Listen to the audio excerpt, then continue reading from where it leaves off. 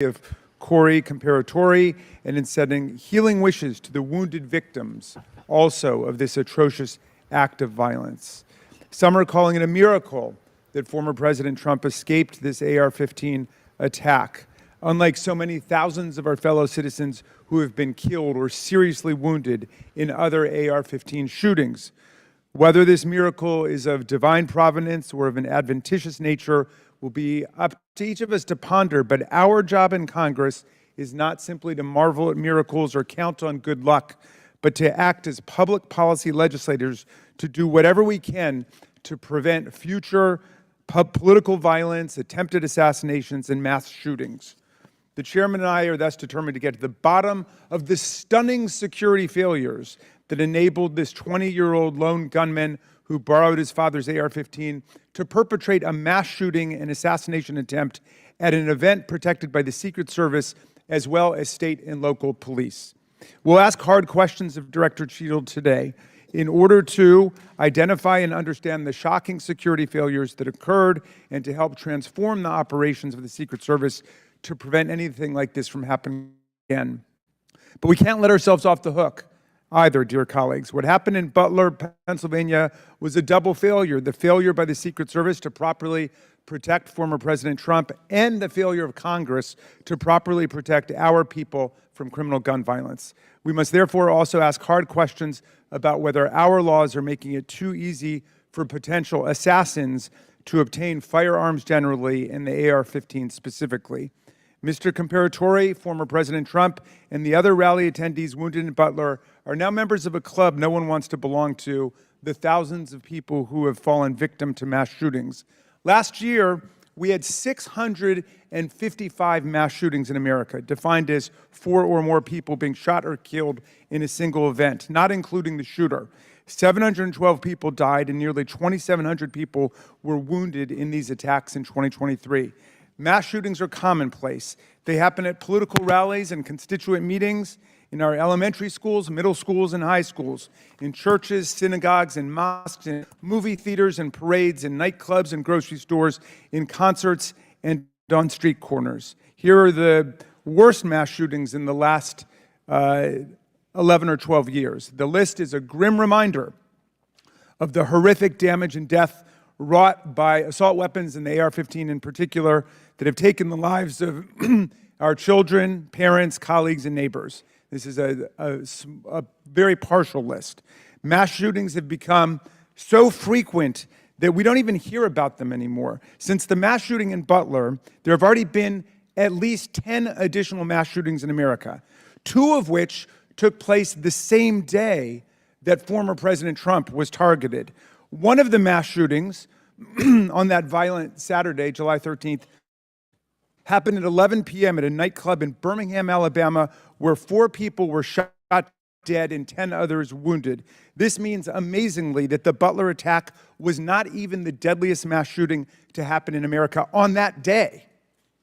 A weapon that can be used to commit a mass shooting at an event under the full protection of the Secret Service, together with dozens of state and local police, is obviously an intolerable threat to the rest of us who do not receive such protection and obviously does not belong in our communities. It's time to pass universal background checks and build on this administration's work to ensure that we permanently close the loopholes in the Brady law for gun show purchases, online purchases, and private sales to prevent those weapons from getting into the hands of people we know to be a threat to others. What happened in Butler shows why even closing these loopholes, however, will not keep assault weapons out of the hands of potential assassins and mass murderers. Under federal law, and in the vast majority of states, even young people not old enough to buy a beer legally can legally purchase and own the AR-15 and carry it in public. The shooter in Butler used his father's AR-15. We have to find the courage and resolve to pass a ban on the AR-15 and other assault weapons. A ban has broad support. Even the New York Post loudly endorsed such a ban in 2019.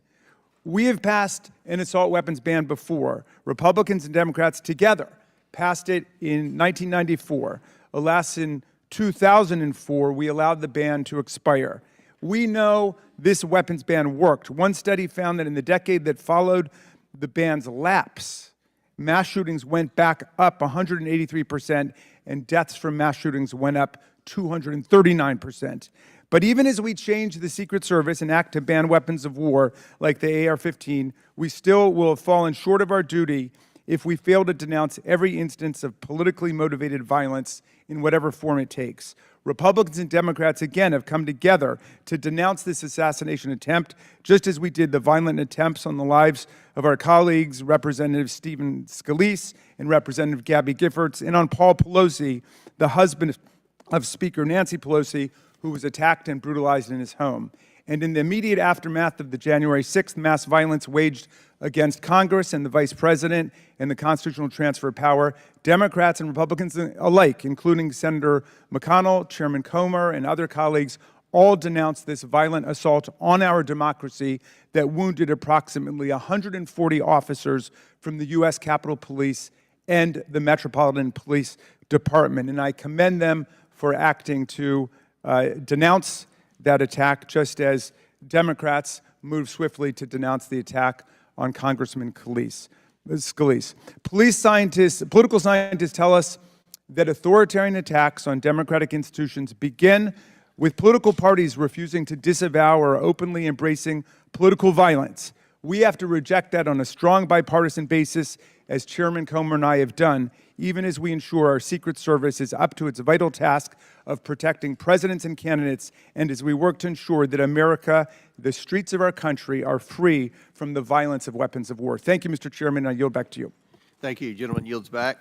Today we are joined by Kimberly Cheadle, who was sworn into office on September 17, 2022 as the Director of the United States Secret Service. Prior to her appointment, Director Cheadle was Senior Director of Global Security at PepsiCo. Before her role at Pepsi, she served 27 years in the Secret Service. Pursuant to Committee Rule 9G, the witness will please stand and raise her right hand. Do you solemnly swear or affirm that the testimony that you are about to give is the truth, the whole truth, and nothing but the truth, so help you God? Let the record show that the witness answered in the affirmative. Thank you. We certainly appreciate you being here today and look forward to your testimony. We normally limit testimony to opening statement to 5 minutes, but take all the time that you need.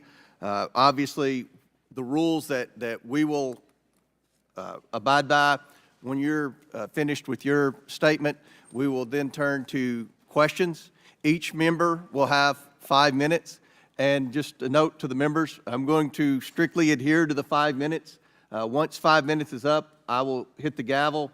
If the director is in the process of answering a question, we'll certainly let her finish her answers, and then we will move on. We're going to have about 100% attendance here today, plus a few additional add-ons, so this will be a very lengthy hearing, and we want to make sure every member gets their 5 minutes uninterrupted to be able to ask these important questions in this very bipartisan hearing today.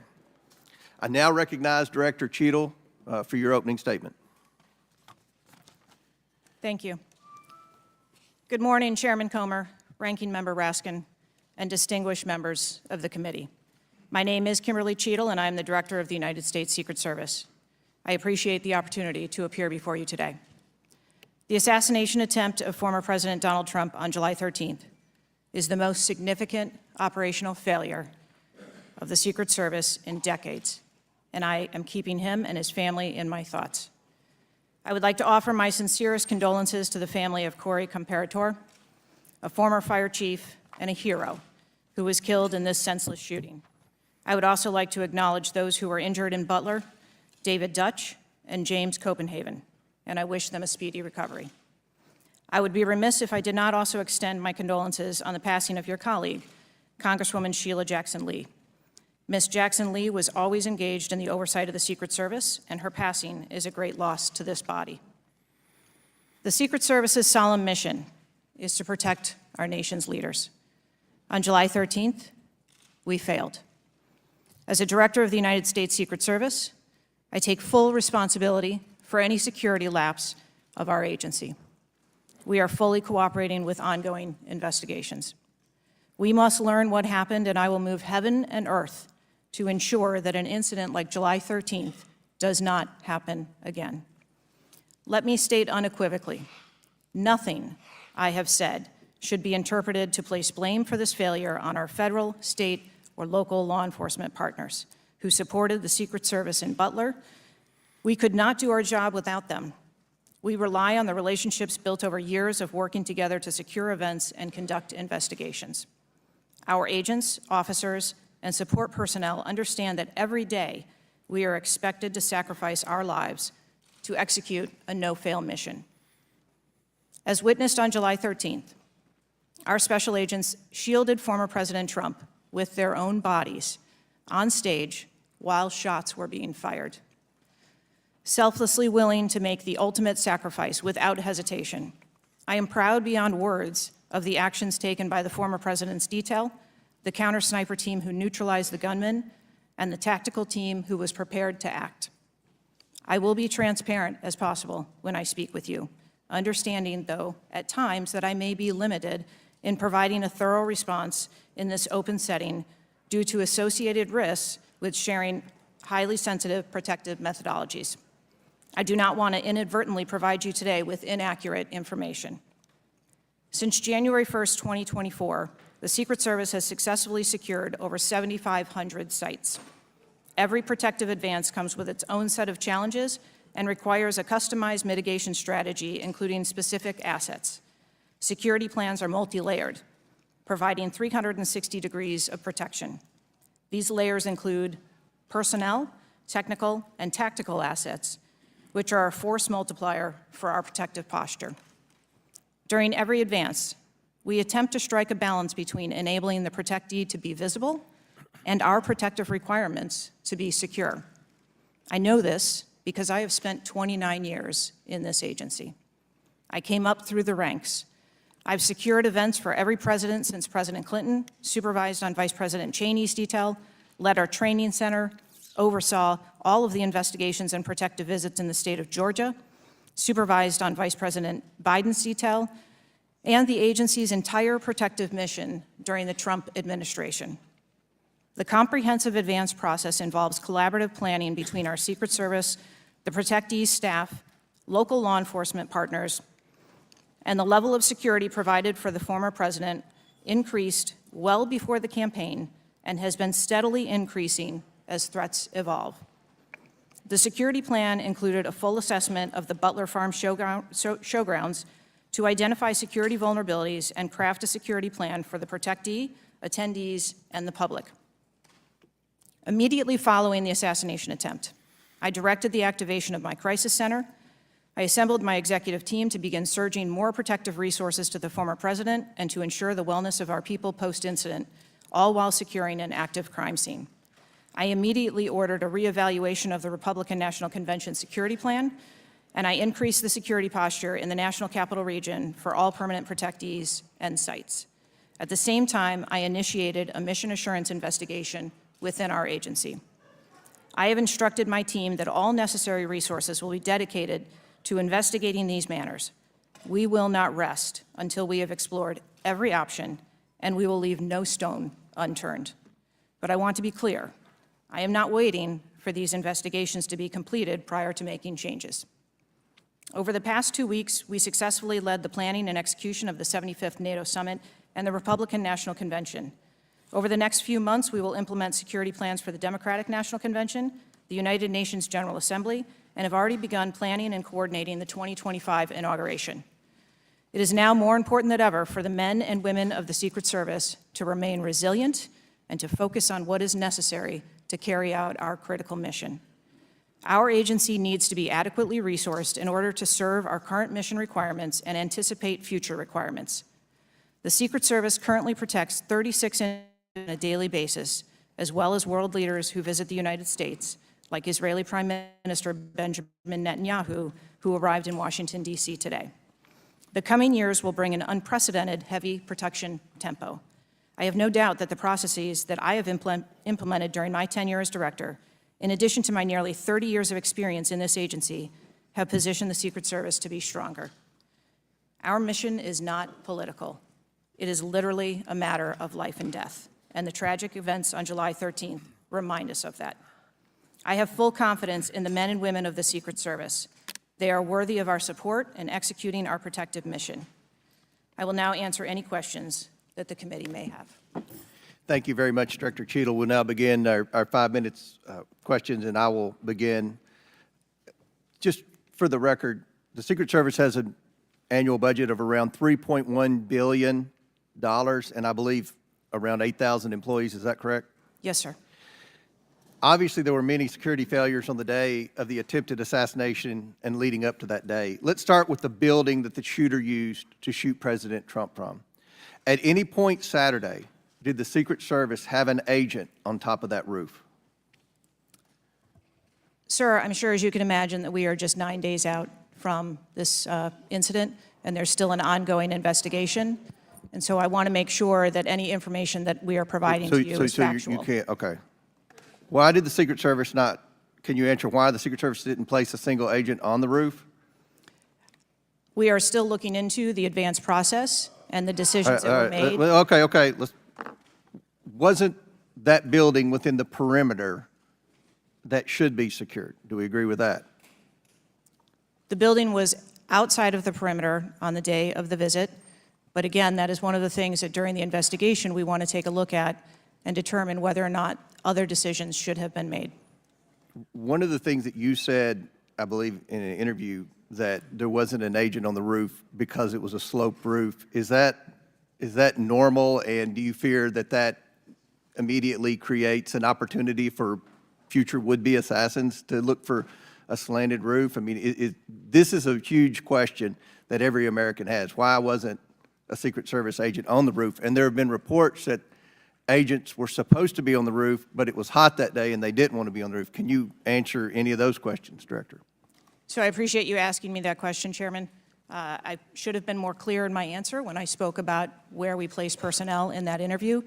What I can tell you is that there was a plan in place to provide overwatch, and we are still looking into responsibilities and who was going to provide overwatch.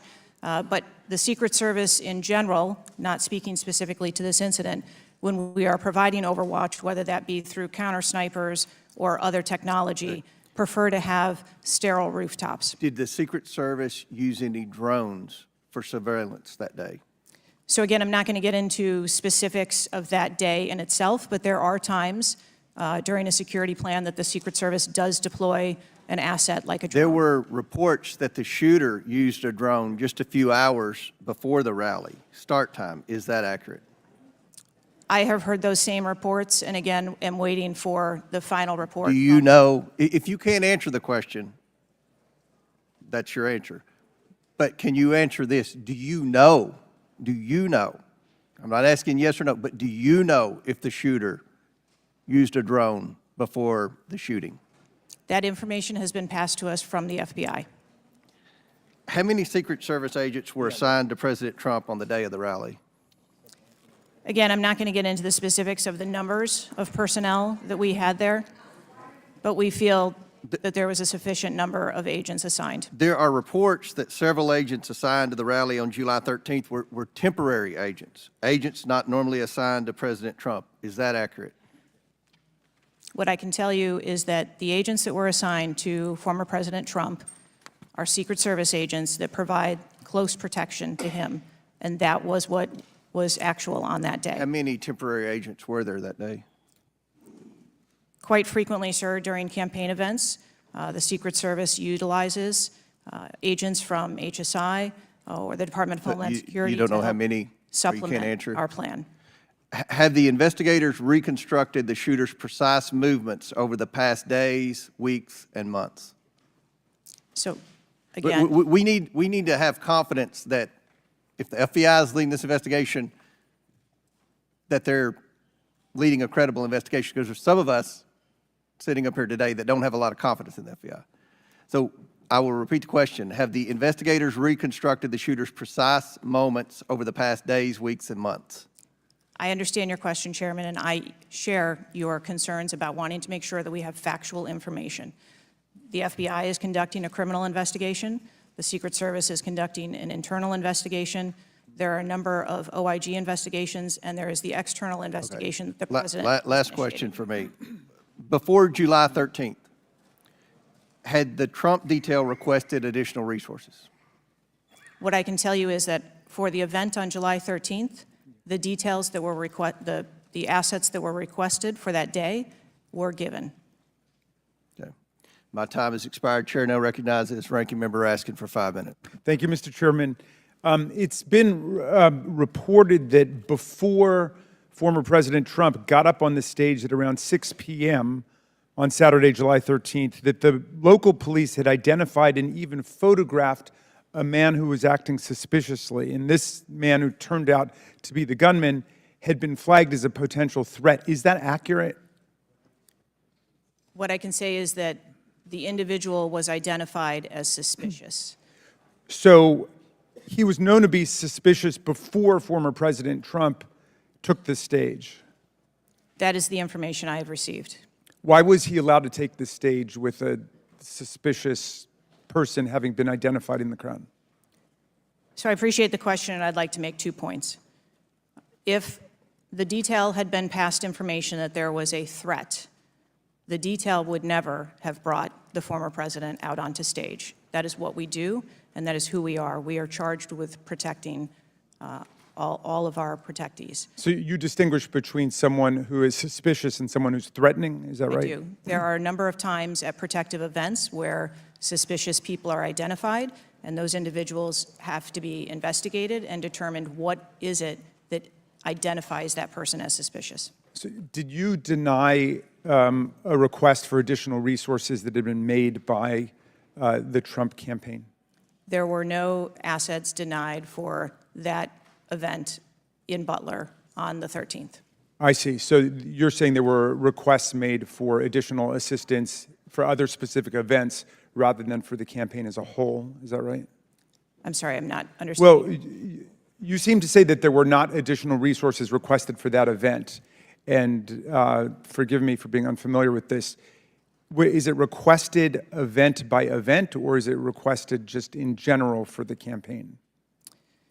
So if I can explain the advance process, when an event or a venue is identified by, in this case, campaign staff, then the campaign staff works together with Secret Service agents who go out and conduct an advance. Generally, that is a 5-day time period where those discussions are had about what the perimeter is going to look like, what the size of the event is, what the venue is, and then from there, there is a request made to mitigate potential risk and threat.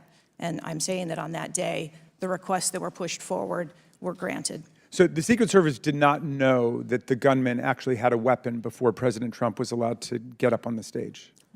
To the best of our knowledge and the facts that we have at this point, that is correct. So can you answer this question, which I think is on the mind of most Americans thinking about this?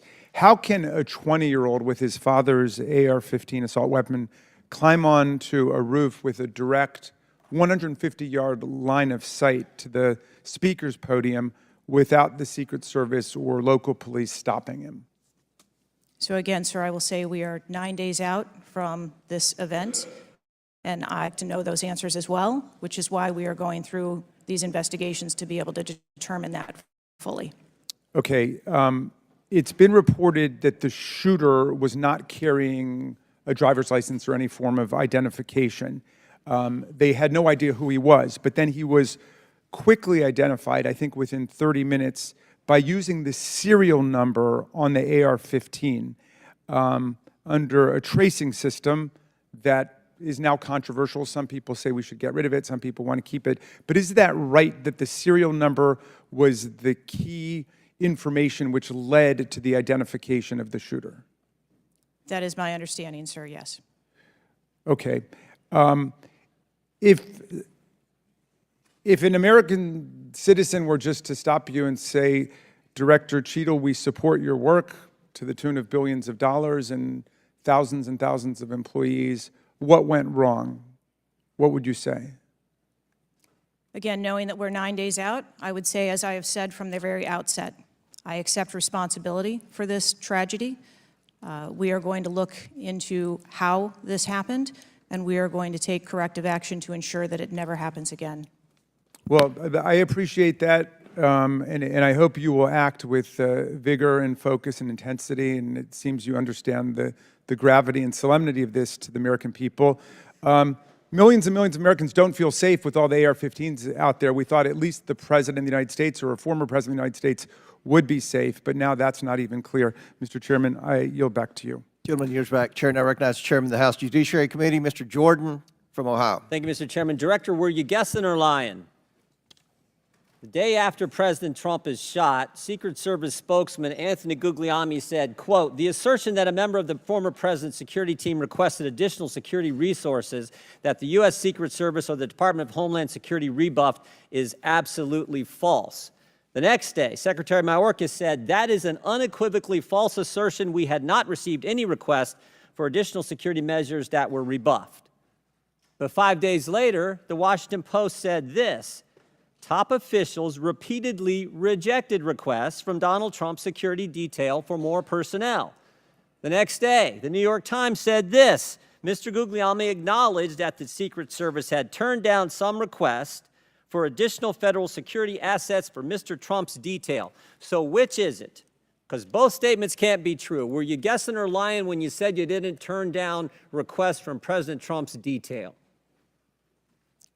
Neither, sir, and I appreciate the question. Well, what were you doing? Because those statements don't jive.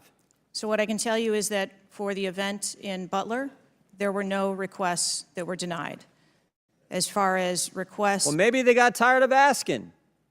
Maybe you turned them down so darn much they said, not worth asking. How many times did you turn them down ahead of that? I think that it is important to distinguish between what some people may view as a denial of an asset or a request. Well, is does Mr. not- Guglielmi your spokesperson? He said he acknowledged the Secret Service had turned down some requests. I'm asking how many?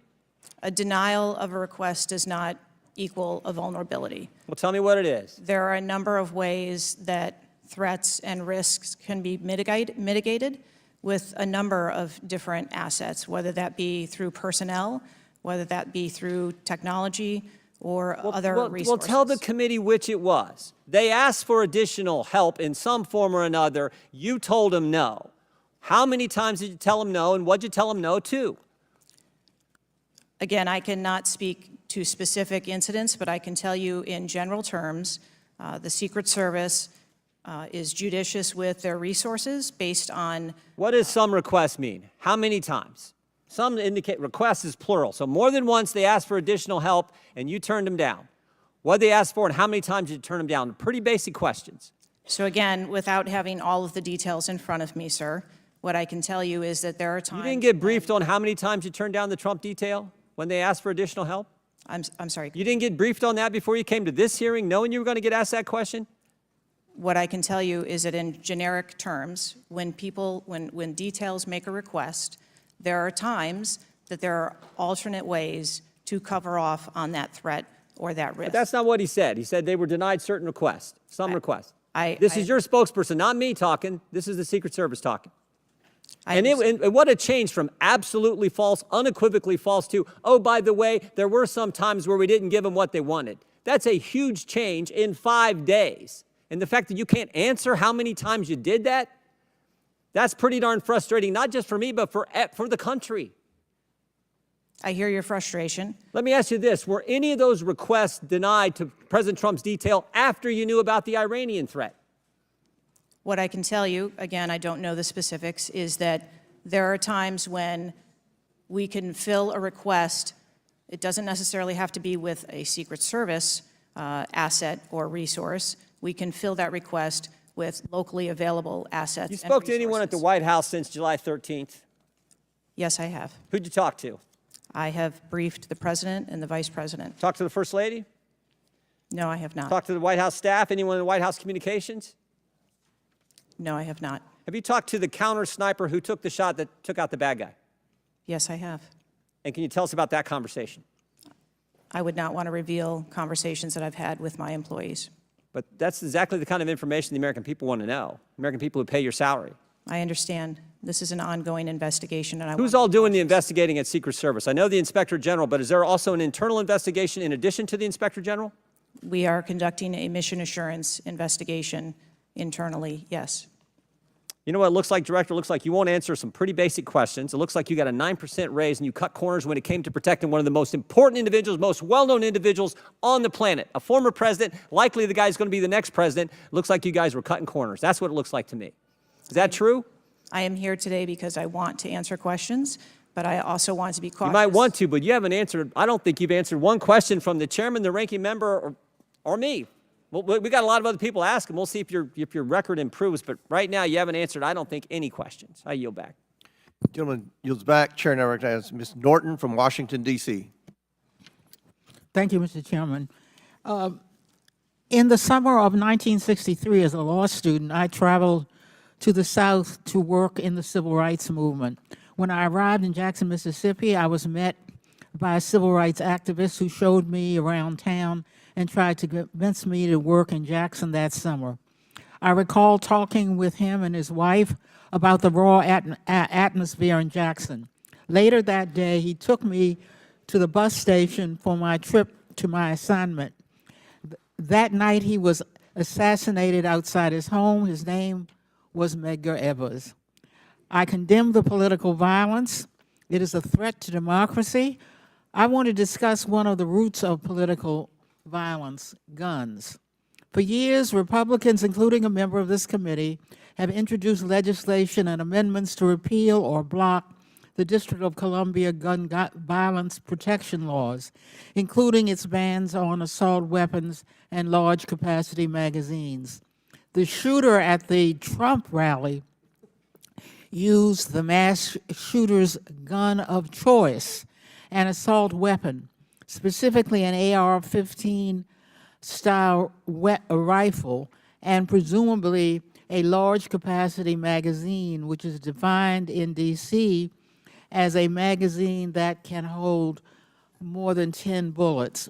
Under current D.C. law, D.C. does not recognize concealed carry permits issued by other jurisdictions, but it does issue concealed carry permits to both residents and non-residents. However, D.C. imposes a number of requirements on concealed carry applicants, including suitability, such as not having exhibited a propensity for violence or instability. Moreover, D.C. residents restricts where the guns can be carried, such as a political demonstration near the White House and Naval Observatory, or near people under Secret Service protection, provided the permit holder has been given notice. This week, the House is expected to consider the fiscal year 2025 Financial Services and General Government Appropriations Bill. This Republican drafted bill would allow an individual with a permit to carry a concealed handgun issued by a state or territory to carry a concealed handgun in D.C., regardless of that jurisdiction's permit requirements.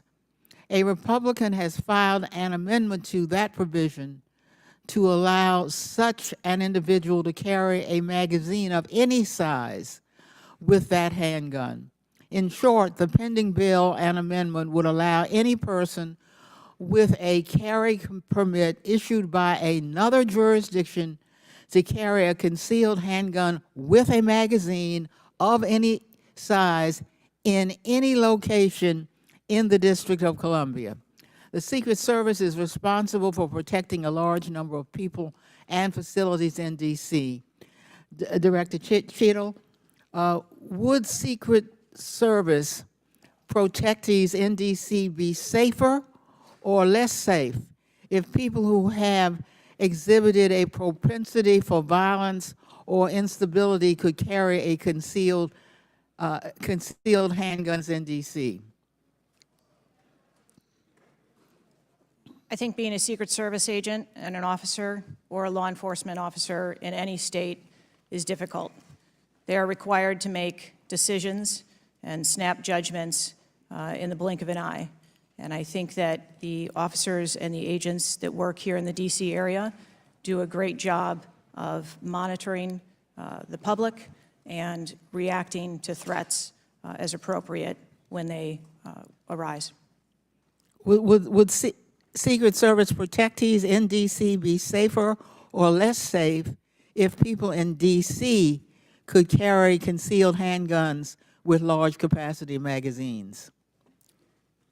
I think, ma'am, that we work in parameters where we travel around North America, and the rules on open carry and concealed carry are different from state to state, and that is part of what the Secret Service takes into account when we develop a security plan. Obviously, anyone that comes into one of our protective sites, we would establish magnetometer support, metal detectors that personnel would have to process through, eliminating that potential. Would Secret Service protectees in D.C. be safer or less safe if more people could carry handguns in D.C.? I think, again, as I stated, ma'am, we want to make sure that we provide a safe environment for all of our protectees, and whatever measures we would need to put in place for a secure site, we would do so. I yield back. Gentlelady's time's expired. Chair now recognizes the Chairman of the House Intelligence Committee, Mr. Turner from Ohio. Director Cheadle, your opening statement indicates that the Secret Service constructed a security plan for the site in Pennsylvania. I'm assuming that security plan would also include the security footprint for the site, but it also would be based upon a threat assessment for the risk threats associated with Donald Trump and the crowd in attendance. Would it not include a threat assessment? Yes, it would. So that threat assessment, as we know, basically would have started with, there's a generalized threat against Donald Trump because he is a presidential candidate. Then it would have gone to, he's a former president, and he gets security coverage just as Bush, Clinton, Carter, and Obama do. And then you also have the heightened political environment. Even for those, it's clear that the security footprint, that the threat assessment was insufficient, which permitted then a 20-year-old to actually enter with a weapon and shoot Donald Trump. But I want to ask you about two other aspects of the threat assessment. It is known and public that Iran is a threat risk for Donald Trump. They're a threat risk for John Bolton, former Secretary of State Pompeo, and Donald Trump, because they have indicated they want to assassinate them as a result of retaliation for the killing of Soleimani. That is both, for Iran, a generalized threat. They're targeting these individuals, but also most recently a specific threat to Donald Trump himself. Now, I want to enter into the record by UC a Department of Justice Public Affairs release, a CNN article, an article from Fox News, and an article from CBS, all of which acknowledge Without objection to order. that this threat exists for Donald Trump from Iran, and that there are specific threats, most recently, that have been acknowledged. Director Cheadle, have you read the intelligence of the generalized threat to Donald Trump by Iran as a result of their desire to retaliate for the killing of Soleimani? I have. Have you read or been briefed about the intelligence of the specific recent threat to Donald Trump from Iran? Yes, I have. Director Wray, when we were getting our briefing, indicated that he thought the threat assessment should have included this threat from Iran. Is it your testimony today that the threat assessment, since you've read this intelligence, was sufficient to protect him from this threat from Iran? My testimony today is that the information that we had at the time was known. Was it sufficient? Director Cheadle, was it sufficient for the Iranian threat that you said you have read the intelligence briefings for? That information was passed to... Well, I'm not asking the Detail? bureaucratic issue of who did it get passed around to. Director Cheadle, was it sufficient for the specific and generalized threat to Donald Trump's life from Iran? Yes, I do believe it was. Director Cheadle, is an Iranian assassin more capable than a 20-year-old? Sir, I think we've acknowledged that there was gaps and a failure that day. When I raised this issue with Director Wray, he was incensed. He was shocked that the threat assessment of Iran did not seem to be, as we and I discussed, baked in to your security footprint and your threat assessment. And he went on to say that the generalized threat that he has told the whole country that we are under from a terrorist a potential terrorist threat, he has said we're under the highest threat level since 9/11, that the lights are flashing red. And he has specifically indicated that people have crossed the southern border as a result of the Biden administration's policy, and that there are in our country today terrorists and individuals who are affiliated with terrorist groups and organizations. That would be a heightened threat environment, Director Cheadle, would it not? Yes.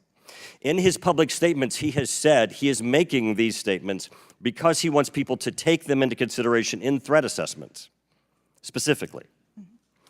Now, that would be a threat not just to Donald Trump, but it would also be a threat to the crowd there, wouldn't it? Yes. Are ISIS terrorists and al-Qaeda terrorists and international groups and terrorists more capable than a 20-year-old in pulling off either a mass shooting or an assassination of Donald Trump? Sir, again, there was clearly a breakdown Right. and a failure that day. Have you read the intelligence of the terrorists that are currently in the United States that Director Wray speaks, and those individuals that are here that are affiliated with terrorist groups and organizations that are in the process, as Director Wray said, of representing a significant threat of a terrorist attack occurring in the United States? I have read reports that apply specifically to the Secret Service's mission. Director Cheadle, because Donald Trump is alive, and thank God he is, you look incompetent. If Donald Trump had been killed, you would have looked culpable. There is no aspect of this that indicates that there has been any protection to Donald Trump. The threat was identified before he took the stage, and the shooter was only killed after Donald Trump himself was killed.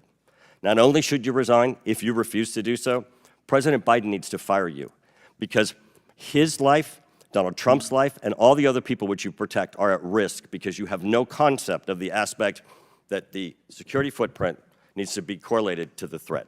I yield back. Chair now recognizes Mr. Lynch from Massachusetts. Thank you, Mr. Chairman. Director Cheadle, there were multiple security failures at the former president's rally in Butler, Pennsylvania.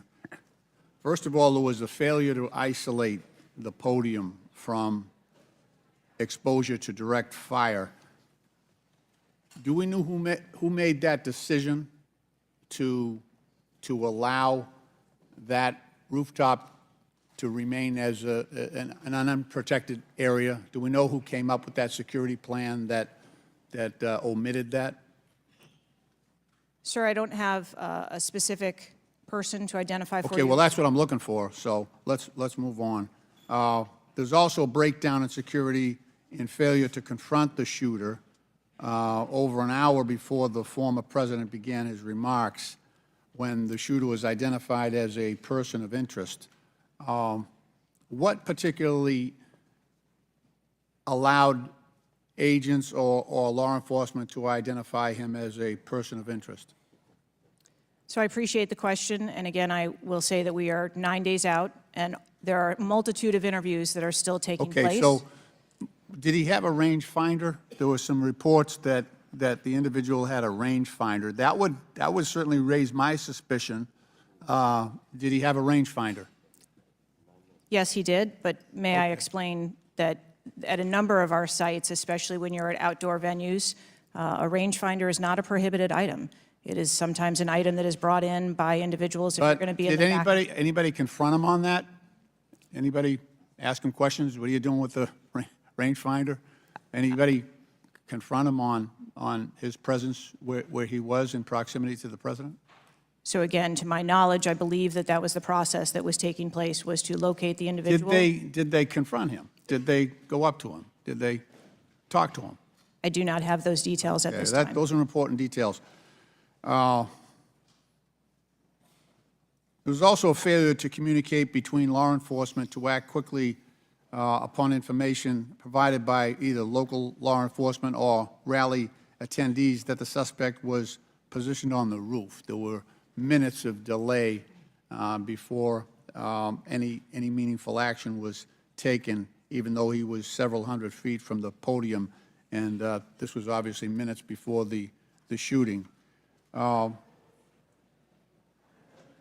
me ask you, there was considerable delay in removing the president from the podium after the shooting began. He got shot in the air. It was still over a minute before he was removed from the stage. Meanwhile, this shooter had multiple clips, several clips. He got off 8 shots, and he had the capacity and the ability, if he was not neutralized, to basically mow down that whole Secret Service detachment as well as the president. What, from your own investigation, caused that delay under the circumstances? What I can tell you is that when the agents identified that the shooting was taking place, in under 3 seconds, they threw themselves on top of the president. I understand that there was heroism there, no question about it, no question about it. But protocol would indicate, and these are, the opinions of various former Secret Service agents, people who have done this work in the past, that over a minute of exposure on that podium with a shooter with a high-capacity weapon who had already wounded the president and could have got off, we don't know how many more rounds, and yet the president remained exposed, even though he was joined in that exposure by the Secret Service in their heroic acts. It just, I don't know if there's a good explanation for that. Our personnel created a body bunker on top of the president. I get that. Shielding him. Yeah, this was an AR-15 style weapon that would have made pretty quick work if he was determined and able to do so. This is not the first investigation that we've had of the Secret Service during my time here on this committee, and the last one we had, our previous investigation determined that the Secret Service was experiencing a staffing crisis that poses perhaps the greatest threat to the agency, and that's a quote. Is that staffing crisis still in place? Is that still something that you deal with on a daily basis? As of today, the Secret Service has just over 8,000 employees. We continue to hire, knowing that we need to ensure that we keep pace with What would be the full complement of And gentlemen, time's expired, but please answer the question. yeah. I'm sorry. What would be the full complement that you're looking for? You've got 8,000, and how many would be a full complement for the service? So we are still striving towards a number of 9,500 employees approximately in order to be able to meet future and emerging needs. Okay, thank you, Mr. Chairman, for your courtesy. I yield back. Chair recognizes Dr. Fox from North Carolina. Thank you, Mr. Chairman. Director Cheadle, what grade would you give the Secret Service's performance in Butler, Pennsylvania on July 13? As I've stated, ma'am, this was clearly a failure. I would grade the agents and officers who selflessly threw themselves in front of the president and neutralized the threat an A. I think that we need to examine the events that led up to and prior to that day. You stated in 2021 that the Secret Service has a zero-fail mission. It's clear that the events of July 13 show a cascade of failures that cost Corey Comparator his life, nearly cost former president his life, and injured David Dutch and James Copenhaver. When an agency fails spectacularly at its mission, those responsible must be held accountable, and the problems must be fixed so they cannot happen again. Why should the American people or the officials you're responsible for protecting have confidence in your ability to lead the Secret Service after such a spectacular failure? I appreciate the question, and I am committed to finding answers so that we can make the agency stronger after this. You said on July 15 that the buck stops with me. How are you taking accountability for the Secret Service's failures during the July 13 assassination attempt on President Trump? I have taken accountability, and I will continue to take accountability. I am responsible for leading the agency, and I am responsible for finding the answers to how this event occurred and making sure that it doesn't happen again. So I would like to explore how you got the job as director of the United States Secret Service.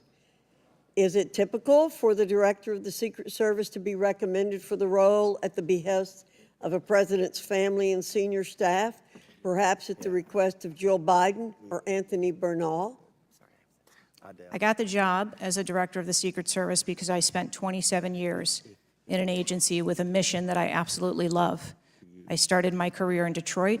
I worked my way up through investigations and protection. Was there competition for the position? You would have to ask those who were involved in the interview process. But you think you are the best person in the country to head the Secret Service? I think that I am the best person to lead the Secret Service at this time. The Secret Service receives billions in funding each year, as has been explained by my colleagues here. In fact, you've had an increase in real terms of 55%. As you're no doubt aware, staffing levels for those assigned to protect the president, former presidents, and other senior officials has decreased by about 350 between 2014 and today. Clearly, a lack of financial resources not to blame for the staffing shortage. In 2022, the Secret Service saw nearly half its workforce leave in 1 year, and during the same year, it was ranked dead last among law enforcement agencies in the best places to work in the federal government. Can you explain why your agency was so poorly rated and why so many staff left in just 1 year? So with all due respect, I dispute the statistic of half of the employees leaving in 2022. I think that has been inaccurate data that's been reported out there. But what I can tell you is, as I have returned as the director of the agency, we have had an increase in hiring and staffing and an increase in resources, and we are committed to continue to hire so that we can be staffed appropriately to meet the dynamic mission that we have. Well, you may want to dispute it, but it's out there.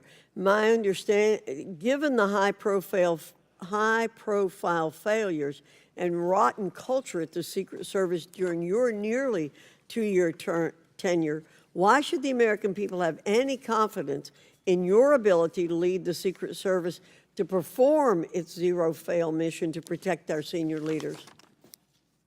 The Secret Service has an incredible culture. Our men and women place service over self. They come in every day willing to risk their lives for our protective mission, and they work investigations that thwart people who would do harm to children, child exploiters. We have an incredible mission, and our culture is we will get the job done no matter what. Well, those on the front line certainly have a great culture, and they were willing to risk their lives for President Trump. But I'm not sure the leadership at the agency has this right kind of culture. I yield back, Mr. Chairman. Chair now recognizes Mr. Conley from Virginia.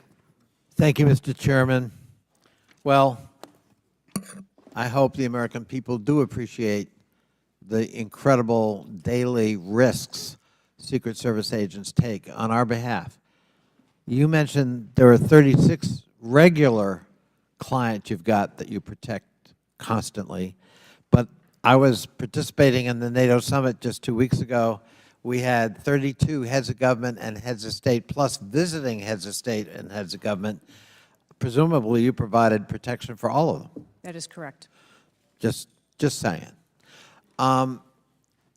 Help us understand, however, I will stipulate that there's an ongoing investigation. You don't want to go into too much detail on that until you've been able to ascertain all the facts and analyze what they mean. You can understand, however, the anxiety we and the American public have about how could this happen and how can we ensure it can't recur. Now, there are some things my friends on one particular side of the aisle don't really want to talk about, like AR-15s and access to them by a 20-year-old, or anybody for that matter. Presumably, Director Cheadle, the ubiquity of weapons, guns in America, especially assault weapons or semi-automatic weapons, that's helped your job and the mission of your agencies, right? It's made it less complicated. Isn't that true? I'm sorry, I'm not understanding your question. Real simple. More guns, especially dangerous ones, have made your job protecting people easier. Is that not right? I think from every Director state- This is simple English. More guns, do they make your job more complicated or less complicated in protecting these 36 clients and visiting heads of state and heads of government that come to Washington? I think the Secret Service needs to take into account I didn't ask the state that. that they're in. I'm sorry. I asked a simple question, which deserves a simple answer. The ubiquity of guns, dangerous weapons in America, like AR-15s, has that made your job, that is to say the mission of the Secret Service, easier or more difficult? I think the threat environment for protecting our Secret Service protectees is always difficult, and that's dynamic, and it's always evolving. We stipulate it's always difficult. Again, this is a simple one. Does the ubiquity of guns make your job easier or more difficult today? I understand the Second Amendment rights of individuals. I didn't ask that question. I'm not questioning the Second Amendment. I'm asking a simple analysis, Director Cheadle. And I can tell you, you're not making my job easier in terms of assessing your qualification for continuing on as director. Please answer the question. You're the head of the Secret Service. You're speaking on behalf of 8,000 members who put their lives on the line. We just had a failure by your own admission. Do guns make your job easier or harder? I think the job of the Secret Service is difficult on every day, and we need to make sure that we are mitigating all threats, whether that be That weapons, isn't my question. personnel. That is not my question. And now I think you're evading the answer, which is not a hard one. I am sorry that you feel that way, sir. How else could I feel, Director Cheadle, when you're clearly avoiding a direct answer to a very simple declarative question? We almost lost a presidential candidate the other day. A 20-year-old had access to his father's AR-15 and got on top of a roof within 500 yards or feet of the podium. And I'm asking you, did the availability of that AR-15, which is replicated all across America, make your job harder or easier? And you're not willing to answer that question? And you think, and you wonder why we might have a lack of confidence in your continued ability to direct this agency? I understand your question, and that's the environment. Well, if you understand my question, why not answer it? Because it's the environment that the Secret Service works in every day. That doesn't tell me anything. That's the environment we work in. I had an attack on my office a year ago. I know a little bit about violence too. He came to kill me. When he couldn't, he beat one of my staffers 8 times with a baseball bat on the head.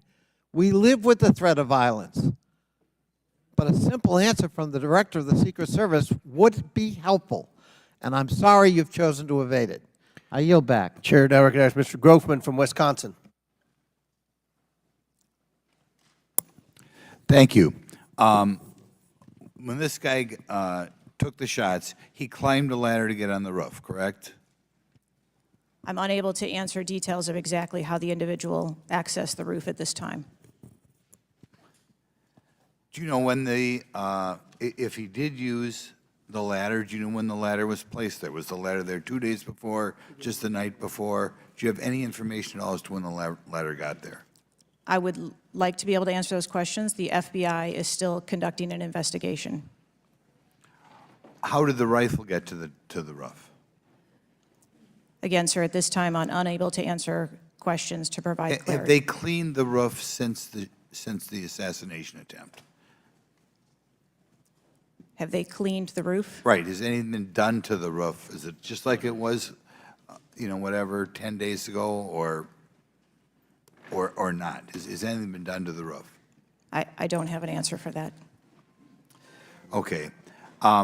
Were President Trump's normal agents normally assigned to him there that day? Yes. These were the same agents that were always there? Yes, sir. The people that are assigned to his detail were working on that day. Okay, there's stuff on the internet that says they were not there that day, but these are the same agents who are routinely there?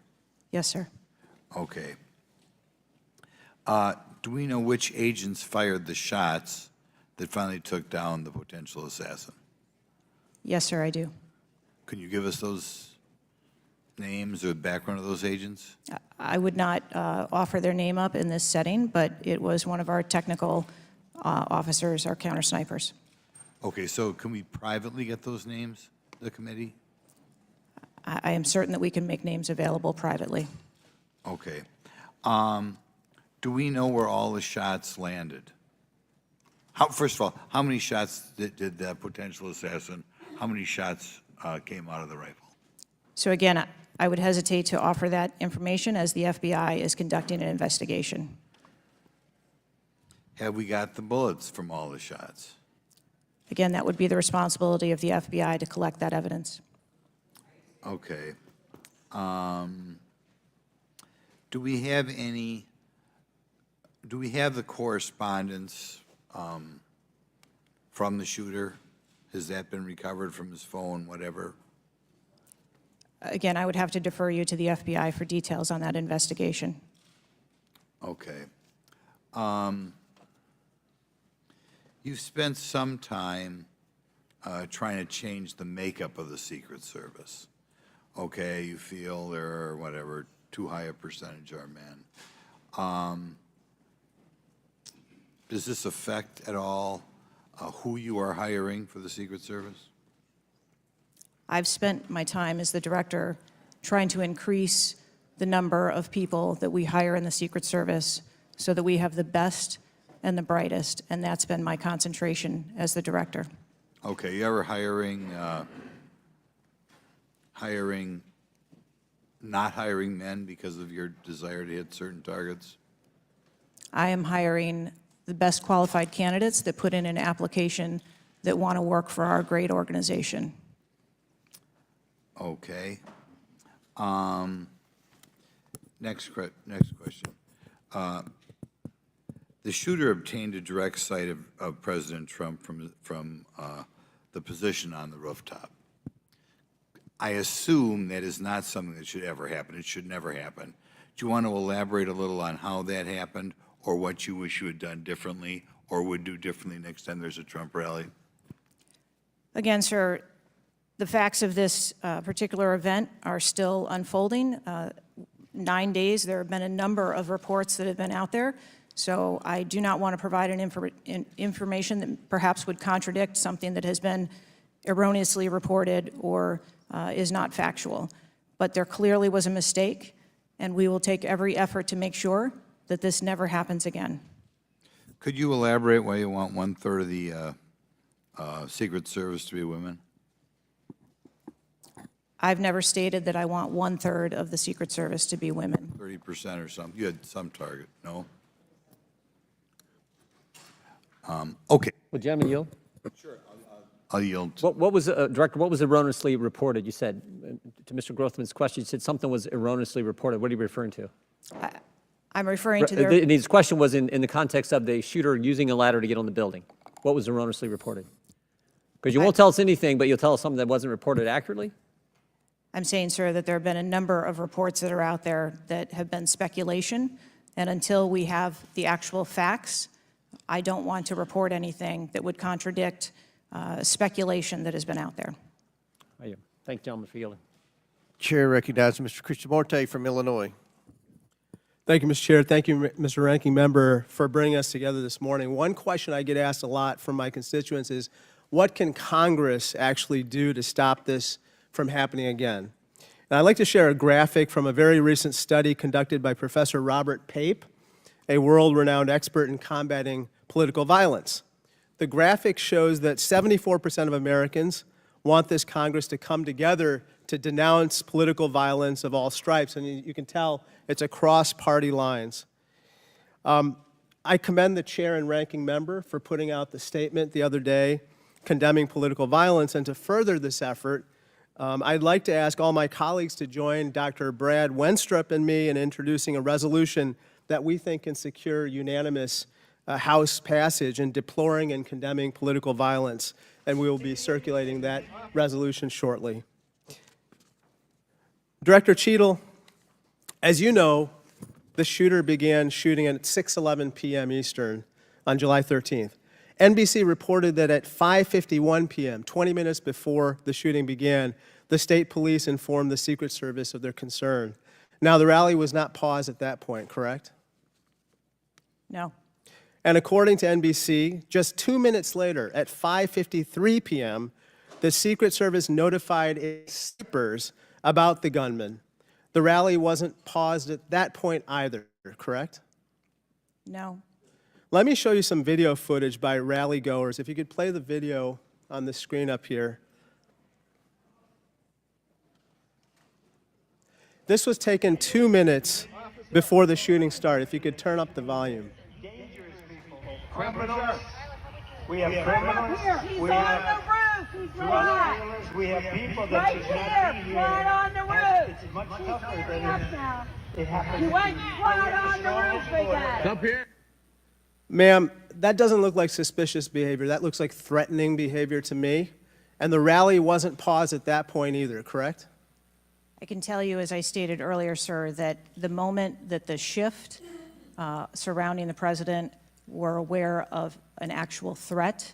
That's a threat right there. The guy's on the roof and everybody's yelling at him. Yes. And directing the officer's attention to him. The rally was not paused at that point, correct? We are currently still combing through communications and when communications were passed. Well, I can point you to this communication. It's 2 minutes before the shots started ringing out. Director Cheadle, yes or no? Was there ever a moment where the Secret Service actually considered pausing the rally? The Secret Service would have paused the rally had they known or been So the told answer is there no. was an actual threat. The answer is no. Correct? I can speak to you in generalities. No, I don't want I don't generalities. I know want all of the specifics. communications The that were- answer is no. You did not consider pausing the rally, correct? The people that are in charge of protecting the president on that day would never bring the former president out if there was a threat that had been identified. Well, they did, because we've now identified 3 points in the 20 minutes before the shooting that the threat emerged. Let me point you to something else, which is the building that the shooter was perched on, seen here. This building is called the AGR building. I'm sure that you're familiar with it. It's no more than 150 yards from the stage where Donald Trump stood, yet the security perimeter was drawn such that the AGR building was placed outside of it. Director Cheadle, according to the Washington Post, the AR-15 styled rifle used in the shooting had a range of 400 to 600 yards, and therefore the AGR building was clearly within rifle range of the stage, correct? Yes. NBC News has reported that in the days before the rally, the Secret Service had identified the building as a vulnerability that required special attention, correct? That's reporting from NBC. Yes. So I am still looking into an active investigation. I know, but it's been 9 days. I mean, you should know that, right? And yet, despite the fact that the AGR building was in rifle range of the stage and it was flagged as a vulnerability, this building was put outside of the Secret Service's security perimeter. And I respectfully submit the Secret Service must expand its security perimeter to account for the kinds of weapons that can be used outside the perimeter to endanger the protectees inside the perimeter, ma'am. Let me turn your attention to some conspiracy theories that have been circulating and ask you to comment on them. First, you have not found evidence that the incident was a staged shooting, right? Correct. And you haven't found evidence that this was a result of a conspiracy of high-ranking government officials, correct? Correct. And you have not found evidence that this incident was in fact directed or perpetrated by a foreign state or entity, right? And that's the last question, but I'll let the director answer that, please. Not at this time. Thank you. I yield back. Gentleman's time's expired. Chair now recognize Mr. Cloud from Texas. Thank you. I just wanted to confirm there was only one counter sniper who took one shot? Is that We had multiple counter sniper teams available yeah, on the that day. premises, but is only one took one shot? Is that correct, or only one? Correct. Okay. How many spent shell casings were found on the roof? Again, I would have to defer you to the FBI's criminal investigation. Okay. Word is that the car was rigged with explosives. Again, sir, I'd have to defer you To to the the FBI. FBI's investigation. Okay. You're not curious about You don't communicate with them? No? Okay. CNN reported that the Secret Service did not sweep the building the shooter was used, President Trump and other attendees. Is that true or false? So we are conducting a mission insurance investigation and will depend on the information that we obtain from our investigations. Okay. The Secret Service knew there was a suspicious person anywhere from 8 minutes before President walked on stage to 30 to 60 minutes. We have different reports. Was President Trump or his team notified of the threat? I think there's a difference and a distinction between suspicious person. and threat. Yeah. So we are going back and looking at communications to know when the information about a suspicious person was passed to Secret Service personnel. Okay, but was President Trump or his team notified?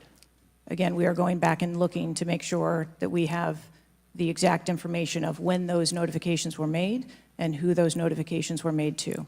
Okay. I think it's troubling for a lot of us that the number one question everyone in America is wondering is why was the roof left open? And after 9 days, we should at least maybe have a little bit of that information. And when you come to this committee hearing and you don't have anything to say about that, it's very, very troubling. Did you review the security plan for this event? I personally do not review security plans for events that take place across the country. Any of them? We have a number of events that Who's take the place. top level official who reviews the security plans? There's a number of people that review security plans. Who's as they ultimately unfold. responsible for signing off on a security plan? It's a conjunction of personnel. There are people on the ground, there are supervisors on the detail, there are people at headquarters. So there's not one person who says, okay, this is good, it's copacetic, we're going for it? I think much in the way that we build our security plans, where they are No multi-layered. doubt there's teams working different aspects of it, but ultimately, isn't there an individual who signs off on the plan? Much like how we design our security plans, they're multi-layered, there are multiple layers. So there's of no people. accountability? There is accountability, sir. There's, this is whether it's the FBI or Fauci or anything, it's time after time after time, these multiple layers of accountability turn into layers of plausible deniability in agency after agency after agency. That's got to be fixed, because you keep coming here and expecting, yes, you're saying I'm responsible, but and you're accountable for it, but then there's nothing. What do you mean by that? I mean, you're saying you're going to keep your job, right? I assure you, sir, that if we determine through the course of our investigation that someone or people need to be held accountable, we will do so. What level of, if President Biden, God forbid, had been shot and killed, would you think that was worthy of resignation? I would do the same thing that I'm doing here, where I would want to make sure that we are conducting an investigation, that there is continuity in that investigation, and that we could find the answers You do not to think what the happened. assassination of somebody under your details is worthy of resignation? I think that this event was tragic and deserves answers. The thing that you've said so far is that you want to make sure that this never happens again. The thing is, everyone in America knows that's not the job description that you're tasked with. The job description you're tasked with is to make sure it never happens, period. One of your goals in the strategic plan is to champion diversity, equity, inclusion, and accessibility. You've accomplished the accessibility part. What standards, do you keep the same standards for all applicants and all, or does every Secret Service agent meet the same qualifications, or do you have different standards for different people? Yes, sir. Everyone who moves through the application process has to meet the same standards to become a special agent. Okay. The trouble I think we're having with right now, so far you gave a lame excuse for sloped roof. You said that local law enforcement's job was to cover up the building before backtracking on that. We were told that President Trump's team did not ask for security before you backtracked on that. You haven't provided the audio recording that this committee, the chairman, requested that it was due Thursday. You didn't give us an advance copy of your opening statement, but yet there was reporting on it somewhere else. There seems to be more information from YouTube videos than you're able to provide for us, and it begs the question to anyone, You're in charge of the investigation of your own failure. So how is anybody in America supposed to be able to trust the results of that investigation as being anything transparent and genuine? That's the last question, but please feel free to answer the question, Director. Sir, I've been a Secret Service agent for nearly 30 years. I have led with integrity, and I follow our core values of duty, justice, honor, loyalty, and courage. And I am doing that in this case, and I assure this committee that I will provide answers when we have a full and complete report, in addition to cooperating with all of the other investigations that are ongoing. Chair now recognizes Mr. Khanna from California. Thank you, Mr. Chair. I want to thank the chair and the ranking member for convening this hearing on a bipartisan basis. I join them in condemning the horrific assassination attempt on the former president. I am relieved for the sake of the country that he wasn't seriously hurt and that he survived, and my thoughts with him and his family during such a traumatic event. I also want to express condolences to Corey Comprator's family and recognize his heroism in saving his daughter's lives, and to the victims of that awful event. Now, Director Cheadle, would you agree that this is the most serious security lapse since President Reagan was shot in 1981 of the Secret Service? Yes, sir, I would. And, you know, do you know what Stuart Knight did when he was in charge at the time of the Secret Service? Do you know what he did afterwards? He remained on duty. He resigned. He resigned. And Stuart Knight was not a Democratic appointee or a Republican appointee. Look, I'm not questioning your judgment. I just don't think this is partisan. If you have an assassination attempt on a president, a former president, or a candidate, you need to resign. That's what Stuart Knight did. He was a Republican appointee, and he took responsibility. And I think you need to reflect. This is not a question of you. It's a question of the American people. You cannot go leading a Secret Service agency when there is an assassination attempt on a presidential candidate. I would say that about anyone who is running. And so I guess my question to you is, what's the difference between your position and what Stuart Knight did? What I will tell you, sir, is that I am dedicated to finding the answers to what happened. And like every Secret Service agent, we don't shirk our responsibilities. I will remain on and be responsible to the agency, to this committee, to the former president, and to the American public. But is there a reason you wouldn't just do what Stuart Knight did after the Reagan assassination attempt? I believe that I provided an answer. There's nothing more that you have to say? I mean, do you really believe at this moment, given how divided the country is and the questions asked, that your service in this role is the best for the nation? I mean, I'm not saying you can't do public service again, you can't do something else again. Do you really genuinely in your heart believe that you being in this role is what's right for America at this moment? I mean, do you think there are people who are Trump supporters who have confidence in you? The one thing that we've got to have agencies in this country that are transcend politics, that have the confidence of independents, Democrats, Republicans, progressives, conservatives. Do you really believe that the majority of this country has confidence in you right now? I believe that the country deserves answers, and I am committed to finding those answers and providing those answers. Well, look, I believe, Director Cheadle, that you should resign. I think there are colleagues on both sides of the aisle who believe that, and I hope you'll consider it. I yield back.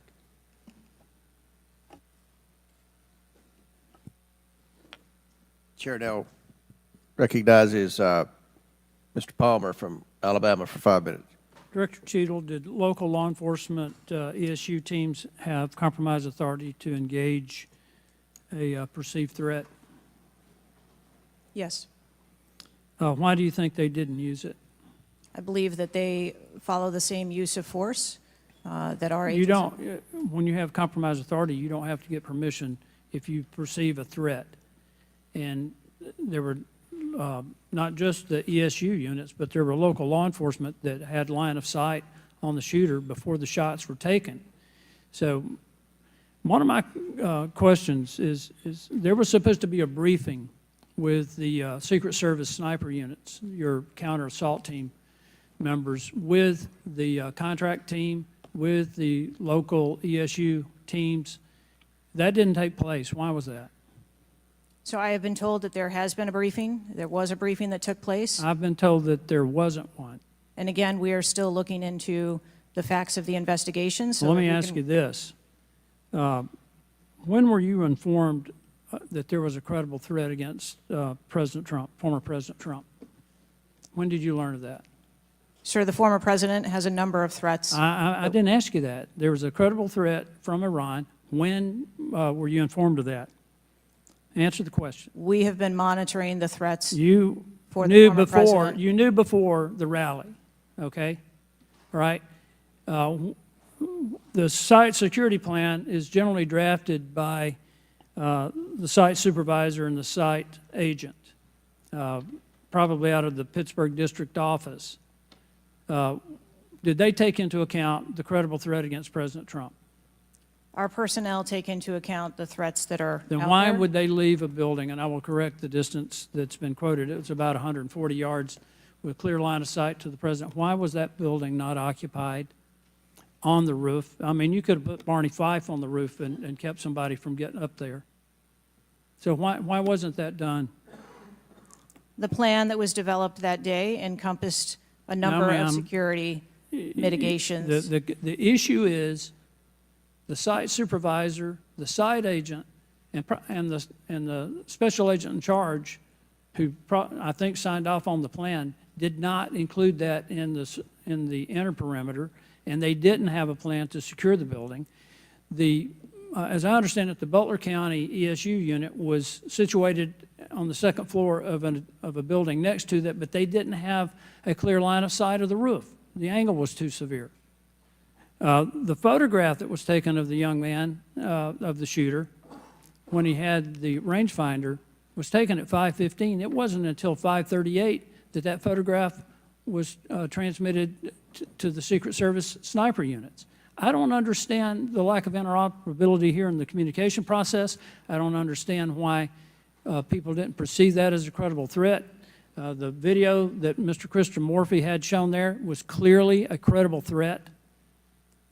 So how is it that all of these mistakes could be made? How many explosive devices were found on or near the site? Again, I would have to defer you to the FBI. Madam, I believe Details they of were that. in his car, and I think there might have been one near a main gas line. It wasn't just the fact that he had a rifle. It was the fact that he had the ability to inflict enormous harm, enormous numbers of casualties, had those devices exploded. I want to know also, when your agents conduct a site review, are they fully informed of all of the threats that are being made against the principle that they're protecting? What I can tell you is that when our agents go out to conduct an advance, their whole goal is to ensure I the safety and understand what their security. goal is. The failure to secure that building not only put the former president's life in danger, it put the lives of individuals in the crowd in danger as well. I mean, the Reagan shooting, there were other people shot at that time as well. And the Secret Service members' lives were in danger. So I don't understand how you can continue to stay in the position you're in when this was a failure of historic magnitude. 43 years without anything like this happening. And you failed, in this case, in a spectacular way. Mr. Chairman, I yield back. Gentleman yields back. Chair recognizes Mr. Mfume from Maryland. Thank you, Mr. Chair. I want to commend you and the ranking member on your joint statement and for holding this hearing that we might all at least attempt to try to get some answers. Some of us, Ms. Cheadle, grew up in an era not too unlike what we see today in terms of political violence. And some of us remember the November 22nd, 1963 assassination of President Kennedy. Some of us, like myself, remember 2 days later when Jack Ruby on live TV shot and killed Lee Harvey Oswald. We've seen over and over and over since that time these kind of attempts, whether it was the assassination of Martin Luther King or Bobby Kennedy, or the attempted attack on George Wallace in Laurel, Maryland, the shooting in 1981 of Ronald Reagan, our friend and colleague Steve Scalise shooting here in D.C., and the unfortunate attack on Paul Pelosi, and now this matter regarding former President Trump. Let me try, if I might, to take another walk at this. People just assume that whoever is in charge takes full responsibility when there's never been, at least on this magnitude and scale, this sort of failure. So when members ask you, are you going to resign, and you say you have no intention to, they are perplexed, like many people who watch what's going on. And there's some things I just don't understand. Why was the building, the ARG building, placed outside of the perimeter when clearly it was close enough for someone to launch an attack? So again, sir, we are looking into all of the details of how the advanced was comprised, but I can tell you that there was overwatch on that building provided that day. By a drone? I'm not going to get into the specifics of technology or assets that were used in this forum. I think it's fair to say the overwatch failed because the shooter got up on the roof and stayed there for a while, and people had pointed him out. So do you think that your overwatch was a failure in that case? I think that we need to know the full details to understand how this occurred. And why was the rooftop left naked to begin with? Can you tell us that, considering it was within the line of sight and so very close? Again, I can't speak to the specifics of this particular event site, but what I can tell you is that when the Secret Service develops an advanced plan, they take into account a number of factors when they're building their advance. If there are buildings or areas of concern, and overwatch is one of those mitigations that they want to put in place, then they will cover off areas of responsibility. I understand that, but the shooter came to the attention of your agency 52 minutes before the former president got to the stage. Did anybody get assigned to watch or cover that individual who had already been seen with a advanced finder on him and other suspicious matters? Was anybody assigned to track him? So what I'd like to clarify is that a suspicious individual I got that part. was It's brought not a threat. to the attention I know. of our personnel. And again, having a rangefinder at an outdoor event. Well, let me ask you this. When the suspicious person was brought to the attention of the Secret Service, was anybody in the detail ordered to follow and stay with that suspicious person just because they might become a threat? So we have a number of teams that are on the ground. And again, we are trying to verify the timelines of when those notifications were made to our personnel so that they could assume the responsibility of trying to track that individual. Ms. Cheadle, there has been a lot of discussion, some of which raised itself earlier in this hearing, about poor staff morale within your agency. And I have the July 17th report of Government Executive, which is a credible reporting service for the federal government, for employees. And the 2023 ranking of places to work within the federal government showed, and this is through the Office of Personnel Management, that the Secret Service came in 413th out of 459 sub-agencies and agencies. Can you explain that? Certainly. What I can tell you is the Secret Service is a difficult job. It challenges our employees daily. It's holidays, it's weekends, it's no leave periods. But, Madam, people come to work knowing that. You do explain that when you hire somebody. They know that. It's the same with other agencies. They miss holidays, they come to work at odd hours. But to be one of the worst places to work within the federal government, 413 out of 459? I just need an explanation. What do you think as the director there? I think that this And that's the last question, but please answer Mr. Mfube's question. I think that this is a challenging job. I think that it's a challenging environment to be in law enforcement, and we do have a no-fail mission, and our folks are tasked with that every day, 365 days of the year.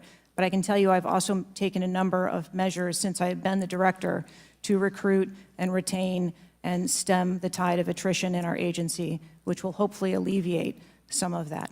Thank you, Mr. Chairman. Chair now recognizes Mr. Sessions from Texas. Mr. Chairman, thank you very much. I join in the calls of all of our members to say thank you for doing this hearing on a bipartisan basis.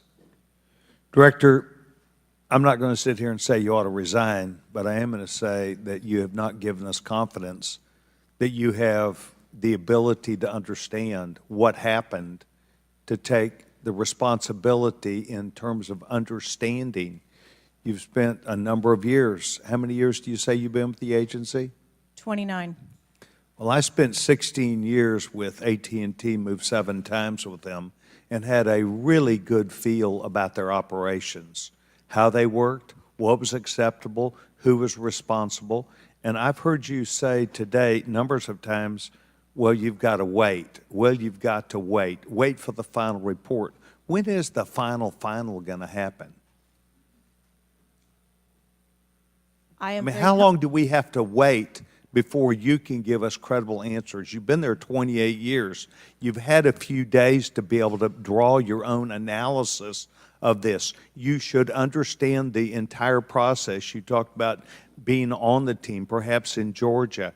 You have talked about your experience in this. You've talked about the professional nature of the agency. That I don't doubt. But the director, just like it was when I ran my operations at AT&T, was responsible for making sure they worked.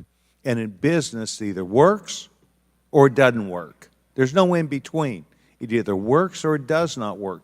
And your job as the, in essence, administrator, the director, is to make sure it looks right and works. And I've not heard you say one thing about my analysis is, I have asked these questions. It's always, I've got to sit back and wait for someone else to decide that. So I'm going to ask you a question that maybe you can answer. Have any employees been disciplined for their role in Butler, PA incident? No, sir, not at this time. I am asking those questions. So no employee has been disciplined and no employee has been placed in any position that would place their job in jeopardy nor their standing in the agency. We are still in the process of That's interviewing not what I people. asked. You're the person that runs the place. You're the person that knows right from wrong, good from bad. You've had a number of days, and now you come before this committee knowing you're going to be before us, and you've got to slough it off to someone else. Do you see where there was something that went wrong as a professional at an agency with 28 years, or do you have to count on someone else to give you the final report? I see that something went wrong, and I've acknowledged that something went wrong. Then what went wrong? I Was need the to- special agent in charge not doing their job? Was the shooter given extra time? Was the sniper doing their job? I mean, these are things that people who've been around for 28 years can analyze quickly. I watched it live on TV, and then within minutes saw a number of facts and factors that would have and should have been known by people who were there. You've got 28 years. You're showing up here telling us and the American public, well, I've got to wait for the final answer. What is your evaluation?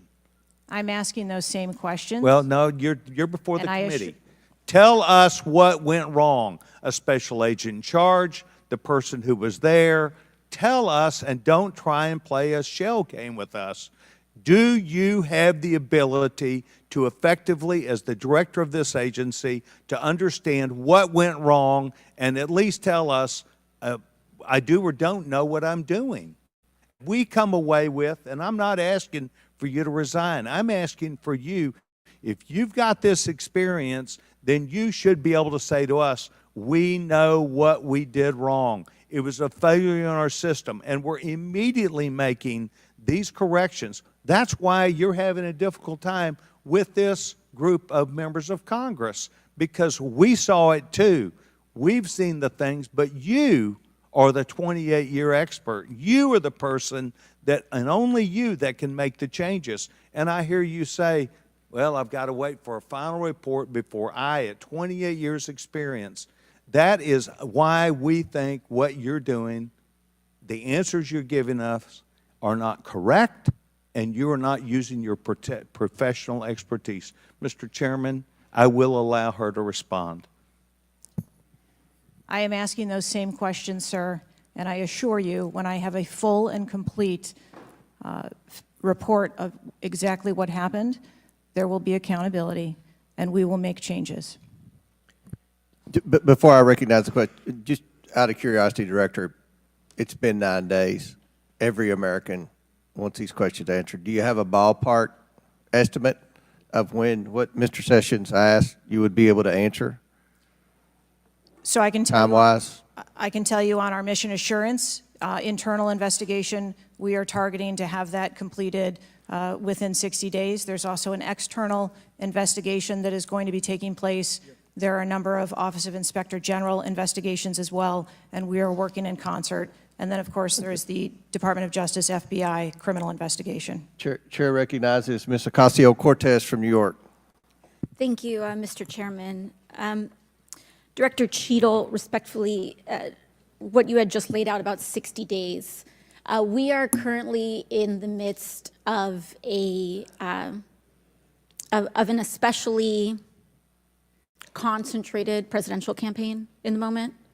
That is also paired with, of course, elections happening across the country that are happening in about 100 days. So the notion of a report coming out in 60 days when the threat environment is so high in the United States, irrespective of party, is not acceptable. And I think it's very important to understand that. This is not theater. This is not about jockeying. This is about the safety of some of the most highly targeted and valued targets internationally and domestically in the United States of America. So the idea that a report will be finalized in 60 days, let alone prior to any actionable decisions that would be made, is simply not acceptable. It has been 10 days since an assassination attempt on a former president of the United States, regardless of party. There need to be answers. Again, this committee, this is not a moment of theater. We have to make policy decisions, and we have to make them now. We do. And that may be that may require legislation. That may require policy that we must pass in the immediate term. And without that, we are flying blind. So the lack of answers and the lack of report is just simply not something that we can accept here. Director Cheadle, is there a standard perimeter that the Secret Service establishes around an event, or are those perimeters independently determined per event and scenario? There is no standard. Event in every venue is different and treated as such. So each event has a different perimeter that is established depending on the logistics of that event. Now, you established earlier that the building upon which the shooter operated from was outside of that established perimeter, correct, for the Butler, Pennsylvania event? It was outside of our secure perimeter, yes. Now, that building was, I believe, 500. How far away was that building from the president? It was approximately 200 yards. 200 yards. Now, the individual used an AR-15 in order to act out his assassination attempt.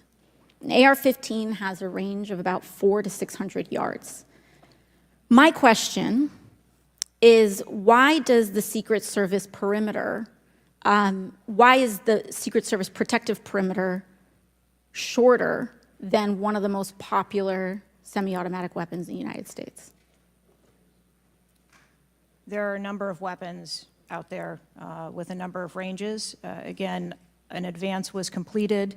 The determination of the perimeter, I'm not going to speak to specifics, but there are a number of factors that are taken into account. when we determine our perimeter.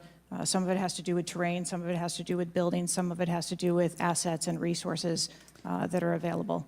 And so what I'm hearing is that a perimeter was not established outdoors in an outdoor venue that would prevent an AR-15, which is one of the most common weapons used in mass shootings, from being able to be within the range of Secret Service protection.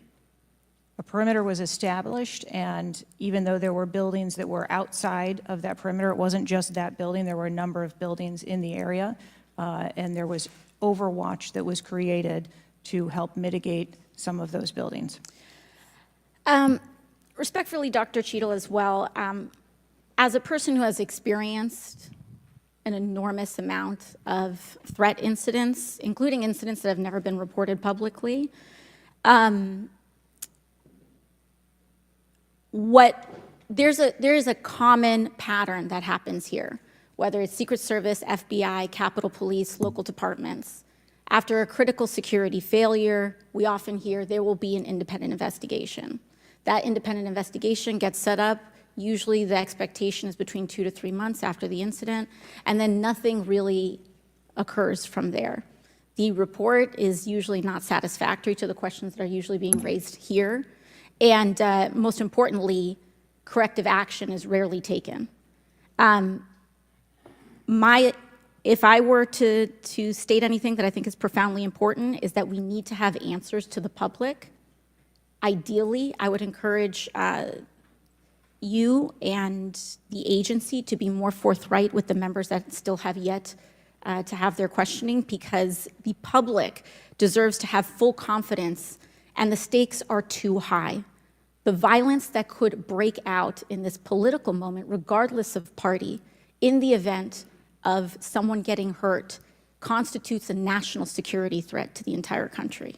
Thank you, and I yield back. Could I go back to something you Yes, said? please, feel free, Director. Ma'am, if I could just speak to something you said at the outset when you started your questioning. I want to assure you and everyone on this committee that I'm not waiting for a report to take action. We have been conducting analysis all along, and we have been adding additional features to our security details since this incident occurred. And I'd hope you can highlight and illuminate what some of those are in the event of other members questioning as well. Very good. Chair recognizes the gentleman from Arizona, Mr. Biggs. Thank you, Mr. Chairman. I request unanimous consent for that photo to go into the official record. Without objection, so ordered. Thank you. Director, your agency has a no-fail mission, and on Saturday, July 13th, your agency spectacularly failed. The failure resulted in the death of Corey Comparator and serious injury to 2 other rally attendees, David Dutch and James Copenhaver, besides the injuries to President Trump. It is unfathomable that a 20-year-old on the radar of Secret Service and local law enforcement before President Trump went on stage was able to climb onto the roof of a building with a rifle and fire off multiple rounds before he was neutralized. Was Mr. Crooks acting alone? Again, I would have to refer you to the FBI's investigation. Was he just a lone gunman? I would have to refer you to the FBI's investigation for motive. What did the Technical Services Division determine was going to be the event perimeter? Those are questions that we are asking, and we are still... I mean, you're sitting here today. Come on, Director. Everybody said this. You knew you were going to be asked that question because it's been asked multiple times. So this is an easy one. What did they determine was going to be the event perimeter? So you should know that. I mean, this is not, gee, I got to wait till someone else tells me. What was it? Again, I don't want to speak to specifics of the event Okay, that took place. this is a specific. I understand. This is a specific that you ought to know. As someone who said the buck stops with me, I'm going to stay in my job, I'm going to give the answers to the American people, and I know what happened, except for you're not going to tell us. And you're not going to tell the American people. And you yourself said in an interview that foments this notion of conspiracy theories. Guess what? When you sit here and repeatedly tell people, hey, I have to wait, as it frustrated everybody on this committee, guess what? It undermines your credibility and whether you're really going to get to it. So I'm going to ask you again, What did the Technical Service Division determine was going to be the event perimeter? We are still gathering reports. We are interviewing individuals. You know what it is, though. No, you're just not When going to tell us, right? When I have those details, I will most certainly share those. Was the gun already on the roof, or did the shooter carry the gun up with him? I do not have that information at this time. Well, when was the last sweep of that roof done prior to the rally? I do not have that information at this time. So, how many holds? I mean, so most of us here have been in events, and Secret Service has been there. There's been security, and I can't tell you how many times we've said there's going to be a security hold right here. So we're going to wait, and we wait to 1 or 2 or 3 minutes, and yet we're hearing from you, apparently, that there were no holds in place. So ever instituted here with President Trump's going on stage. And you said, and this is, I think, connected with this, you said they hadn't adjudicated the shooter to be a threat. He was adjudicated to be a suspicious person, even though we've got some dynamic video that Mr. Krishnamurthy put on the video for us. So I guess my question for you is, and I think you answered this, I just want to see if you're consistent with what you said about an hour and a half ago. What do you do if a suspicious person is identified by the agency? So at a number of our events, it is not unusual. I know it's not unusual. What do you do? Those individuals that are identified as suspicious, we will send teams out Was a team sent out here then? There were teams that were sent to identify and interview that individual. They were sent to interview the individual who's scampered up in camo on top of a roof within 130 yards of his target. And did your team get there? When did your team get there to conduct that interview? I don't have the details on the timeline. It is my understanding. So if you did send, if they did send a team and they're going to interview him, and you described that earlier as an investigation, why didn't they put a security hold on President Trump going on stage at that rally? At a number of our protective sites, there are suspicious individuals that are identified all the time. It doesn't necessarily mean that they constitute a threat. Of course not. But here you got a guy scampering up the side of a building on top of a roof. It's identified to you, and you said you sent a team there. And you can't answer that. And this gets to one of my finer points, Mr. Chairman, if I can make it. And that is, we can have these kind of interview sessions, 5 minutes, everybody gets a kiss at the pig, 5 minutes, and she gets to stonewall us, not deliver answers. So we say, okay, we're going to put together a congressional committee, a blue ribbon committee. Same crap will happen. I am calling, and I'll support that, but I will tell you this, I am calling on the Speaker to give us and put together a truly independent commission of qualified former Secret Service agents, presidential and VIP protective services people who can actually conduct this kind of investigation and give us real answers, because I don't think you're going to give us those answers. You should have come today ready to give us answers. I call upon you to resign today. And I also would say I've got a bunch of UC requests, if I can go ahead, Mr. Chairman. Proceed with the request. Thank you. I apologize. It might take, that's all right. Go ahead. It might take a moment. Very important. Anthony Guglielmi, the Secret Service spokesman, one from him. Without objection, so ordered. Article, U.S. Secret Service says it previously denied Trump requests for additional resources, New York Times reports. Without objection, so ordered. Secret Service says it denied earlier Trump requests for more federal resources. Without objection, so ordered. Secret Service acknowledges denying some past requests by Trump's campaign for tighter security. Without objection, so ordered. Preliminary findings by Senator Ron Johnson and his committee. Without objection, so ordered. Articles entitled, Notice Anything Different About Trump's Secret Service Detailed. Next, former Biden official corrects herself after saying Dems must turn their fire on Donald Trump to beat him. Secret Service director says buck stops with her, but she will not resign. Disney Star Wars Mark Hamill cracks joke about Trump's ear bandage following assassination attempt. Biden, I haven't engaged in inciting rhetoric. Trump has. I'm just talking about threat to democracy.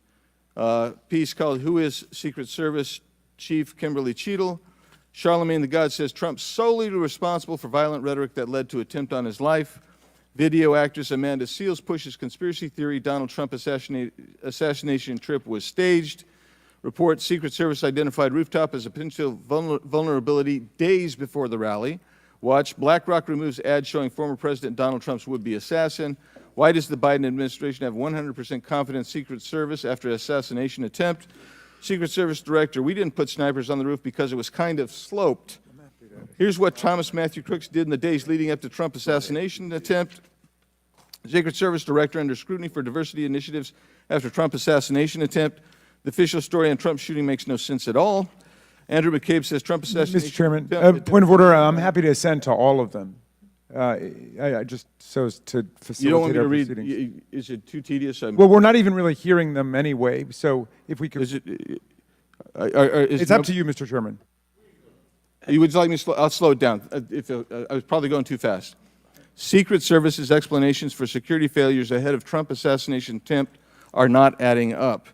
U.S. reportedly received intel of Iranian plot to assassinate President Trump. What WTH, Secret Service now saying that they didn't put any agents on the roof because slight slope was too dangerous. Report, U.S. officials received intel of Iranian plot to assassinate Donald Trump before Crooks' attempt. Exclusive GOP rep cloud. Homeland Security Agency is interfering in House's assassination investigation. Why Trump's raised fist after surviving assassination attempt is triggering the liberal media. Questions swirl over the security lapse at Trump rally, reviving old concerns about Secret Service. Secret Service scrambles to shift blame after Trump shooting as backlash hits hard. Nobody contacted me.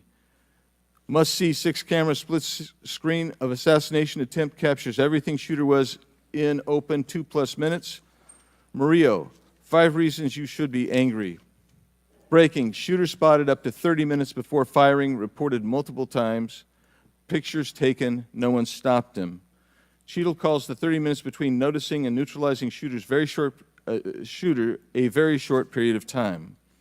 Secret Service director says buck stops with me on Trump assassination attempt, but won't resign. Mr. Biggs, we'll stop right there. We can retake them on the next one. I know there are more, Okay. but without objection, we'll enter into the record all of those, and we'll take up the others after the next speaker. Chair now recognizes Ms. Brown from Ohio for 5 minutes. Thank you, Mr. Chairman. I first want to highlight certain comments from Ranking Member Raskin, my colleagues on both sides of the aisle, President Biden and Vice President Harris, and that is political violence is completely unacceptable in this country, full stop.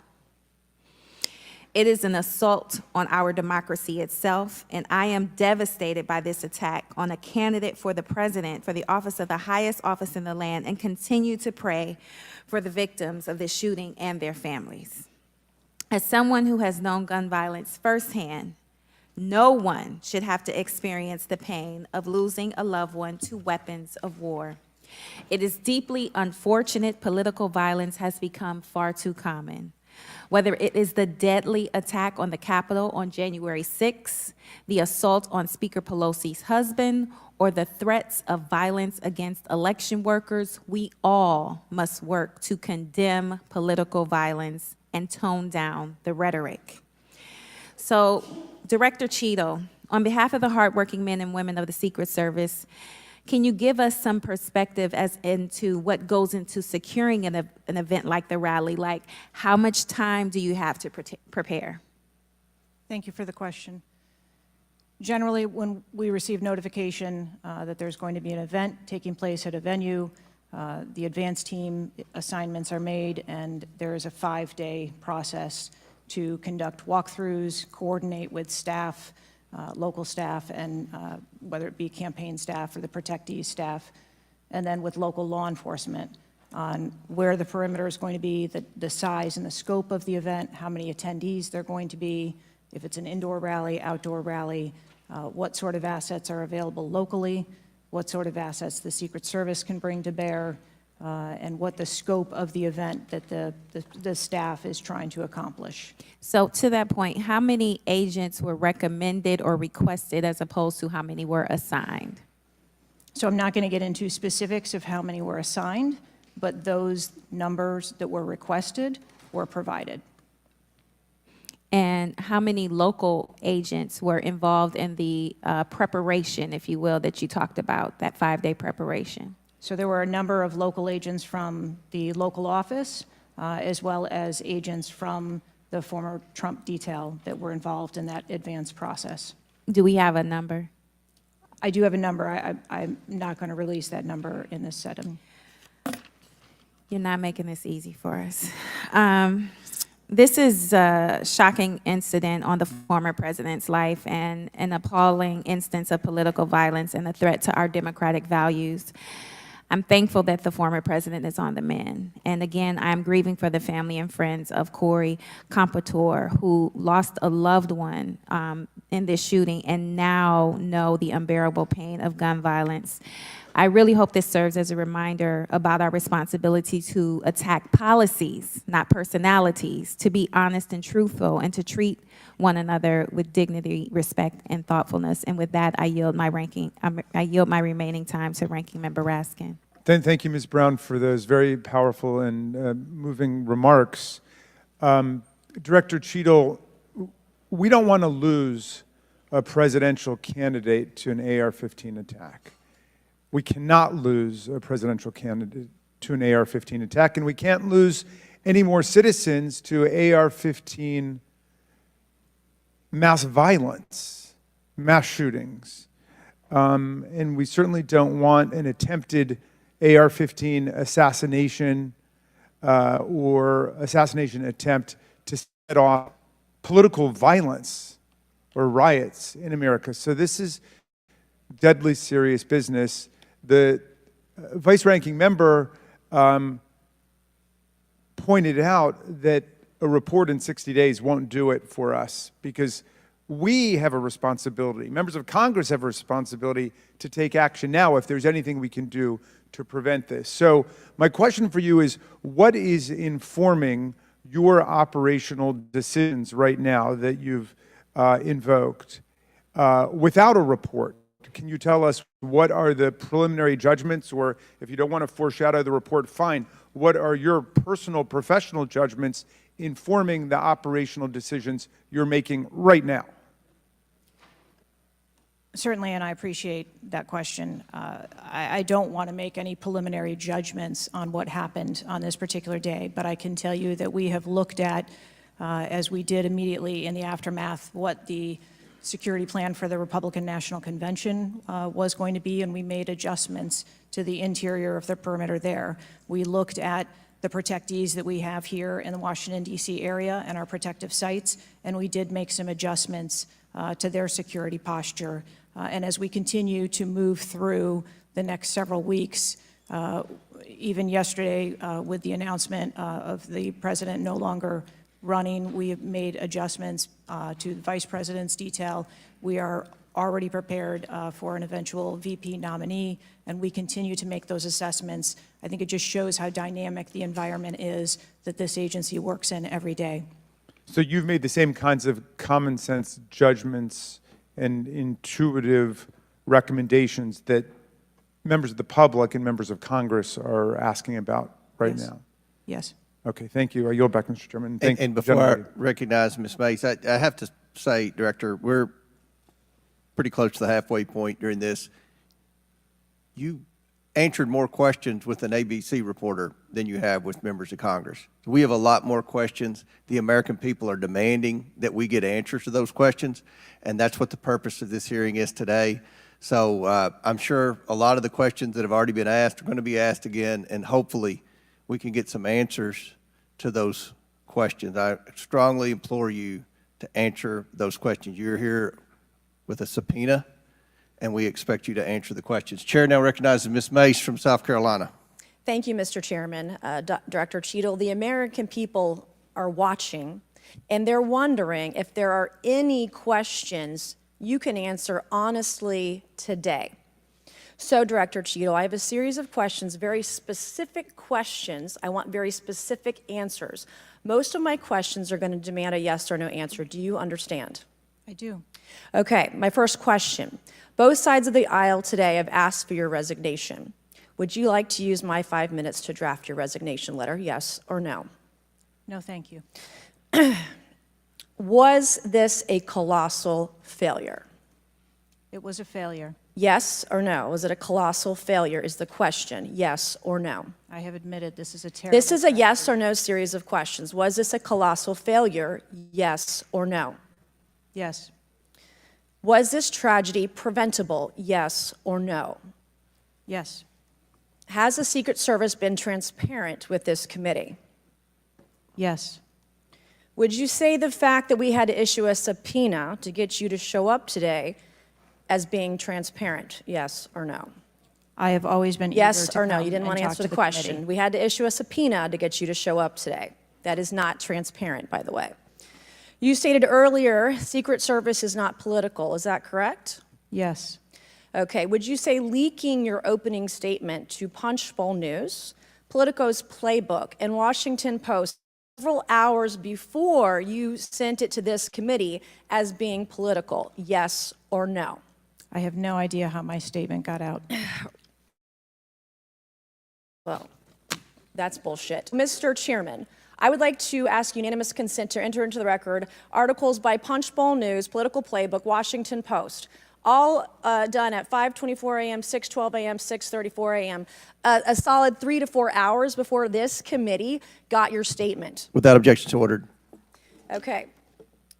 Is the Secret Service fully cooperating with our committee?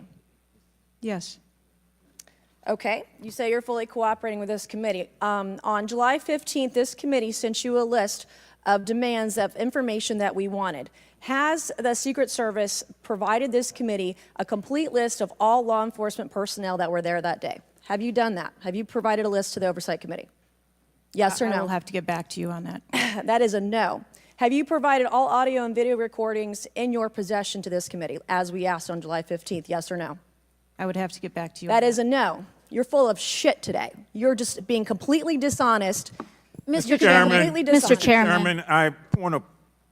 Come on. We have to maintain decorum in this committee, no matter Have how you provided upset we any get. and all memos to this committee that we've asked you on July 15th? Have you provided all memorandums within the Secret Service? I would have to get back to you on That is a no. You are being dishonest or lying. Like you're being dishonest here with this committee. These are important questions that the American people want answers to, and you're just dodging and talking around it in generalities. And we had to subpoena you to be here, and you won't even answer the questions. We have asked you repeatedly to answer our questions. This isn't hard.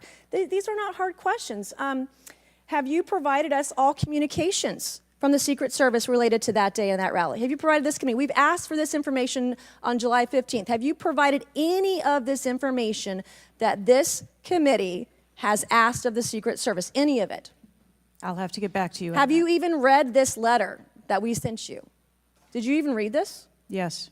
Okay. And you have said you don't know, you have no idea. Well, the answer is no. We haven't gotten a single document or piece of information or data from you or your agency in related to the rally that we have asked you for. So, was this attempted assassination of Donald Trump a failure of training or execution or both? I think that those are answers that we need to examine. Training, execution, or both? Which one? I think those are answers. All right. How many Secret Service personnel have lost their jobs due to this colossal failure? At this time, none. How many Secret Service personnel have been required to take a refresher course on how not to let people shoot Donald Trump? Our personnel are currently operational. We are examining the facts of this investigation, and we will make the changes necessary. What time did law enforcement become aware that there was an individual on the roof with a clear line of sight to President Trump? I am still verifying timelines. Of course, 9 days in, you have no answers. How many minutes went by between the time law enforcement saw and took photos of crooks and the shooting? How many minutes? I am still verifying timelines. 57 minutes. Thank you, Mr. Chairman, and I yield back. Gentlelady yields back. Before I recognize Ms. Stansberry, I believe I want to recognize Mr. Mfume for a unanimous consent. Yeah, thank you, Mr. Chairman. I beg your indulgence. I meant to do this earlier. I'd like to have unanimous consent that it be submitted for the record. The 2023 ranking of best and worst workplaces in the federal government, compiled by the Office of Personnel Management, which shows the United States Secret Service coming in, again, as I said earlier, 413th out of 459 sub-agencies, and this appears in the July 17th edition of Government Executive. Without objections ordered. Chair now recognizes Ms. Stansbury from New Mexico. Thank you, Mr. Chairman. You know, I want to start by just saying that part of why you have bipartisan agreement here on the dais about the severity and importance of this hearing is because this is not just a single shooting. This is about national security and the security of our democracy. It's not just one operational failure. This is about our public officials safe. And what does that signal to our country and to the world about American security and the ability of our officials to do their job safely? So I want to start by saying thank you to all of our brave men and women who are in the uniform, whether it's the Secret Service or local law enforcement, who put their lives on the line. I think obviously we honor their service, but this is really about operational failures and what it means for our country at large. And I also want to reaffirm that we must condemn unequivocally political violence of any kind, not just political violence, and that it cannot be tolerated in this democracy. And also to offer my prayers for the slain Fire Chief Corey Comprator, and also prayers for those who've been injured. Now, I think, you know, the tone of this hearing is, how is it that a 20-year-old young man with a gun that was legally purchased by his father could, on the day of a rally, go to a gun shop, legally purchase ammunition, show up to a secured site, and then not only attempt an assassination of a political figure, but kill and injure 2 others? How could this happen? I'm not asking yet. I think we've had a lot of testimony here today. I want to talk a little bit about the timeline. Now, here's what we know, and I know, Director, you were also on the call that we had a few days ago with the FBI and other law enforcement, so I respect that you are not able to share, based on your testimony, some of the details that are currently being investigated, but I know you were on the call because I heard you on the call and you heard them too. So I'm going to lay out the timeline a little bit. On July 3rd, the rally was announced that it was going to be in Butler. On July 6th, 3 days later, we know that the shooter searched for dates for Trump and DNC events. On July 7th, so this is 4 days after the announcement, the shooter went to the site. He actually physically went to the site. On July 12th, the shooter went to a gun range where he and his dad regularly go and practiced shooting. And the next day, on July 13th, he went to the site again before the rally began. We know that he then went and searched online for a gun store, where he went and he purchased 50 rounds of ammunition, went home, got his father's AR, which was legally purchased, and returned to the venue. At 5 p.m. that evening, this is more than an hour before Donald Trump actually took the stage that evening, local law enforcement were made aware that there was a suspicious man. In fact, at 5:20, local law enforcement flagged that he had a rangefinder, and they radioed their concerns and sent around pictures of the individual. At 5:40, 20 minutes before local law enforcement actually identified the shooter, and at 5:51, Secret Service was notified of the suspicious person by the state police, and 1 minute later, they distributed that information. That was before Donald Trump even took the stage. That was 11 minutes before he took the stage. So the Secret Service was aware that there was a suspicious person. At 6:03, he took the stage. At 6:09, rallygoers, as was shown in the video, identified this gentleman climbing on the roof. At 6:11, 3 shots were heard, 3 rounds of shots, and of course, the president and the other victims were shot. This shooter was a 20-year-old young man, no criminal record, legally purchased gun and ammunition, who for days in the lead up to this shooting was searching mass shooters. He even had a picture of a mass shooter on his cell phone the day of the shooting. He searched for explosives. He searched high-level officials. So the American people want to know, how did a 20-year-old young man with access to a military-style weapon actually bring it onto an unsecured perimeter who for days had been planning a mass shooting event? And I think that, Madam Director, with all due respect, the answers that we've received here in this hearing today are completely unsatisfactory.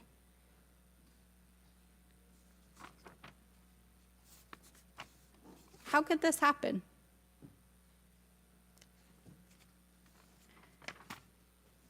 We need answers.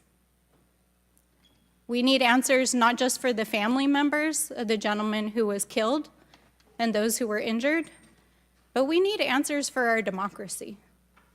Because as others have stated here today, we are in a highly politically charged environment right now. We are only weeks away from one of the most significant presidential elections in American history, and it is clear that our public officials' safety has not been secured. And it is not just a matter of one shooting, it is a matter of national security. So I hope that you will take our comments to heart. I hope that there will be accountability, and we need answers. And with that, I yield back. Chair now recognizes Mr. LaTurner from Kansas. Thank you, Mr. Chairman. Director Cheadle, I have a question just right off the bat. Something that you've bragged about repeatedly is that you've increased protection for the 36 individuals that the Secret Service is also entrusted with. Is that correct? I think I stated that we currently have 36 protectees, and that we continue to make evaluations on where those levels of protection are provided. You've mentioned specific increases in protection that you've provided for some of those individuals, correct? Correct. Based on what? Well, some of it has been as a result of the tragic incident that occurred on the 13th. We went back and reassessed where we were at in providing protection and wanted to make sure that we were not, overlooking anything considering this most recent incident. So the Secret Service needed to learn that allowing a rooftop 150 yards away from a protectee, not putting that in a perimeter, not having someone guarding that roof, that information is new to you, and it's caused you to increase protection to other folks that are under your care? I think it is prudent, after any incident that occurs, to go back and take a look at your current practices and see if there is anything that needs to be done differently. It's inconsistent, because what you said earlier to Mr. Turner was that the protection that you were offering to President Trump was in line with the current threats, him being a former president, him being a nominee of a major political party, the threats from Iran, the protection that you're providing him was adequate. Do you stand by that statement? Yes. Okay. Do you think it's a problem that the Americans' trust in the federal government is an all-time low? Do you think that's a problem? I think that it's unfortunate. I don't know why you're quibbling with my word. Is it a problem or is it not?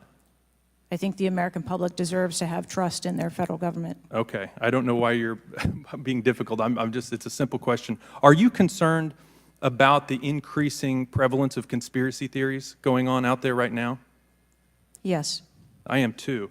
You've been incredibly inconsistent with your answers before this committee today and what you were willing to reveal. You've acknowledged that the shooter was identified with a rangefinder, that President Trump's detail was sufficient for the threats he faced from Iran, that certain details were erroneously reported, in your words, but you haven't been willing to provide any information about the decision to place the building in question outside the perimeter, the explosives placed in the shooter's vehicle, the use of a drone by the shooter, or when exactly the Secret Service identified the shooter as a threat rather than merely suspicious. What is your standard today for what you are willing to answer and what you are not, because you've been inconsistent? I'm certain that you can understand that some of the information that's been provided to you thus far has come from the FBI's investigation and has come from information that we have released. I want to make sure that information that is being provided to this committee is consistent and is factual. But the question about the drone that the chairman asked at the beginning of the hearing, he said, do you know this information? And you acknowledge that, yes, you do know the information, you just don't want to tell us. I guess my question is that if you wanted to wait till the end of the investigation to draw conclusions, which you've acknowledged you're not, you're drawing conclusions right now and making changes. But if that was your standard, that you want to wait till the end of the investigation to draw conclusions, okay, at least you would be consistent. But what we're wanting to know today, and what would dispel some of the conspiracy theories out there, what would increase trust with the American people, is for you to let facts out, for you to tell us what you know. And I want to understand from you, why is that a problem? Why is it inconsistent with a quality investigation to release to the American people today at least the information that you know for sure? Because you certainly know for sure more information than you're willing to give us today. I have released that there was a failure and that there are gaps that we need to make sure that they don't happen again. That's not acceptable. That's not enough. That doesn't quell any conspiracy theories out there. In your 27 years of experience, would you have been concerned about an elevated location within 150 yards of a protectee that did not have a Secret Service presence, just based on your experience? What I can tell you is that every site and every venue No. is I'm advanced asking differently. for your experience. Looking at this situation, would that have been of concern to you? Or would you have agreed that it's fine, it doesn't need to be covered? What I have explained today You're is not going that to answer. there was... Is it true that at 5:45 p.m., approximately 18 minutes before President Trump took the stage, the Beaver County Emergency Services Unit noticed the shooter on the roof and photographed him? Is that a fact or not? That is the information that I have from the FBI's report, yes. You haven't been willing to share whether or when this was communicated to the Secret Service, so I'd like to get into the difference between suspicious activity and threatening activity. Is it suspicious or threatening if an individual is seen around the perimeter with a rangefinder? Is that just suspicious? That could be termed as suspicious. If that same individual with the rangefinder is found on a rooftop, is that still just suspicious, or is that considered threatening? That could be termed still as suspicious. All right, my time is over. Mr. Chairman, I yield back. Thank you. Chair now recognizes Mr. Frost from Florida. Thank you so much, Mr. Chair. And obviously, I want to start by stressing that political violence is always unacceptable, and acknowledging that this is still an ongoing investigation. But oversight hearings like this are essential components of an investigation, and I want to thank the chair for pulling this together. Madam Director, I appreciate you for being here. The events of July 13th raised serious questions about the efficacy and thoroughness of the security protocols in place. The gravity of the fact that an unsophisticated gunman was able to secure his perch and take a shot at a former president despite multiple layers of security and intelligence are not lost on me.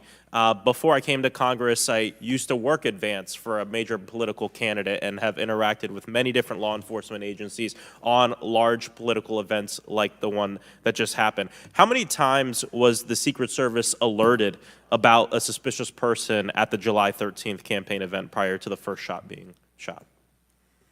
I don't have an exact number to share with you today, but from what I've been able to discern, somewhere between 2 and 5 times there was some sort of communication about a suspicious individual. To the Secret Service specifically? Mm-hmm. According to reports, the shooter was photographed twice by security officers prior to the shooting. A police officer saw the shooter on the ground and reported him with a photograph as a suspicious person. Multiple local law enforcement officers identified the shooter, radioed that he was acting suspiciously near the event's magnetometers. A local law enforcement tactical team saw the shooter on a roof and notified other security services and also photographed him. Police officer who photographed the shooter saw him scoping out the roof and carrying a rangefinder. My question is, and you've answered this, but why, or you haven't answered this, why wasn't the event paused right then? Again, I'm not clear on the timeline of when the Secret Service shift and the counter sniper were notified. But earlier, Madam Director, earlier you said that the Secret Service would have paused the rally if they identified a threat. Correct. So why wasn't it paused? Because I have to assume that they did not know that there was a threat when they brought the president out on the stage. I feel like this is a breakdown in communication between local law enforcement, you all, and other actors at the rally. And again, as someone who's worked on these, I understand that there's multiple people with multiple decision, with the ability to make different decisions on the ground. I've taken over the last week, I've spoken with a lot of folks in local law enforcement in my district and across the country that I've worked with before, and other people have brought up concerns around being able to communicate with or with Secret Service during these big events and having their flags taken seriously. I do believe that if Secret Service believed that there was a legitimate threat, that they would have paused the rally. My concern is before that something was flagged and it wasn't taken as seriously as it should have been taken. So I think this shows an issue with communication, and I want to know, Madam Director, what you intend to do to fix that, not in 60 days, but now. We are in the middle of a presidential election, obviously a former president who had an assassination attempt, another rally goer who was killed due to this gun violence. We now have a presumptive nominee of the Democratic Party who's also historic, first black woman to be running for president. And so I am worried about everybody's life. What do you all intend to do to fix this communication breakdown and making sure that you actually take what local law enforcement, local folks are saying more seriously? We take what local law enforcement relays to us seriously. Let me just be clear on that.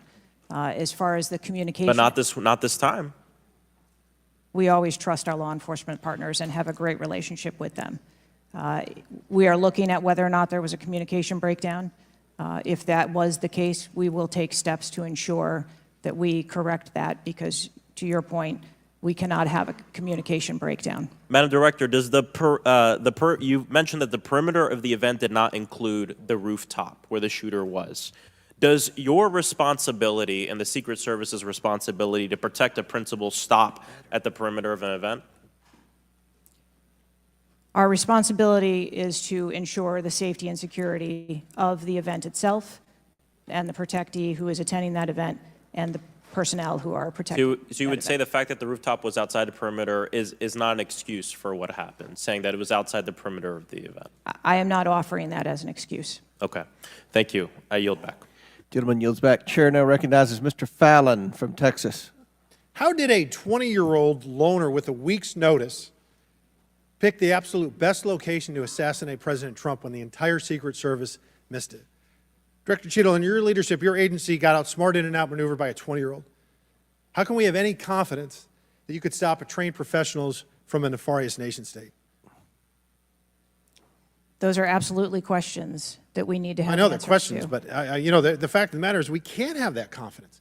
Director, do you have the ability personally, and do you have the authority to beef up security of any of your protectees? Yes, I do. Okay. So were you also aware there was a credible threat President Trump was facing? He was facing a heightened security threat to a foreign adversary? Yes. Okay. So given that there was an increased threat to President Trump's life, was he provided a full security complement akin to what a sitting U.S. president would receive? He was provided a full complement of security based on the threat assessment that we had. That's not my question. And the venue. My question is, if he'd been the sitting president, would he have had the same security he had on July 13th, or would have been beefed up? There is a difference between the sitting president. So your answer is he didn't. And continuity of government and the responsibility that we have. So he did not. Okay, there wasn't a CAT team, a full CAT team on site. There wasn't counter-surveillance teams on site. But this is the thing. You just said you had the ability to beef up the security. You knew about the threat, and you didn't. And that's as telling as it is chilling. We have satellite images from the Butler Fairgrounds. Have you visited the site? No, I have not. 9 days and you have not visited the site. You should have been there that night. Did you talk to, that evening, did you talk to the team, the heroes that surrounded the president? Did you call them that night? They were still operational working. So that's an for answer is protection no. Did you call them the next of the day? president. Yes, I spoke with You called them the very next day, not the day of, or was it 72 hours after? I don't know the timeline, but I spoke with Okay, them because you're under oath. immediately I following. think it was 72 hours after. You waited 3 days. What is immediately clear is that there are a number of structures that need to be secured. Of these, Director, other than the first, immediate 4, what's the most dangerous site that should have been secured? Because Security 101, you got to mitigate the high ground. Yes. Okay. Do you know what the next most dangerous site, what was the closest structure to the president other than the 4 immediate ones that you had your counter sniper teams on? There are a number of structures around that event site. You know who the shooter knew? The shooter has visited the site 2 more times than you have, and he had a drone, and he picked the AGR building. So you said, do you remember in an ABC interview you did that you didn't have people on the roof of the AGR building because you were worried about safety because of the slope? I recall that statement. Okay. Does the Secret Service have written policy you can share with us about slope roofs? No. Okay. So why'd you act like there was one? Because is it your practice to comment on enormous events of enormous national implications when you're ignorant of the facts? That's rhetorical. So here's this thing with the slopes. You go all the way up to like 1812. You can go to a 112, which is about as flat as you can get without it being completely flat. And you're saying that there was a danger, safety concern there. But the problem is, Director, you put your counter snipers on a 312 roof, which is steeper than the 112. And by the way, the 112 is ADA compliant. You can build a ramp for a wheelchair on a 112 roof. So these are nothing but pathetic excuses, and they make no sense, and they're a bunch of cow dung. All the law enforcement I've spoken with over the last 9 days are amazed that the AGR rooftop was not secure. And you want to know why? Because it's dangerous. I have never had any long gun training in my life. I own an AR-15, and last time I shot it one time my whole life. It was 6 years ago. That is until Saturday, where we recreated the events in Savoy, Texas. We recreated what happened in Butler. I was lying prone on a sloped roof at 130 yards at 6:30 at night. And I knew that he had a scope. I didn't know what kind, red dot or magnified. So I shot 8 rounds from both. You know what the result was? 15 out of 16 kill shots. And the one I missed would have hit the president's ear. That's a 94% success rate. And that shooter was a better shot than me. It is a miracle President Trump wasn't killed. Corey Compatore's life is over because that damn shooter made it on the roof. And it wasn't the roof that was dangerous. It was a nut job on top of the roof. You know what else is dangerous? I believe your horrifying ineptitude and your lack of skilled leadership is a disgrace. Your obfuscating today is shameful. And you should be fired immediately and go back to Garden Doritos. Mr. Chairman, I yield back. Chair recognizes Ms. Lee from Pennsylvania. Thank you, Mr. Chair. I'd like to thank the chair, the ranking member, for coming together and holding this hearing. But I have to say, I don't think any of our concerns have been addressed today, and what little we've learned has not inspired much confidence. I will just say that we obviously can't allow the violence we're seeing in this country become the norm or a commonplace, but that seems to be where we're heading. On this occasion, it was, very shockingly, a former president and current political candidate at a rally that we all assume is one of the most secure places we can be. But the violence we saw last Saturday is the same culture of violence that makes too many of our kids and our community members feel unsafe to play outside or to go to class or to simply live their lives each day. But again, this was a political rally, and it is supposed to be one of the most secure places. So we do have very specific questions about that. Director Cheadle, I'd like to start by following up on some of my colleagues' questions. My colleagues, Mr. Krishnamurthy and Mr. Frost, highlighted a number of points that showed the shooter presenting an active threat. So I'd like to ask you, Director Cheater, to clarify what the protocol is for postponing or canceling an event based on a threat, and how the events on July 13th didn't meet those standards. So again, I think we're talking about the distinction between suspicious behavior and a threat. And at the time that this individual was identified, they were displaying suspicious behavior. I'm still waiting for interviews from the FBI to determine what it was that identified that individual as suspicious and what those behaviors were. To that question, does suspicious behavior vary between different events? For instance, if we have an event with a president, would there not be a heightened standard for suspicious behavior?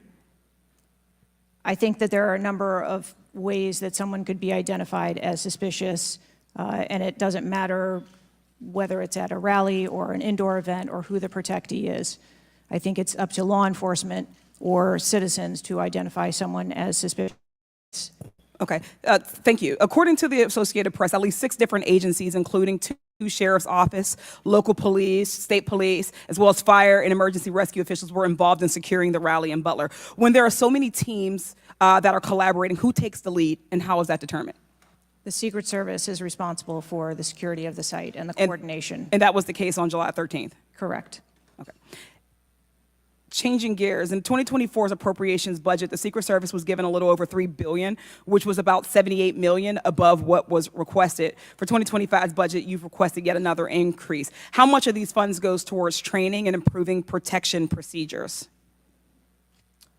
I would have to get back to you on the training aspect of it, but about 30% of our budget is for protection and facilities and training. But clearly the problem can't be a lack of funding. So what exactly do you see as the core problem that led to this failure, that led to your agency being outgunned by a 20-year-old using his father's gun and acting on his own without a particularly sophisticated plan or technology? I think that we are waiting to determine exactly what those failures or failure was so that we can make sure that the Secret Service is stronger after this. So we've heard a lot today that you can't answer because it's an ongoing investigation, that you're still figuring out the details, and that you won't answer basic questions. You've said 60 days for the investigation, but I simply don't think that's acceptable. Do you really plan to keep avoiding questions and the American people's questions, ours and the American people's questions, for the next 60 days? I'm not avoiding questions. I want to make sure that I am providing factual and accurate information. Certainly, but is there no in-between, right, between what is obviously a fact and what you can surmise from the details that you already have? I assure you, when I have a full and complete report of what took place on that day, I will certainly come back and make that available. Certainly. Studies indicate that the United States is experiencing increasing levels of political violence and tension. Does the Secret Service see increasing political violence as a threat to its work? And if so, how is the Secret Service adapting its strategies and protocols to account for increasing political violence? We are constantly evaluating the threats that we receive and monitoring that, and we make adjustments on a daily basis to our protectees based on what those threats are and what actions we need to take. Yes or no? Do you believe that stricter controls on the availability of assault weapons would make it easier for the Secret Service to fulfill its missions of protecting public officials? I think the Secret Service is tasked with providing a safe environment, which is why we put into place a number of mitigation factors. Certainly, but do assault weapons make it easier or harder for you to do your job? I think that any weapon makes it difficult for us to do our job. Okay, I yield back. Chair now recognizes Mr. Donalds from Florida. Thank you, Chairman. Director, real quick, at what time was Secret Service aware of the active threat against President Trump? Director, what time? So the Secret Service was aware that there was an individual who had been identified as suspicious, and that individual was attempting to be tracked down. At what time? I don't have a specific timeline other than to tell Director, you, it's been 9 days. I At understand what that. time? I want to make sure that I give you factual information, sir. Director, have you talked to the agents on the ground that day?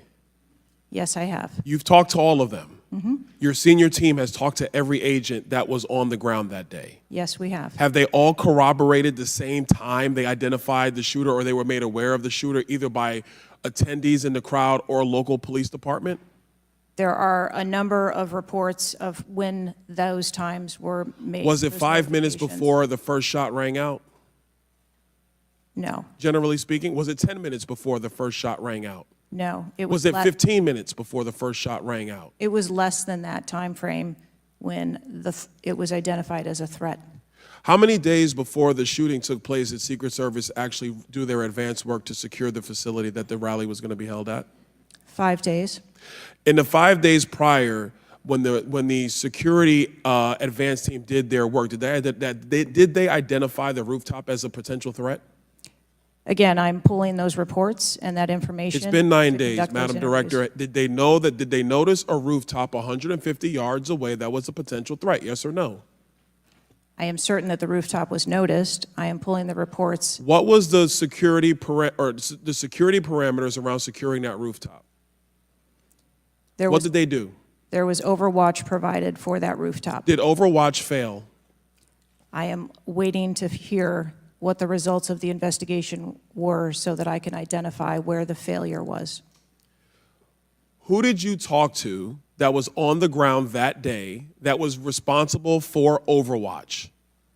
What are their names?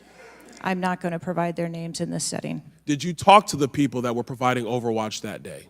I've talked to the people that conducted the advance on that day and that were working the shift and were the counter snipers on that day. So you talked to the counter sniper team, you talked to the people who were providing Overwatch that day, and you talked to the advance team, correct? Yes, sir. What did they tell you? We are putting together a comprehensive report so that I can identify exactly where the gaps and the failures. When the counter sniper team was on the roof and they identified that there was suspicious activity on the roof in question, what was the chain of command's orders around the person on said roof? Because I'm quite sure somebody saw under your organization, the Secret Service, I'm quite sure somebody saw the shooter on the roof. So what was the communication through the chain of command to deal with said person? What I can tell you is that when the individual was identified by the counter sniper, they took one shot and neutralized that individual. But that was after the shooter already took a shot, is that correct? That is correct. So what you're saying now is that the Secret Service did not see the shooter on the roof until after the shooter took a shot? I do not have all of those details at this time. If you don't have those details after 9 days, Director, then what you're telling me is that you guys didn't see it. Is that correct? I am telling you I don't have all the details of the sequence at this time. Director, it's been 9 days. Either you have the information or you do not. Is that correct? We are still in the process of conducting interviews and an investigation. Some of my colleagues have texted me over the last couple days, bipartisan, about whether you should lose your job, and I've been quiet on that question because I wanted to see what you were going to do today. In my opinion, you do need to be fired immediately, and it is because this is gross incompetence. And the fact that it's been 9 days, and these are simple questions to answer, I'm quite sure if I asked any one of my kids if they got in trouble and I told them to give me the details, I would get more answers from them than I'm getting from you right now. And that's what's frustrating on a bipartisan basis, on a nonpartisan basis. This is a joke. And Director, you're in charge, and that's why you need to go. Mr. Chairman, I yield back. Chair now recognizes Mr. Goldman from New York. Thank you, Mr. Chairman. Director, I want to follow up and just understand a little bit why there is so much information about this out in the public, including some from you and your communications team, and yet you're here pursuant to a subpoena under oath in front of Congress, and you're unable or unwilling to answer some of those same questions. Can you just explain why you answer so many fewer questions here than you have to the media? I'm answering the questions that I'm able to answer based on the fact that there are multiple ongoing investigations. But you have answered some of these questions previously, correct? To the public, to the media. Which questions? Well, did you have an interview with ABC News? Yes, I did. Okay. And did you explain the interaction between local law enforcement and the Secret Service, and that local law enforcement was responsible for securing the perimeter of the building where the shooter was? I said that the Secret Service is responsible for designing and implementing and that we rely on the assistance of our local law enforcement partners to assist us with that plan. Let me ask you something. Were you given any instructions about what you can and cannot answer here today? My ability to answer questions is solely reflective of the fact that there are multiple ongoing investigations, and I want to make sure that I provide accurate information that doesn't conflict with any of those investigations that are going on. So is it your view that you can't talk about anything that happened that day until those investigations are completed? My view is that I want to make sure that this committee and the American public gets correct and actual information. And so is it your view that that can only happen after the completion of the investigation? It is my view that when the investigations are complete, that we will be able to share that information. And how about before that?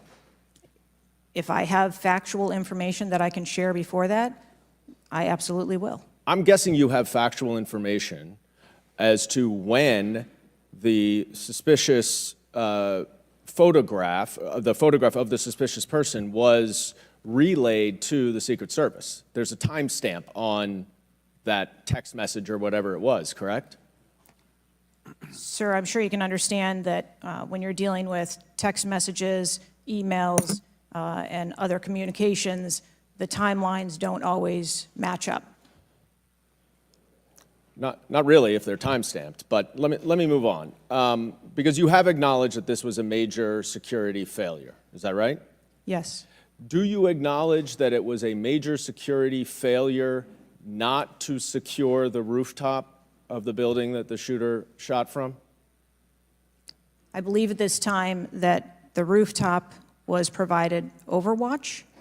I acknowledge that we are unaware at this time how the individual was able to access the roof. Overwatch meaning from other counter sniper, other higher points? Correct. And so was it a failure then that when that shooter was on the rooftop, that Overwatch did not identify him before he fired his shots? I don't have the timeline of how the individual accessed the roof, where they accessed the roof, or how long they were on the roof. Let me ask a couple things quickly. You have testified here about all the resources that the Secret Service needed to deploy to protect the NATO summit and all of the leaders here. Is that right? Yes. Did you have to rely more on local law enforcement because of the NATO summit for this event? The Secret Service routinely works with local law enforcement at every event. It doesn't matter whether it is a NATO summit, NSSE, the RNC in No, but that's not my Milwaukee. question. Obviously, there's a natural give and take as to, I'm sure, how many agents you deploy and how much you rely on local law enforcement. Did you have to rely more on local law enforcement because there were fewer Secret Service assets available because of the NATO summit? No. I hope we get answers before the completion. I don't like the fact that the media has received far more answers than Congress has. If this is a function of getting your ducks in a row, I assume you have access to a lot of these reports and a lot of this information, and you should have come prepared here today. And I would just want to flag, Mr. Chairman, before I yield back, that I want to just point out one thing that my colleague from Texas was talking about. When he said he recreated this shooting twice with an AR-15, and he had a 94% success rate, 15 out of 16 shots. I don't know why that doesn't convince him that we should get rid of AR-15s, but clearly we need to do something about the prevalence of AR-15s and weapons of war on our streets. And I yield back.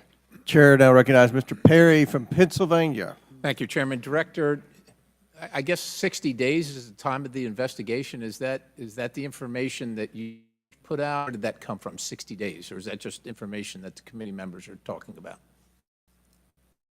I stated that earlier today. I've asked Okay, my 60 team. days. So are you receiving regular updates? You're in charge of the Secret Service. This is about your organization, what happened 9 days ago. Are you receiving regular updates from the FBI on their investigation? Yes, I am. So you know some things are true, some things are probably not true. We want to talk to you about the things that we're hearing about and find out if they're true.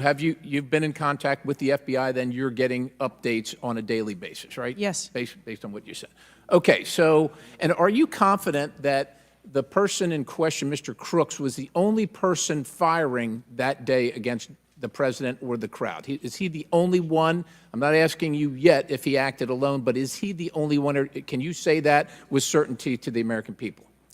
That is the information I have at this time, yes. Okay, does it appear he acted alone? That's the information we have at this time. Okay. Now, let's talk about the fact that he was noticed as a person of interest, of concern, suspicion, as you say. Your PI team, how do they stay in, there's a sea of people. How does the PI team get to that individual that's in question in the sea of people? How's that individual tracked? Our protective intelligence teams that work at our sites are paired up with a local police counterpart, and so they work in conjunction together. So they just follow them around, or let me ask you this. Looking at the site, you have multiple perimeters, right? You have the secure perimeter, the inside perimeter, you have multiple perimeters. Was the AGR so-called building the highest location affecting the site of the rally? Was it the highest location? I believe the highest location at the site was where our counter snipers were. What about the water tower positioned. adjacent? What about how high is the water tower?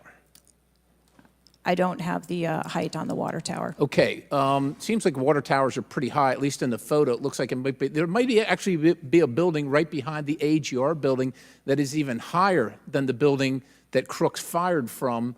You're familiar with cover, concealment, and defilade, right? You're familiar with those terms? Yes. So how would your sniper team or your PI team track the individual and give vectors to Secret Service on the PI team to get to that individual to question him? And how would you cover the defilade, the cover and concealment of low areas that you can't see from where your sniper team immediately adjacent to the president were sighted? How would you do that if you're not up on the high ground? So when our counter sniper teams go out and conduct an advance, they have a methodology and provide a grid system that our response teams are able to vector in if they see something that is troubling. So when Mr. Jordan asked about the assets that were requested, let me just ask you about assets requested. Were aerial assets requested for this event from either the Secret Service or state police or anybody else, drone, manned, otherwise? Aerial assets, were they requested? I can't speak to what the local Just asking police if they were may requested. have conversations with the local police, but I can tell you that the assets that were requested from the Secret Service for the site that day were all granted. But were aerial assets requested? I didn't ask if you used them or what you used. Were they requested? Overwatch was requested and Aerial. that was provided. Is that aerial? Because Overwatch could mean on the water tower or not on the water tower. Can you be specific, ma'am? I'm running out of daylight here. I understand. If you're asking me about specifics, whether or not there was... Is it not clear what I'm asking you? Were aerial assets requested by the president, by Secret Service, by anybody? Were they requested? The Secret Service, we felt that we had a good plan in place. Okay, fair enough. How about K-9 assets with bomb sniffing or explosive sniffing capabilities? Requested. I didn't say they were present. Were they requested? Those requests were fulfilled. They were requested and fulfilled. Mm-hmm. So was the Crooks vehicle inside any of your perimeters? No, it was not. It was not. How did you... So it was not within the... It was not... So what... Was there a device located on Mr. Crook's body to detonate the vehicle? That is the information that I have. So what would be the point of detonating the vehicle if it was not inside the perimeter? I have no idea what Mr. Crook's motivation was. Ma'am, the fact that you haven't, I'll close with this, Mr. Chairman, haven't even visited the site. I understand there are other things going on, but the culture of your organization, the culture that doesn't, do you know how tall the president is? How tall is the president? President Trump, how tall is he? He's over 6 feet tall. I don't Okay, have so the exact do you assign agents based on their ability to cover physically and carry, if necessary, the President of the United States when you assign them to this mission? Is that a parameter that is considered? I assign agents to work our protectees that are capable and have been trained by the Secret Service. I understand they're trained, but if you're not tall enough, it has nothing to do with we're not mad at you, but if somebody's 7 feet tall and you're 5 feet tall, there's going to be a delta there that is problematic in protecting the protectee. And I'm asking, is that a consideration when these agents, not saying you, but when they're assigned to the protectee?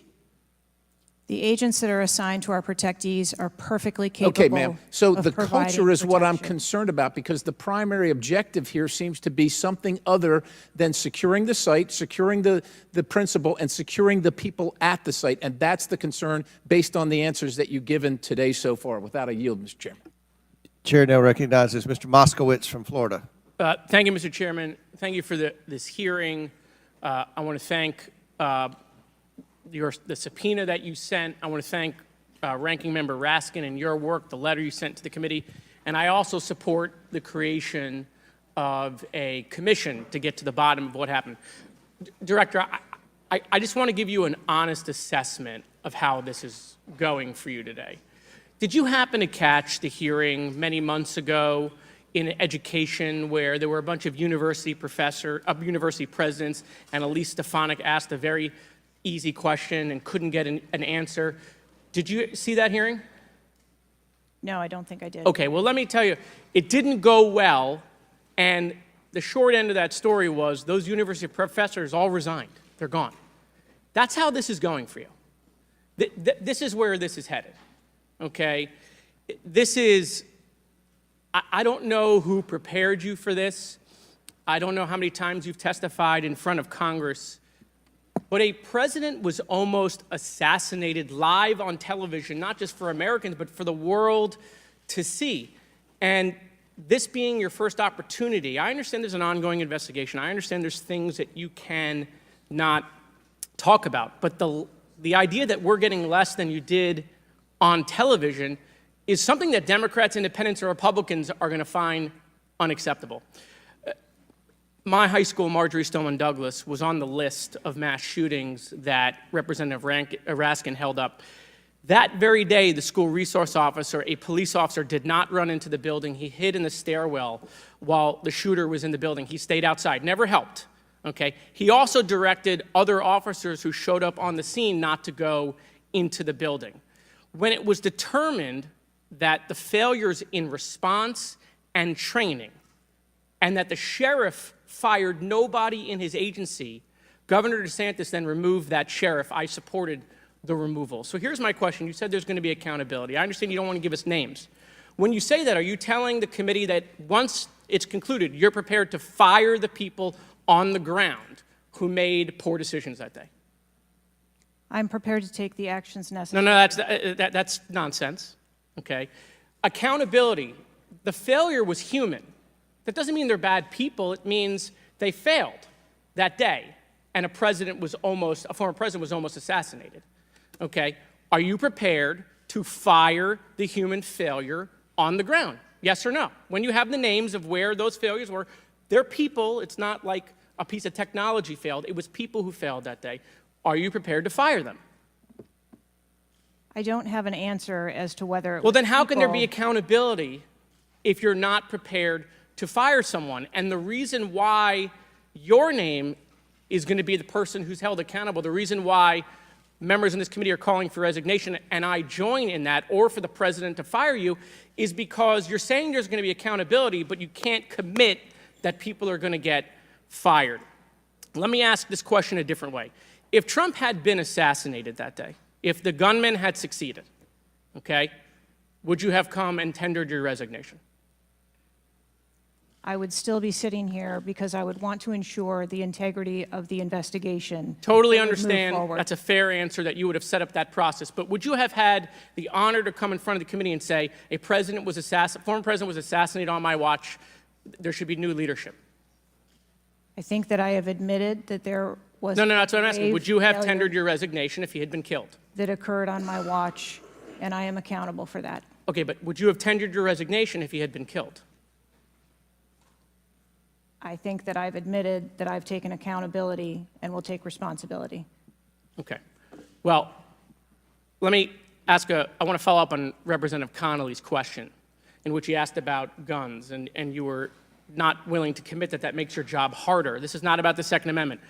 If there were over 400 million guns on the streets, if all of those guns were machine guns, would that make your job harder to protect people? Again, I think weapons that are out there. If all make of those our job- guns were rocket-propelled grenades, would that make your job harder?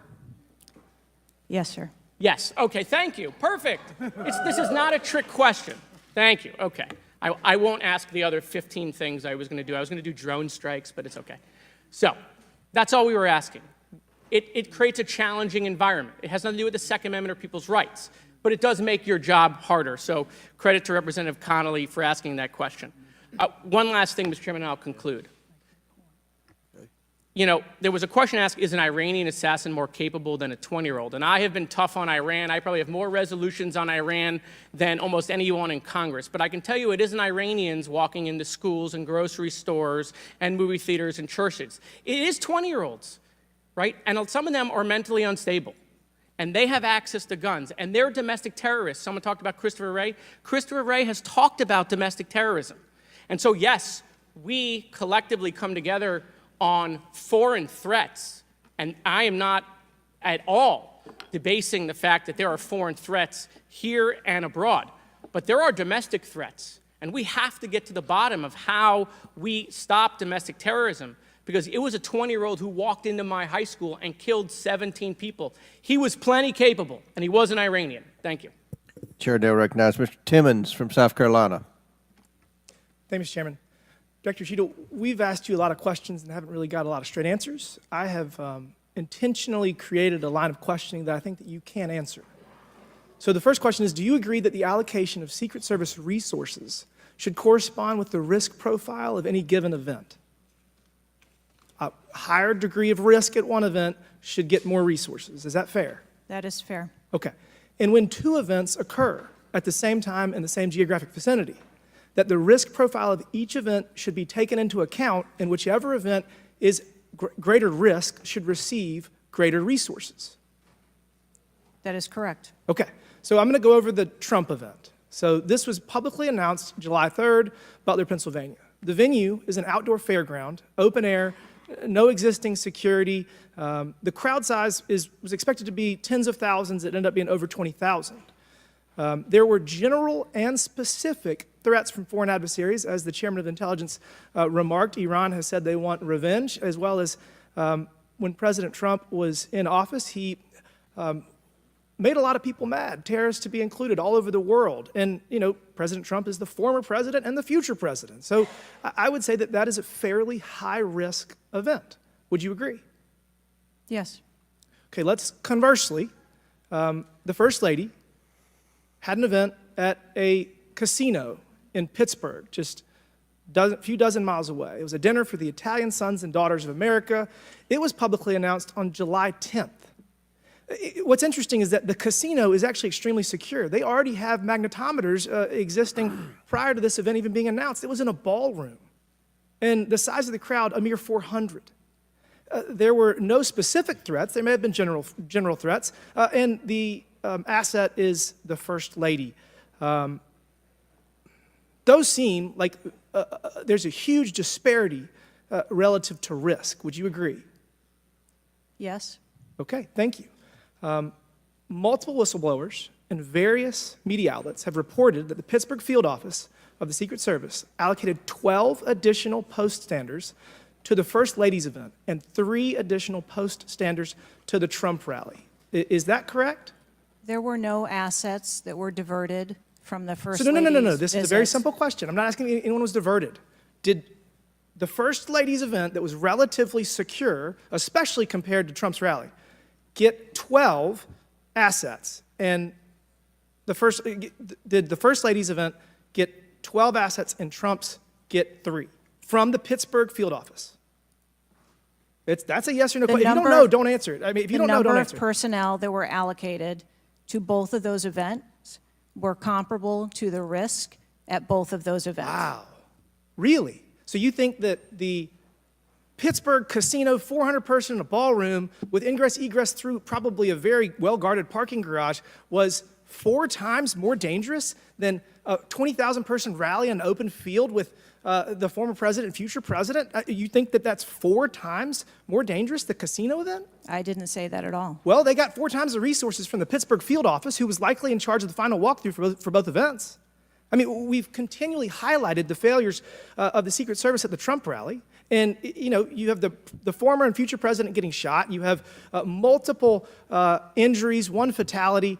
And I would have to think that if we had 9 more post standards, 9 more individuals that have the training and the integration into the Secret Service defense of Trump at that rally, that I have a feeling that Crooks would have had somebody come say hello to him before he fired a bunch of shots. Do you think that's possibly true? There were significantly more assets and resources available at the former president's event than there were at the first. Who made the decision to deploy 12 post standards to the casino where the First Lady was having a 400-person dinner, and only 3 people from the Pittsburgh field office to the 20,000-person plus Trump rally? Who made that decision? There were additional Secret Service resources available at the former President Trump's event. Who made that the day. decision to deploy 12 to the First Lady's event and 3 to the Trump event? The allocation of resources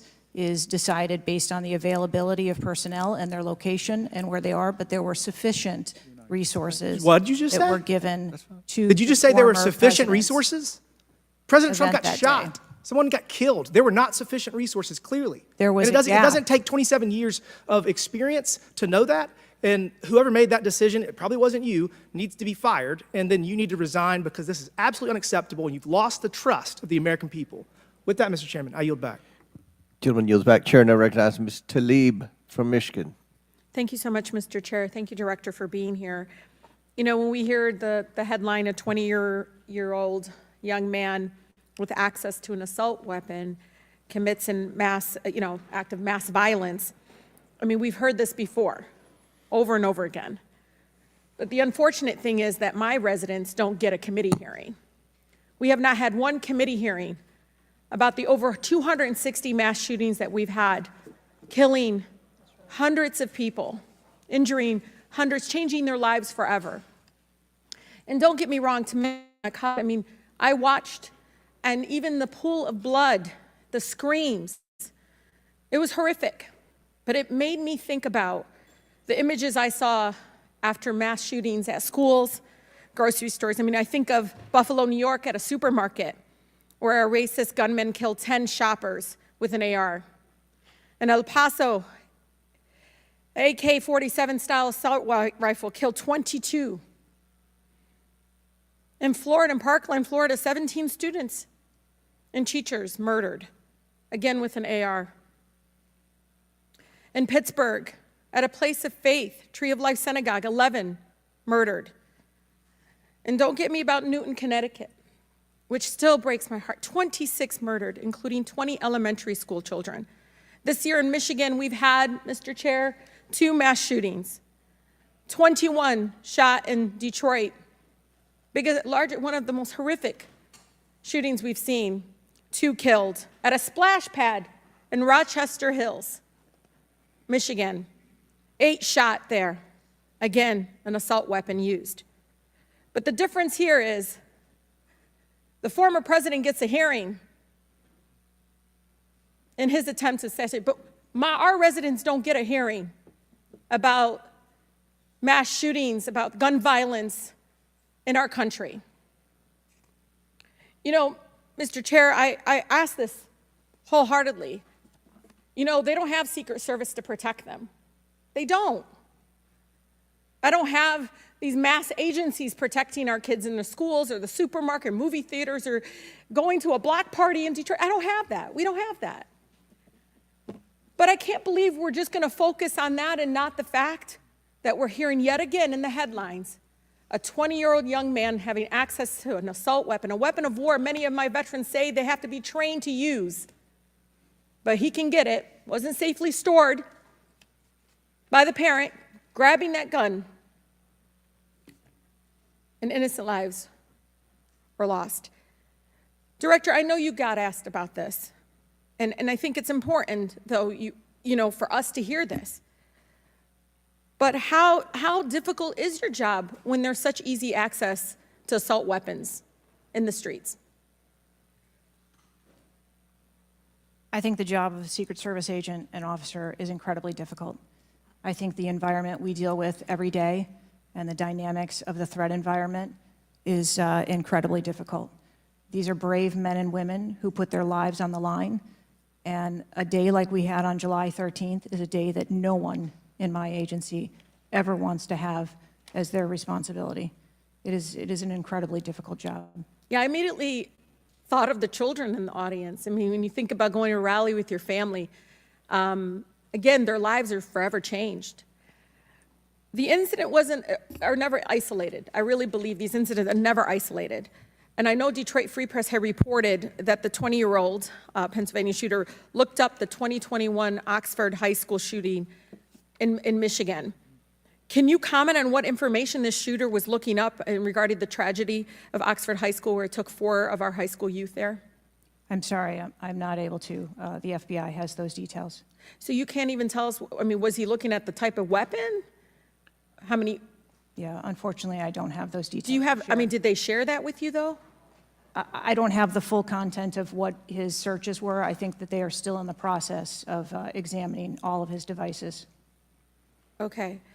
Again, the impact, I want to be really serious about this. The impact on our families is more than just this political rally, Mr. Chair. We have to talk about this, even if we're in disagreement.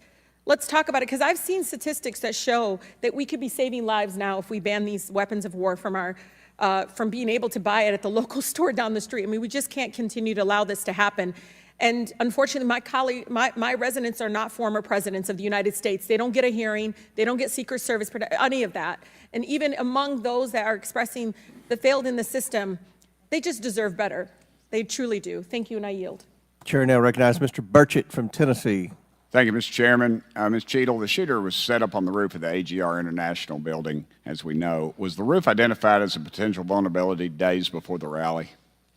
To my knowledge, yes, it was. Were agents or officers inside the building? If so, what floor were they on? We had local police officers inside the building. The roof looks like it's a tin roof. How did no one inside that building hear someone moving on top of a metal roof? I don't have the details of all of the interviews that have been conducted yet. When will you have those? I have been asking, and I want to have that information as soon as you do as Okay, well. why did Secret Service fail to block the line of sight from that roof? I think that the Secret Service put together a plan where they were counting that roof in as part of their overwatch, and that was the plan that they had put in place that day. If you weren't going to put a security personnel on the roof, why not at least use drone technology or aerial surveillance to monitor the rally? There are a number of times that we do use drone technology. I'm not speaking specifically to this event and what was utilized or not. There are times when drone technology is available and helpful at events, and there are times when it is not appropriate. Do y'all use Signal? Do you personally use Signal to communicate with any official from the White House? Signal on your phone? Oh, on occasion, I'm sure that there are people that use Signal, yes. Okay. Do you use it to speak with the White House?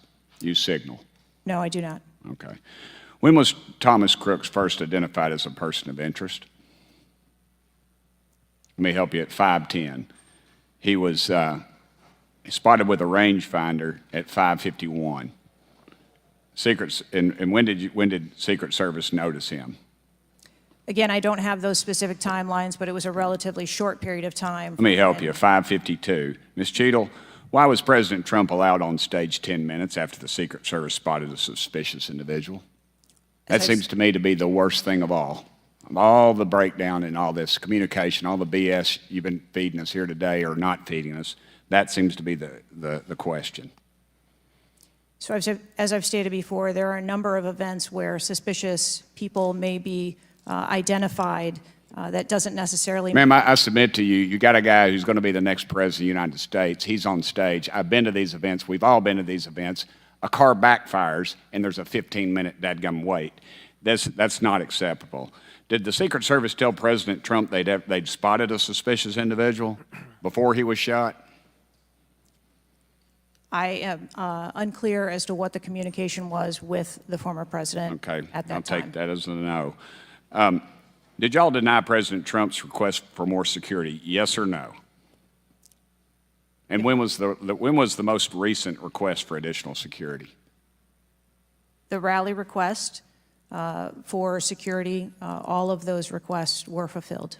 And were there any personnel redirected to Jill Biden's rally? No. Who made the decision on the direction of agents at either one of those rallies? I'm unclear as to your question on the direction of the agents. I said, who directed those agents to be at Ms. Biden's rally or President Trump's rally? Those specific agents. So there is a methodology in which agents are available for assignments, and they are assigned based on either geographic location or logistics or flight. Ma'am, I appreciate all that, but that methodology about got President Trump killed.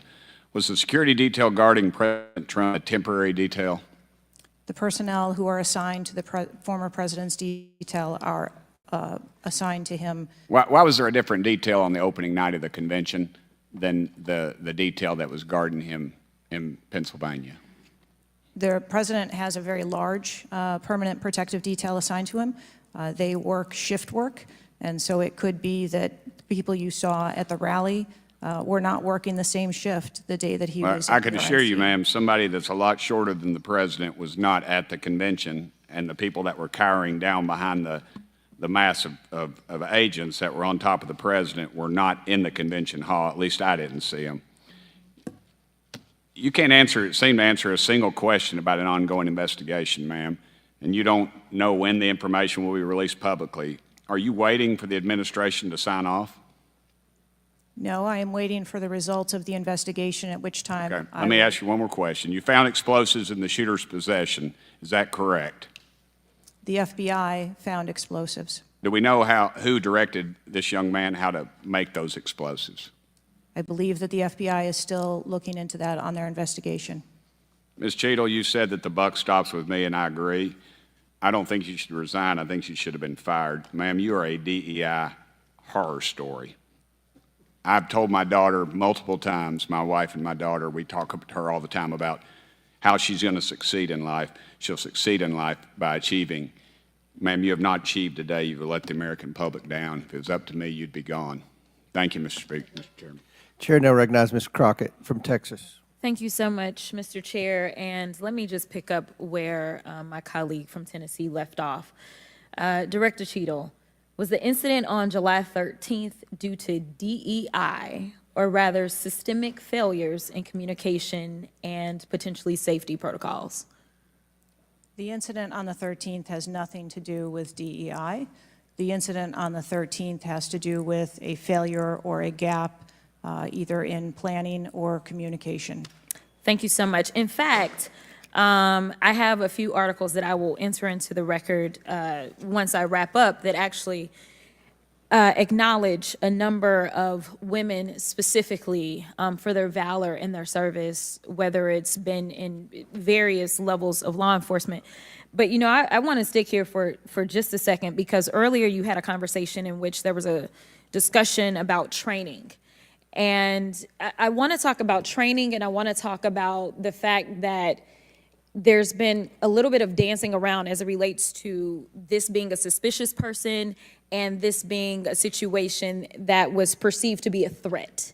And it seems as if there's a different analysis that takes place.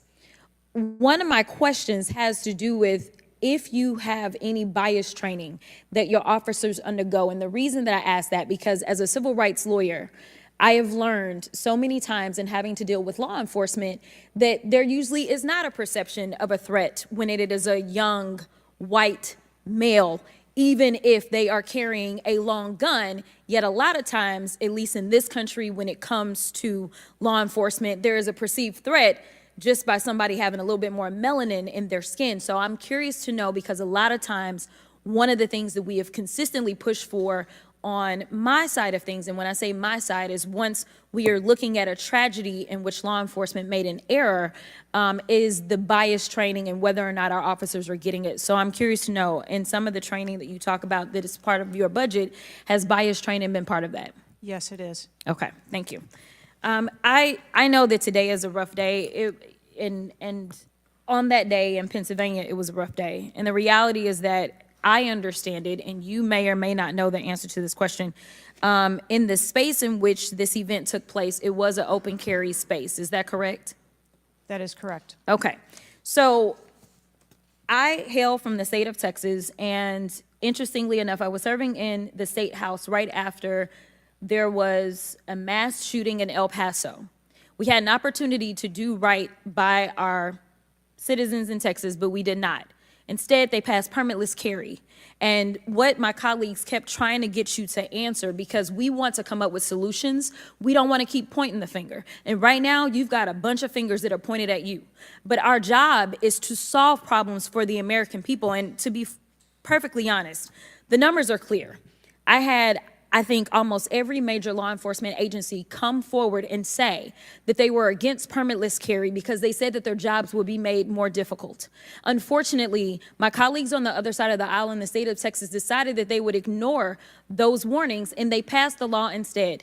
And right after they passed that law, we ended up with Uvalde. And we heard the stories of those officers that were scared to go in and save those babies because of the firearm in that case, 18-year-old had in his hands. They also were given an opportunity to say, hey, raise the age and make it to where at least you have to be 21 before you can possess this type of weapon. And they chose not to. And we have the facts. It shows, and I'll enter this into the record as well if there is no objection, deaths from firearms keep climbing in Texas decades after lawmakers began weakening gun regulations. That is from the Texas Tribune. Without objection, so ordered. Thank you so much.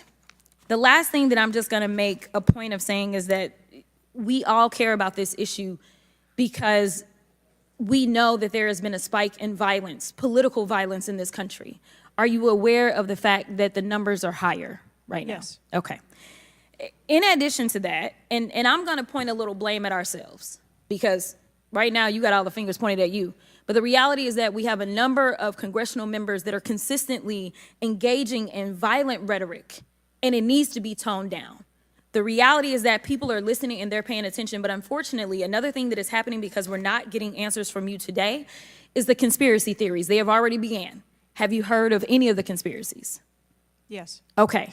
The problem with these conspiracies is that when people believe that, say, the President of the United States ordered a hit, or they believe it was an inside job, or whatever conspiracies they believe because they don't have any facts in front of them, that potentially incites the next level of violence at the next event in retaliation for this. So we are only begging for your job as it relates to being the director, as well as the men and women that you are protecting as their director, that you keep them safe by making sure that the American people have the information that they need so that they can feel as if Secret Service is on the side of the American people. And ma'am, I don't doubt that Secret Service is on the side of the American people. But right now, so long as these conspiracy theories continue to fester, it is going to make your job that much harder. Thank you so much, and I yield.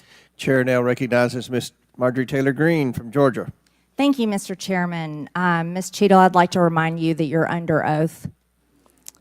The site team has a senior supervisor, an advanced team, a protective intelligence team, a counter sniper element, and detail.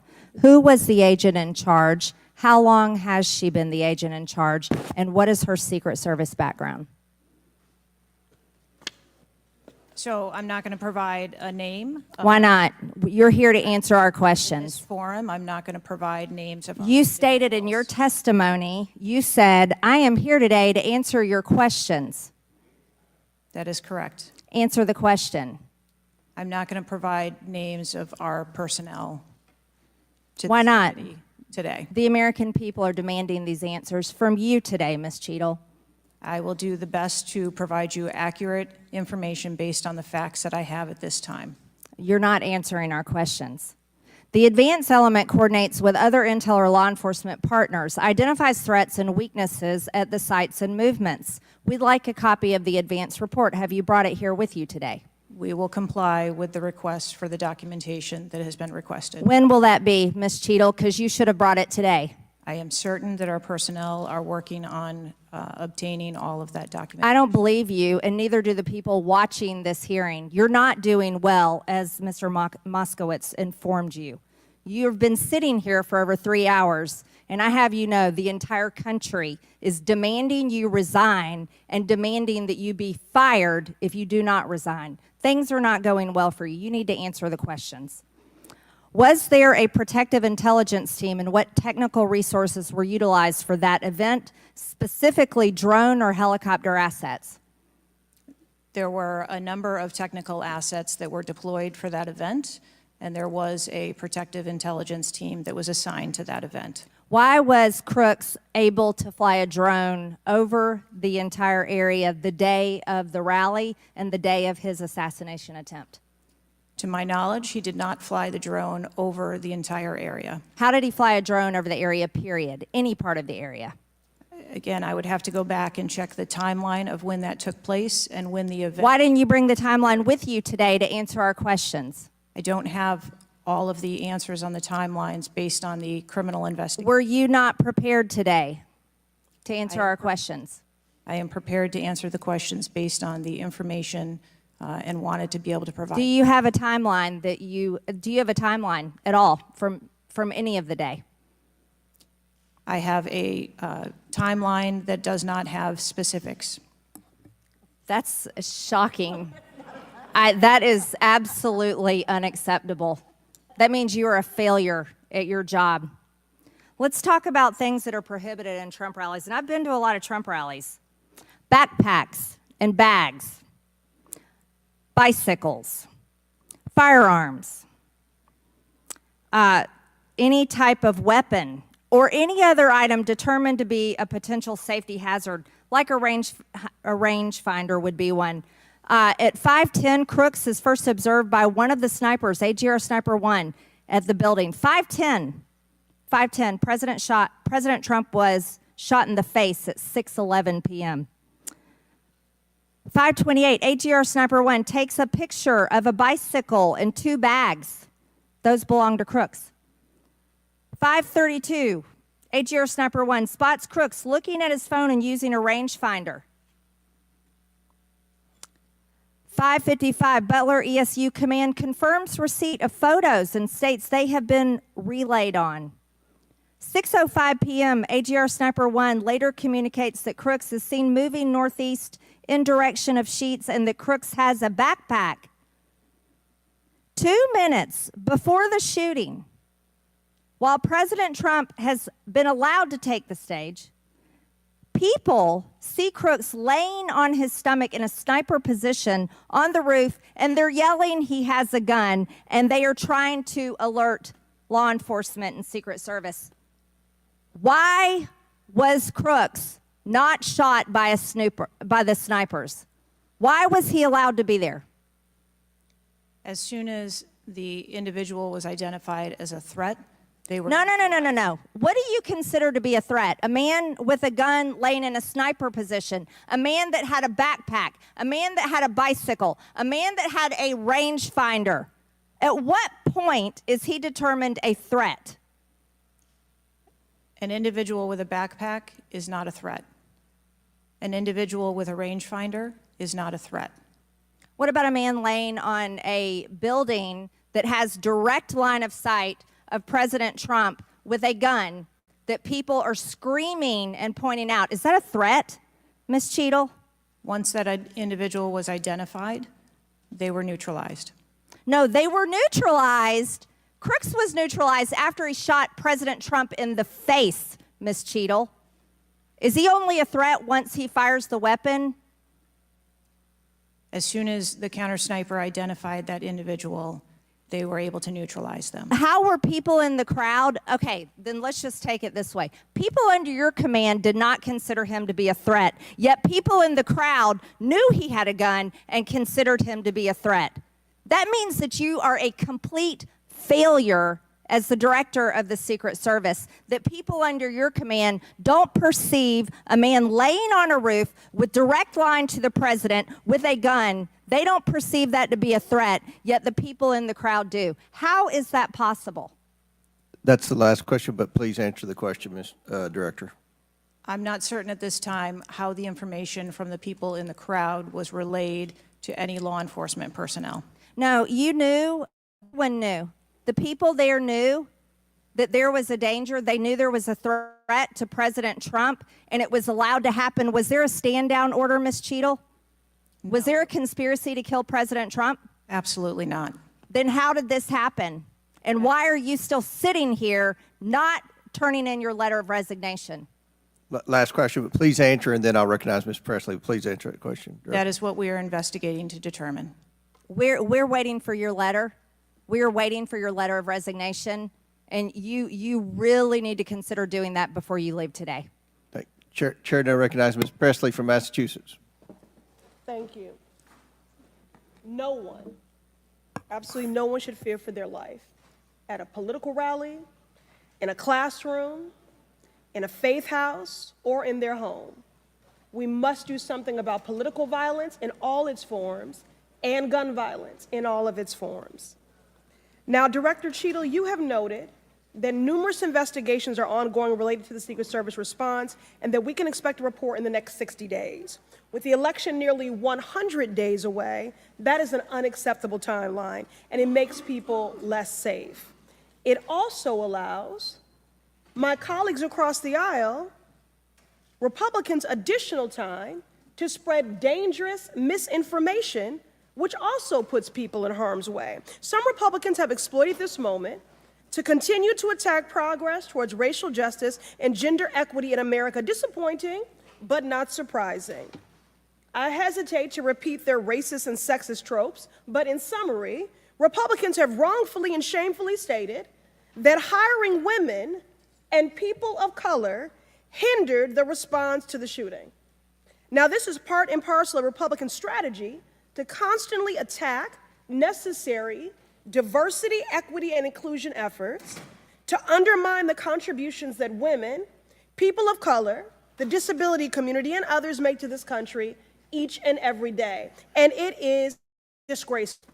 In the wake of gun violence and tragic loss of life, Republicans are ignoring solutions like gun safety reform and instead trotting out sexist tropes. Can't say I'm surprised. I ask unanimous consent to enter into the record reporting from CNN titled "Right-Wing Media Figures Blame Women in Secret Service and DEI for Security Failure in Trump Shooting." Without objection to order. This article quotes members of Congress and others that plainly accuse DEI and the hiring of women as a liability for the Secret Service. Women have been an integral part of the agency since 1971 and are held to the same standards as their male counterparts. To use them as a scapegoat during a time of crisis is shameful and it is dangerously divisive. In fact, based on recent publicly available demographic data of the agency, the largest demographic groups among special agents are white and male. But to right-wing extremists, the truth doesn't matter. The lies they tell to advance their anti-diversity agenda, which is a key theme throughout Project 2025, will only make the American public less safe and more divided. And every day, Director Cheadle, that you fail to give us answers, they are given more oxygen to make their baseless claims that women and people of color are responsible for tragic events. And that is dangerous too. Thank you. And I yield my remaining time to Ranking Member Raskin. Thank you to the distinguished gentlelady from Massachusetts, and thank you for those trenchant insights. I wanted to make the point that you were making and several of other members were making to bring it into sharp relief here. The very same day that Donald Trump narrowly escaped an assassination attempt, but an honored firefighter was gunned down and killed and other people were injured. There was another mass shooting that day, just several hours later in Birmingham, Alabama. 4 people killed and 10 wounded in a nightclub shooting. And you might think, oh, that's some kind of freakish coincidence. Not at all. We have more than one mass shooting a day in America. They are so commonplace now that they are barely reported in the national news. It's, of course, local news in Birmingham, Alabama, that 4 people were killed and 10 other people were shot and seriously wounded, being treated at the hospital. These things are a nightmare for the families of the victims who've been killed, for the families who have to take care of people who've been seriously injured and wounded. They are a major financial drain, publicly and privately, and yet we allow AR-15s to be purchased with abandon, promiscuously, all over the country. People can just go out and get an assault weapon. And the distinguished gentlelady from Michigan was right. We have a hearing when it affects the President of the United States, but on all the other days of the year, we don't have a hearing about it. And I think it is because of an honest disagreement we have about the Second Amendment. There are some people who think the Second Amendment means you've got the right to arm yourself with whatever weaponry you need to overthrow the government of the United States, and we reject that as a false interpretation of the Second Amendment and a false interpretation of the Constitution.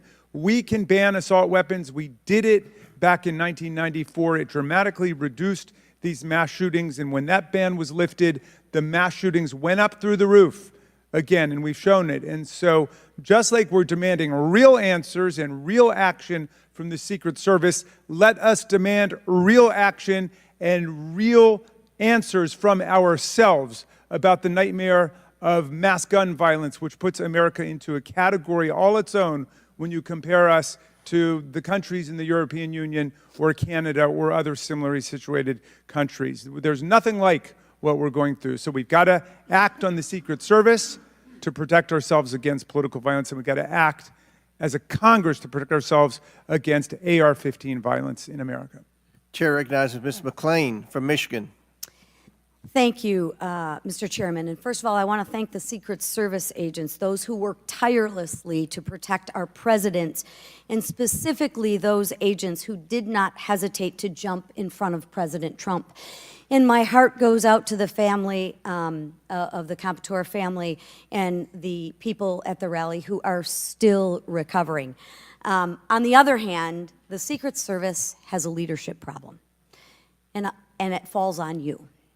And although I appreciate your hollow words that the buck stops here, I was actually hoping for some answers. Director Cheadle, you must answer to the American people if you want to stay in charge. It's really, really simple. You want to keep your job, right? Absolutely. Okay. The best way to keep your job is to answer the questions, not play this shell game, not sing the Slim Shady song, wasn't me. I mean, come on. How long did you prepare for this hearing? I've been preparing for this hearing over the weekend and into last week. Okay, 5 days, 6 days? As soon as I was notified And how long was that? about this hearing, Okay, 4 days, I began preparing. 4 days, 3 days? I'm not sure the date that I got the letter asking me to be here. What are you sure of? Are you sure the color of your hair? Are you sure the color of your suit? I'm just, like, tell the American people, what are you sure of? You don't even know when you started preparing for the hearing? I mean, the biggest hearing of your life, and you have no clue? You can't remember when you started preparing for this hearing? Can you understand why those words seem hollow to the American people who are supposed to entrust their faith in you? I assure you, the moment I received notification. But you can't remember. You got a little Alzheimer's, dementia going? I mean, what, you can't remember. I have several active investigations going on and an operational agency to run. Okay.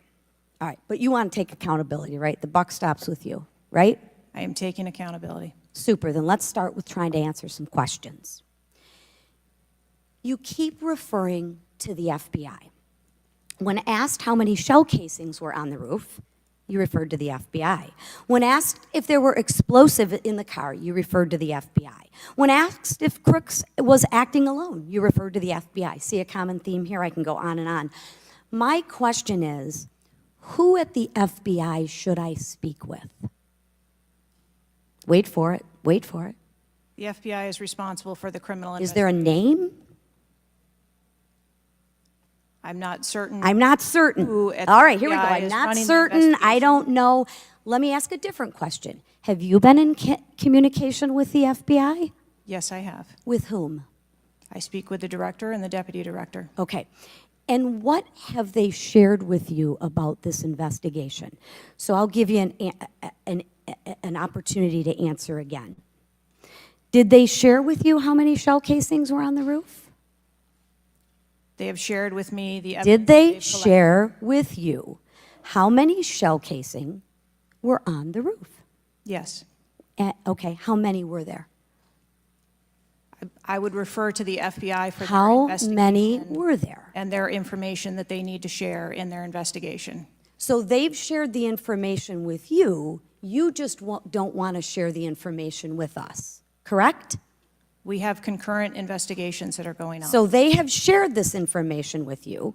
You know the answer to the question. You just refuse to answer the question from the member of Congress who has subpoenaed you to be here. Is there a different answer to that question?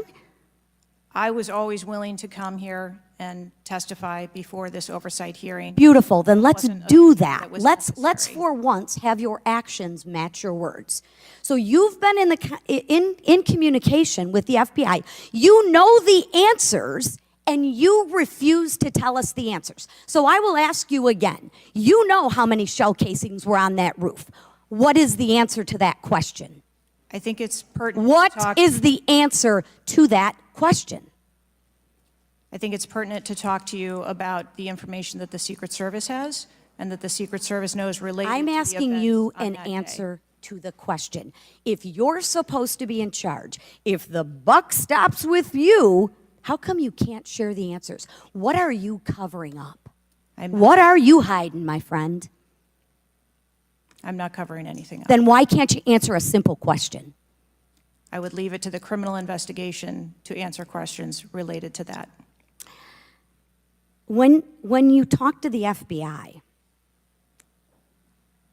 and you ask them how many explosives, well, let me ask you, did you ask them how many explosives were on the roof? Did they answer that question? Or in the car, excuse me. Did they answer that question for you? Yes. Yes. So you know the answer to that question that my colleagues have asked you. But again, you refuse to give us the answers. You're playing this wasn't me. Well, I submit to you, if you can't, and it's not a can't, it's a won't. It's not a can't. It's not a I don't know. It's a I choose not to answer the question. Well, let me tell you, Ms. Cheadle, if you're going to lead, you need to lead. If you want to be in charge, then answer the question or step aside and have someone with the courage and the guts to answer to the American people the questions that they deserve answers to. And with that, I yield back. Chair now recognizes Ms. Boebert from Colorado. Thank you, Mr. Chairman. I'm going to continue down that vein. You have been here sitting today, Director Cheadle, definitively able to dismiss erroneous information and speculation. However, you are refusing to answer questions that we now know that you have the information for. You are saying that you are wanting to answer questions that the Secret Service has information to. Well, ma'am, you are the Secret Service. You are the director. You have said that you are the best for the job. So I'm going to ask you some questions now knowing that you do have answers from the FBI, whom you have been passing the buck to this entire day. And I'll start with something that, maybe the FBI doesn't know because it has to do with you personally. You said you spoke with President Trump after the assassination attempt. And I want to know, did you apologize to him directly for nearly having President Trump killed? Yes, I did. I appreciate that. I appreciate that you recognize that this was your failure.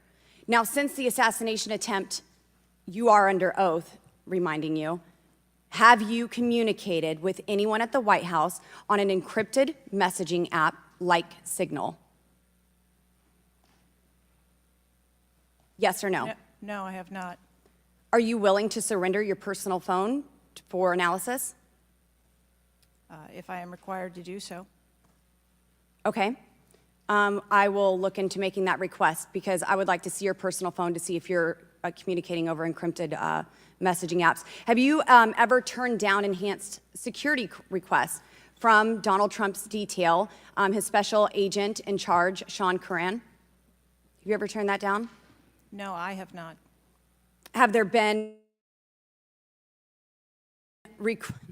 has the Secret Service? Maybe not you personally. I believe, as I mentioned earlier, there are times when requests are made for And you assets, have denied them. They have been denied. and a denial doesn't Has the Trump necessarily campaign mean- made requests for additional assets that have been denied? Denial doesn't mean vulnerability. Have there been additional requests for enhanced security at Mar-a-Lago? We have made a number of enhancements to. You confirmed that there were security. bomb-sniffing dogs that were provided. You failed to confirm if there were aerial security surveillance assets that were provided. So yes or no, was that provided? At the rally? At the rally, yes, ma'am. We had Overwatch provided at the rally. You've confirmed that the assassin was identified as suspicious 57 minutes prior to the shooting. Was the suspicious individual ever approached by an agent? Was any contact ever made with him? Not to my knowledge. Is that the standard protocol for someone who is identified as suspicious? The protocol would be to locate the individual and. And you said that conduct he an was interview. located 2 to 5 times approximately? No, I said that the information was passed potentially somewhere between 2 to 5 And he was never times. located by an agent? To my knowledge, that individual was not located by an agent. We have dozens of rally goers who have identified him, and not one agent on the ground. There are many, many, many agents on the ground, local law enforcement, Secret Service. No one was able to identify him and have sights on and see him. What I'm saying is that the agents that were on the ground at the time, I have no knowledge that they were able to interview him or locate him. Thank you. Was there a local law enforcement officer who approached the roof and saw the shooter and saw that he was present on the roof? That is the information that has been shared with me. Have you spoke to that local law enforcement officer? No, I have not. Are you going to? It is part of a criminal investigation that the Are you going to- FBI is interviewing those individuals. Were agents stationed on the water tower? No. Why? That would not be something that would be included in a security plan. Has the man who is reported to have been present wearing a gray suit who allegedly requested a photo of the dead body of the assassin on top of the AGR roof been identified? I don't have that information. Is that something that you've heard of? No. Were ATF agents present at the rally? To attend or to work? To work. Not to my knowledge. How long did the counter sniper have crooks in his sights before the shooter opened fire on President Trump? I don't have that specific timeline. Will you be able to tell us if he communicated with other agents on what he was seeing through his sights? Once I have that information, absolutely. Because we need to know why he waited for multiple rounds to be fired at President Trump before the threat was neutralized. We need to know if he was given an order to hold fire. Now, you've excused the roof of being unmanned because of the slope of the roof.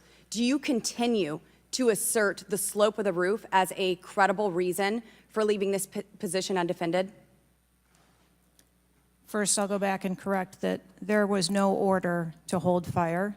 Our agents and officers have the ability to neutralize a threat at the time So you that don't they know, see it. I'm sorry, you don't know the communication that was taking place or how long he had him in his sights because you haven't spoke to him, but you do know that there was no order to hold fire. I can tell you the way that our personnel are trained.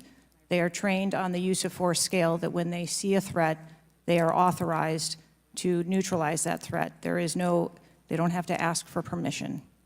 You excuse the roof being unmanned because of the slope. Do you stand by that assertion? The roof was not covered with an individual on it because there was overwatch provided. Apparently not. No, there was no overwatch provided. This is very evident. President Trump was shot. A man died. There was no oversight provided. I find this rather maddening, especially now knowing that you do have answers from the FBI, who you have been passing the buck to this entire hearing, not answering a congressional hearing, members of Congress, while you are under oath and under a subpoena. I find it maddening that the director, that our country has come centimeters away from oblivion under your watch. You have answers. You are refusing to give those to us, directing us to the FBI, and this entire thing is a waste of time. You are responsible for the loss of a life and the shooting that took place on President Trump. You do need to resign. This is bipartisan. You need to be fired. You do not need to hold this position. You are not the best for this job. I am over my time, but I cannot tolerate your watch any longer, and I'm going to continue to call daily for you to be removed from your position, ma'am. Chair recognizes Mr. Fry from South Carolina. Thank you, Mr. Chairman. Director Cheadle, how long have you been with the Secret Service? 29 years, right? That's correct. And how long have you been director of the Secret Service? Just under 2 years. During your tenure as director under the Secret Service, I know we're here today to talk about the assassination attempt on President Trump, but how many other security lapses have occurred with protectees under your watch? I don't have a specific number, but there have been some lapses. There have been other lapses. Was one of them Jake Sullivan? Yes, sir. What happened there? There was an individual who was able to access Mr. Sullivan's residence. His residence. A protectee, somebody was able to break into his house. And what happened? Did anyone get fired because of that? There were individuals who have been reassigned. Reassigned. What other steps have taken? What I'm seeing, what other incidents have occurred other than Jake Sullivan?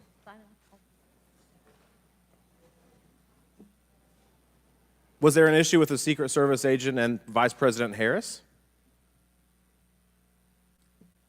I would not call that a security incident. Well, it seems to me, I mean, you have security lapses with President Trump. You have security lapses with Jake Sullivan. You have issues with personnel related to Vice President Kamala Harris. There seems to be a repeated theme here. Would you not agree with that? I think that we are talking about separate categories of incidents. Well, I would disagree with that. I think there's a repeated theme when you've got protectees and you're not upholding your core mission. Let me ask you something else. Does the Secret Service routinely record communications between and amongst detail? Radio communications? Any communication? Email communications are captured, as well as text messages, and then depending on the detail, radio communications are recorded. Does the Secret Service have recorded communications from the July 13th event? We do not have radio communications from that day. But you have text messages? We do have emails and text messages. Emails, okay, great. Does the head of the Trump detail or someone else embedded in this detail have command decision-making authority, or do they need to seek authorization from someone outside that detail?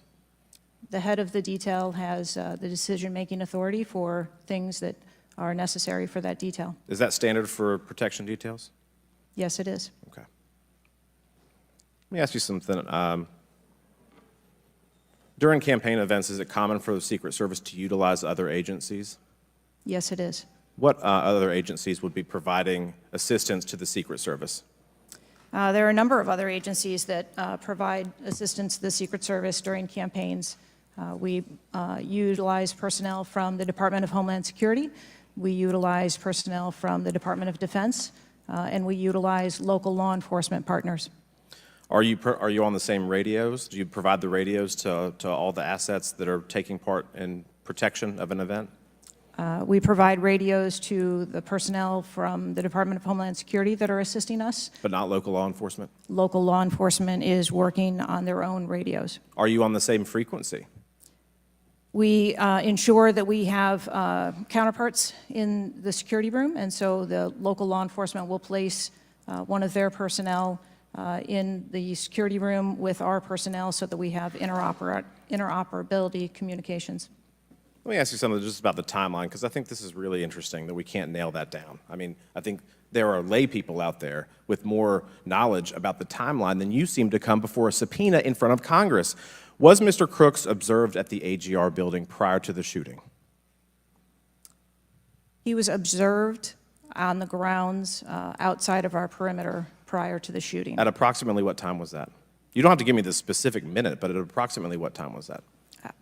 I believe it was about 45 minutes or so prior to. Did the sniper team take a photo of Mr. Crooks? The local team did, yes, So it was a local team and not a Secret Service sniper? that took the photo. Okay. And did he relay that photo to Central Command? Again, it's an active ongoing investigation, so I want to make sure that I'm factual with the route that that photo took and who that was disseminated to and when. What time did when did Mr. Crooks' status go from a suspicion, a person that was under suspicion, to a threat? When did that happen? And maybe not even a specific time, Director Cheadle, maybe a certain event that happened that transformed him from a person of suspicion to a threat. When did that happen?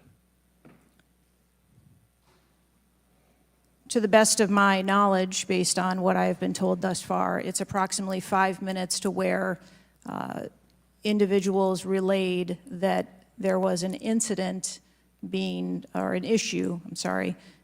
worked at the 3 o'clock of the president. So that former was, president. but it was before the shots were fired? That is correct, but again, it was not phrased as a threat.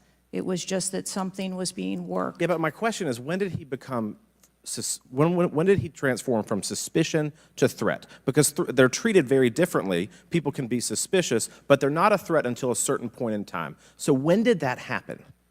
I believe that it was seconds before the gunfire started. Seconds. My gosh, we actually have a few questions that we got answered today. Listen, I'm going to wrap up here, Mr. Chairman, but here's the frustration that people have. The buck stops with you. You've said that yourself. But the problem in Washington, D.C., it is the only town in America that you can be so bad at your job that you actually get a promotion or don't get fired. You have not been able to answer the number of agents, whether or not requests were denied on additional security, whether or not law enforcement were able to engage before the shooting with the assassin, how he got on the roof, how the rifle got on the roof. You can't tell us how many shots he fired, whether the casings were recovered. You can't tell us anything about his cell phone. You can't tell us whether the rally was supposed to be postponed, given the intelligence that you were receiving. You can't tell us whether the car had a bomb. You can't even tell us his motive. And the American people are incredibly distrustful because it has taken 9 days to even get a scintilla of evidence out of you. Maybe if I was CNN or ABC or NBC, I would have gotten much more thorough and accurate information, but we have not received that in a subpoenaed hearing in front of this Congress. That is why the American people are frustrated, and I echo the bipartisan calls on this committee and all across this country that you should resign, or maybe when the president wakes up from his nap, he can fire you. Thank you, Mr. Chairman. Chair now recognizes Ms. Luna from Florida.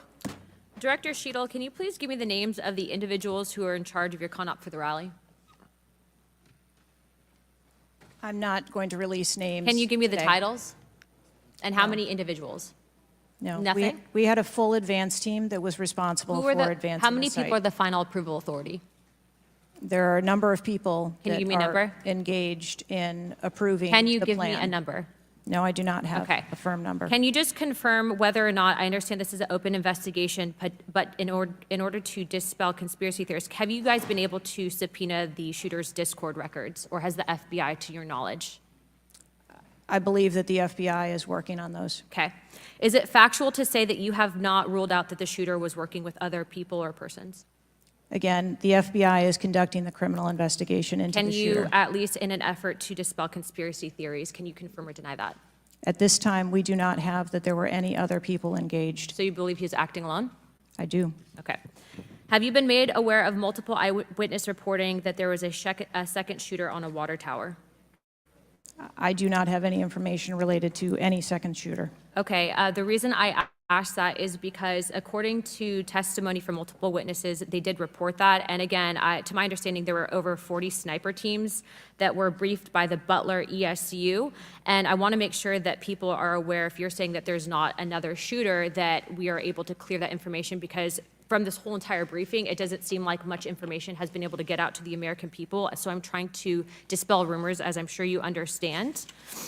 Was it true that Secret Service was present at the Butler ESU briefing? There was a briefing between the counter sniper teams that were working on the ground. Was Secret Service present?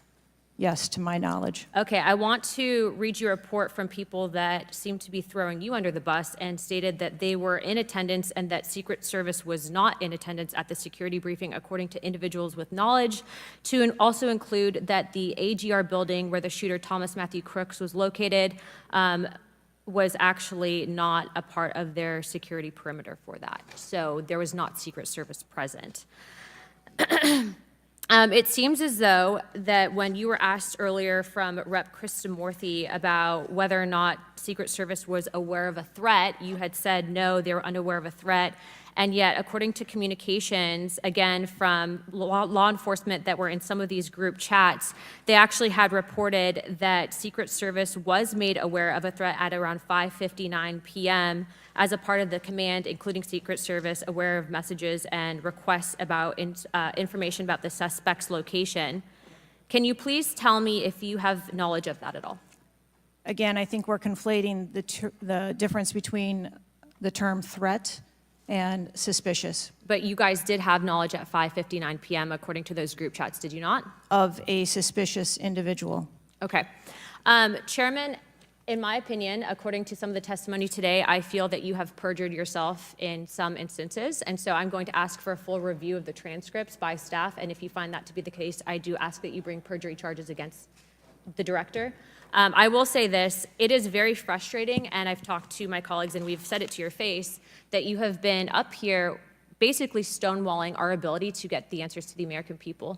And what I will also say is that every single member of Congress does not feel safe with you in charge. You have heard that, and I think that we are all sitting ducks with you in directing the Secret Service currently.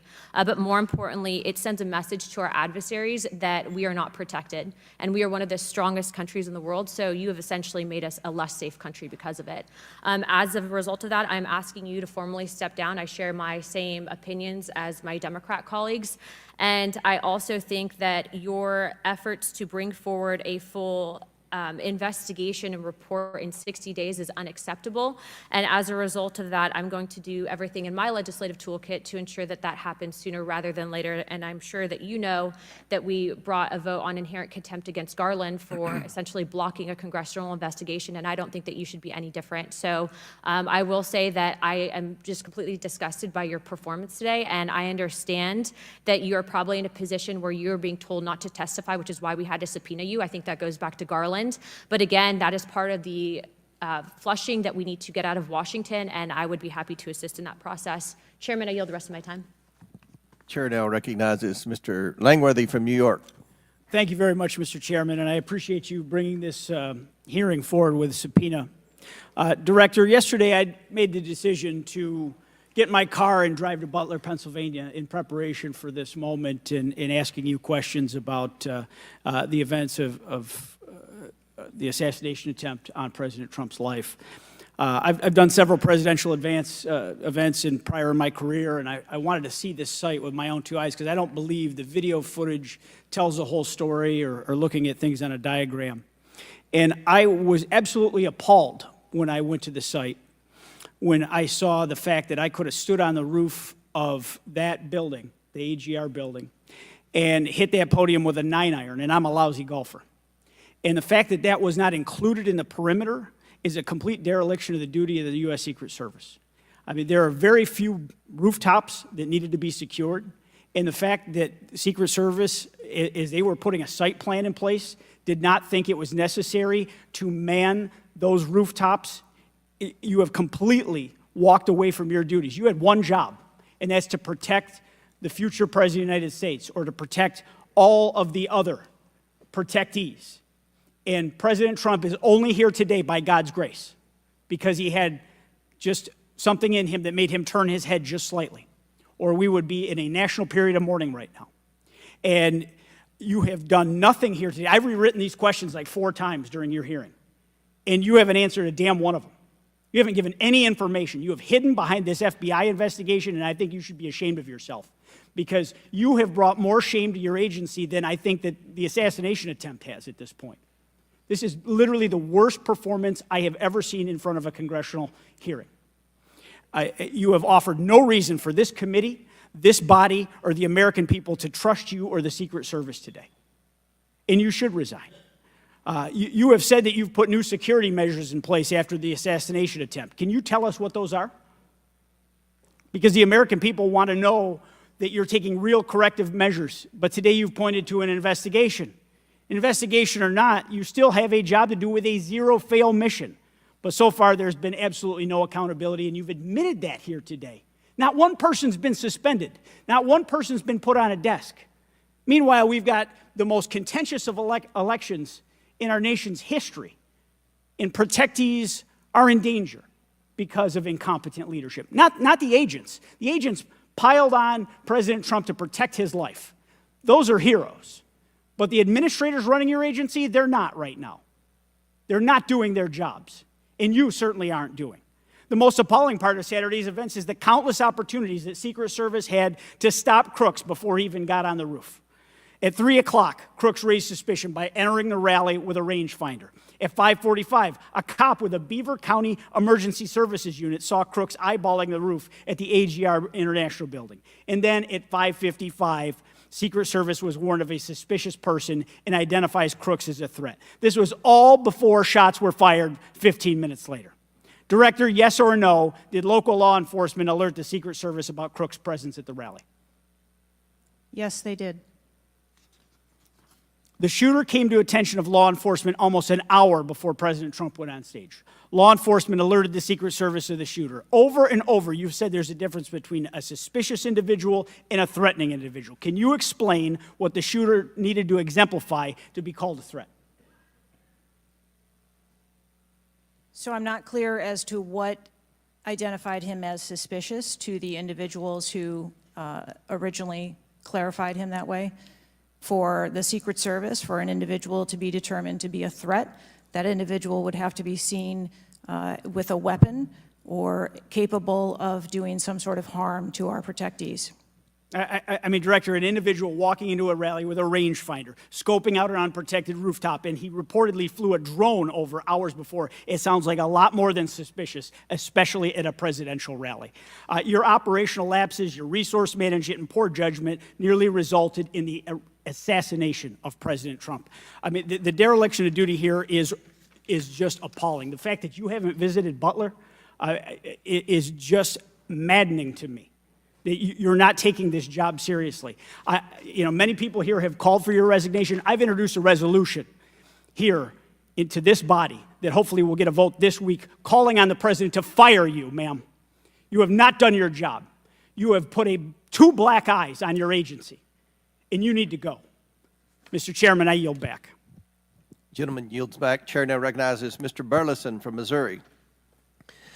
Director Cheadle, I just want to kind of get an idea of what you can answer, because outside of what the FBI is responsible for, you have full responsibility for the Department of Secret Service. So the question is, what is the mission? Who defines the mission? Our mission of the Secret Service is to protect the president, the vice president, their immediate families, presidential candidates, the former presidents, and those by executive order. And we also have an investigative mission. And those are well-defined? Yes, they Everyone within the agency understands the mission? Yes, they do. What about protocols and standards? Who defines the protocols and standards?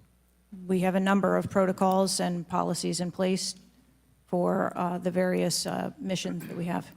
So would it be safe to say that you failed the mission, the ultimate mission? I have stated repeatedly here today that there was a failure. What about specific failures within protocols and guidelines within the agency? Again, I am certain that the investigation that is being conducted internally as well as the external investigation. You said earlier in the hearing that there was either a communication, there was errors in communication or in operations. Could it be both?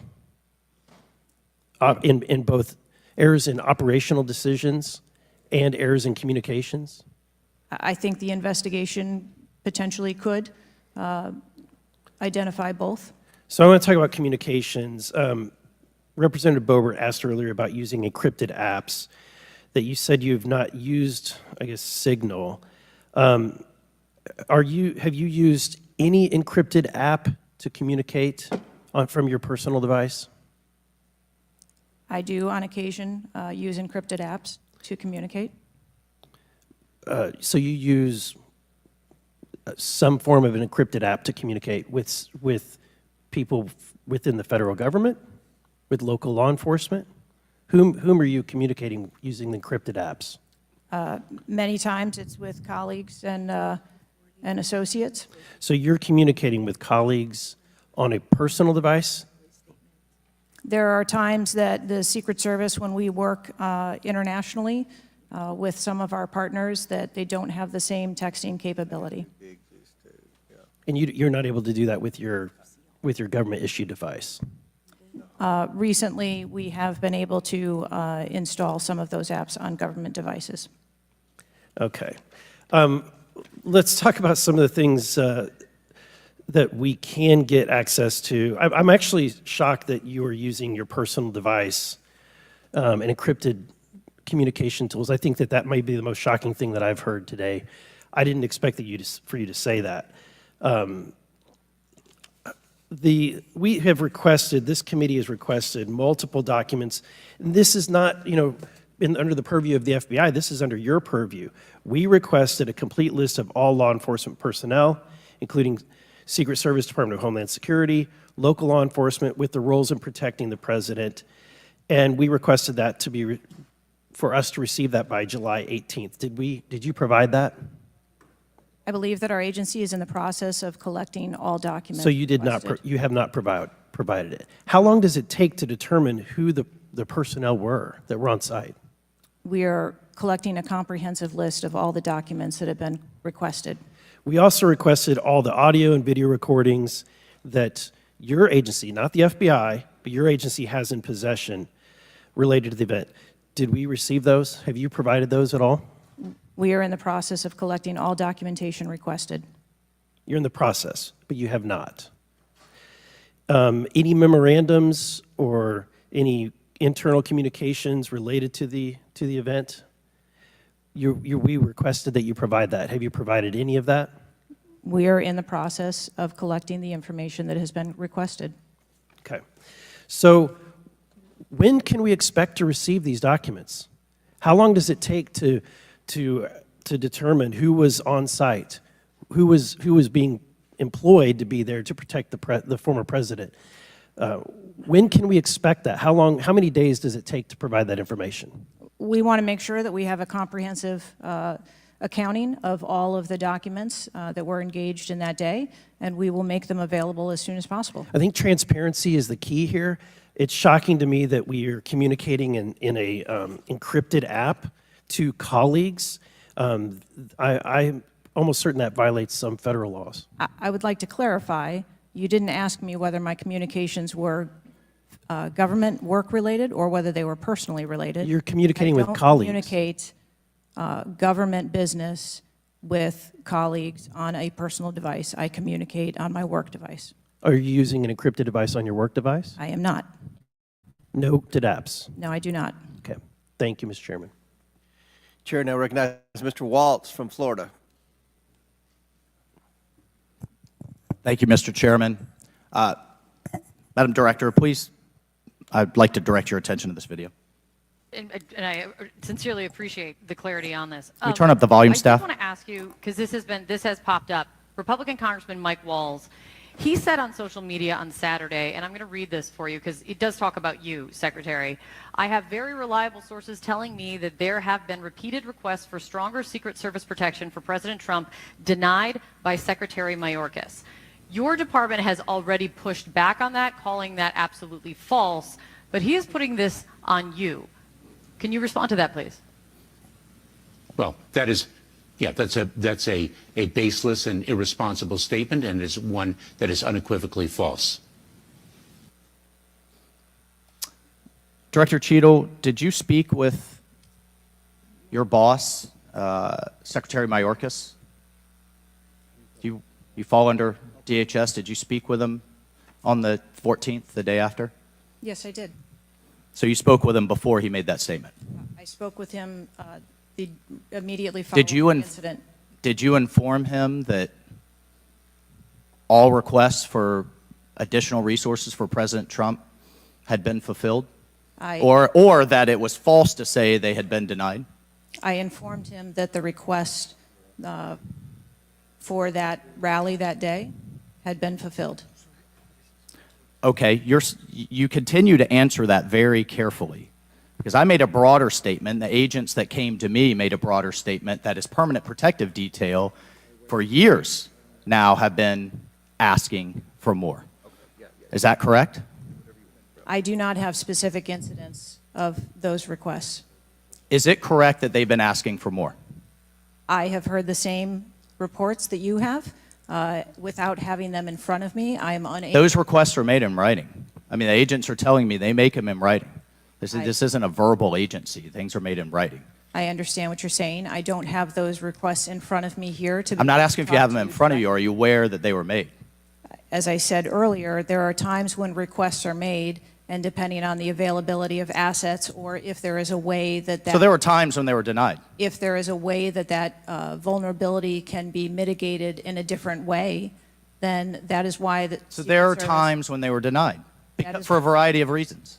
That is why the Secret Service has a multi-layered and multifaceted security plan, so that we can pivot if So we need to. in the wake, in the immediate 48 hours of an assassination attempt on a former president, could be the next leader of the free world, almost had his head blown off, your boss says that's irresponsible and false to say things are denied.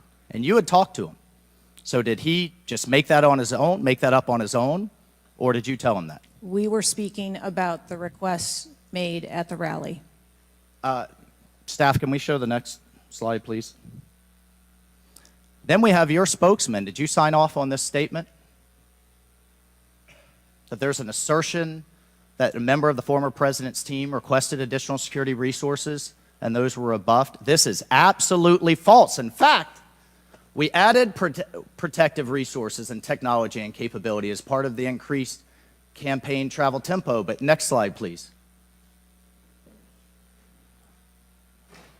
Next slide, please, staff. We have the Washington Post article that then says we now have senior Secret Service officials saying there were at times when it was denied. So which is it? Again, there have been a number of conversations going on here. Did you sign off on that spokesman's statement? The spokesman's statement, I believe, was related to requests that were made Did for you the sign rally. off on it? For the requests that were made at the rally. Did yes. you sign off on the statement before it went out? I sign off on my press spokesman's statement before they go out. I would hope you would in the wake of an assassination attempt. Yes. You did. Mhm. Categorically false that any requests were made. You signed off on it. Thank you for that. Thank you for that clarity. Madam Director, how many press conferences have you held since the assassination attempt?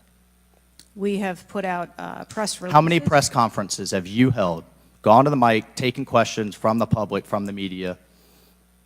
How many? I have not held any. How many has Secretary Mayorkas held? I don't- 0. How many has the FBI held? 0. How many has the Department of Justice held? I know you know the answer. I believe there was a press conference in Butler after the incident occurred. By local law enforcement, not by you and not by the Department of Homeland Security. So this is how misinformation flies. I mean, in the darkness, in the absence of information. Now we have 9 days later before a congressional committee, we all represent almost 1 million people, and you still don't have answers. Are you aware that national news anchors are saying this was a hoax? On national television, they're saying, no, the president wasn't shot, it was flying glass. Are you aware of that? I have not heard those reports. Are you aware that, I mean, there are rumors rampant online that there were multiple shooters? Yes. Are you aware that because the shooter had overseas encrypted platforms in Belgium and New Zealand and in Germany, that a lot of people are speculating there could have been foreign involvement, logically? Are you aware of that? Yes. And have you done anything to disabuse any of these notions today? No. You haven't. Madam Director, I would fire you. Regardless of the failure, I would fire you just how you've handled it since. You should have been the first to the mics to say, America, world, I want to assure you we're going to get to the bottom of this. I want to assure you full transparency. Our agency clearly had major gaps here, and I want to personally take responsibility and accountability. You should have been the first, standing alongside Secretary Mayorkas, and I would even go so far as to say have daily press conferences, updating everyone on what we know. But you haven't had any of that. What are you hiding behind? I am not hiding. Because you're making the situation worse. I think you've heard that on a bipartisan basis here. You are making this situation far worse in the absence of information. Let's move on. This is truly astounding. I want to be clear, because you keep dodging the issue. Has President Trump's permanent protective detail requested additional assets over the last few years? He is clearly not your average former president. He's not Jimmy Carter in an old folks' home. He's not President Bush painting out in his barn. He has multiple residences, a lot of rallies.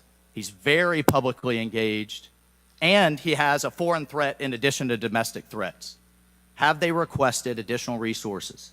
That's the last question, but please feel free to answer. Thank you. Director. We have continued, as I stated earlier, to increase over the past year the assets that are at the former president's residence and supplied to his detail. Mr. Chairman, if I could just ask for one more indulgence. It is clear you have not been to Butler, Pennsylvania. Leaders lead and should be on the ground. You have not been there. Instead, you went to the RNC, but you weren't originally even going to go there. Where were you originally scheduled to go besides the RNC, a national special security event? I was always scheduled to go to RNC. Mr. Chairman, I would like to enter into the record that the director was scheduled to go to Aspen, hobnobbing around with, I don't know what liberal elites go to Aspen. That was where you were originally scheduled to go to speak at a forum. I was scheduled to go to the RNC. I was going to leave the RNC for 24 hours and return back to the RNC. I hope, as your predecessor, Julie Pearson, with a security incident on the White House and under the Obama administration and Reagan's Secret Service detail lead, I would hope you would have the dignity for the sake of the agents in the service to resign. Gentleman's time's expired. Thank you. I'd like to enter a few things into the record. First of all, the remaining articles that Mr. Biggs was wanting to enter into the record, without objection, so ordered. Next, I have a written statement from Representative Mike Kelly of Pennsylvania. His district includes Butler, and he has a written statement that we'd like to enter into the record without objection, so ordered. A bipartisan 114th congressional report titled United States Secret Service, an Agency in Crisis. This was prepared by former Oversight Committee Chairman Jason Chaffetz and former Ranking Member Elijah Cummings. And lastly, the issue subpoenaed compelling Director Cheadle's appearance at today's hearing without objection, so ordered. That concludes our question segment. I want to thank the Director for your testimony today. I now yield to the Ranking Member for closing remarks. Thank you very much, Mr. Chairman. And Director Cheadle, I also want to thank you for your patience over the course of what must have been a very long and trying hearing for you.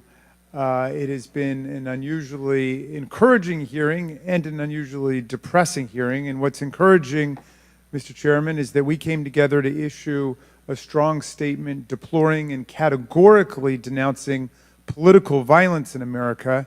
And I also didn't see any daylight between the members of the two parties today at the hearing in terms of our bafflement and outrage about the shocking operational failures that led to disaster and near catastrophe on July 13th, 2024.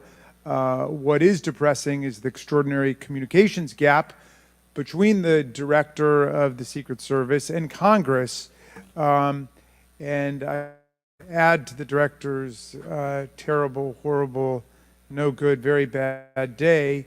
But I will be joining the chairman in calling for the resignation of the director, just because I think that this relationship is irretrievable at this point, and I think that the director has lost the confidence of Congress at a very urgent and tender moment in the history of the country, and we need to very quickly move beyond this. But what I will say, Mr. Chairman, is that I took this hearing to be about two major policy failures, and one policy failure is the one that got the vast majority of the attention, which was the failure of the Secret Service to effectively respond to a gunman on a roof within 150 yards of a presidential visit and speech.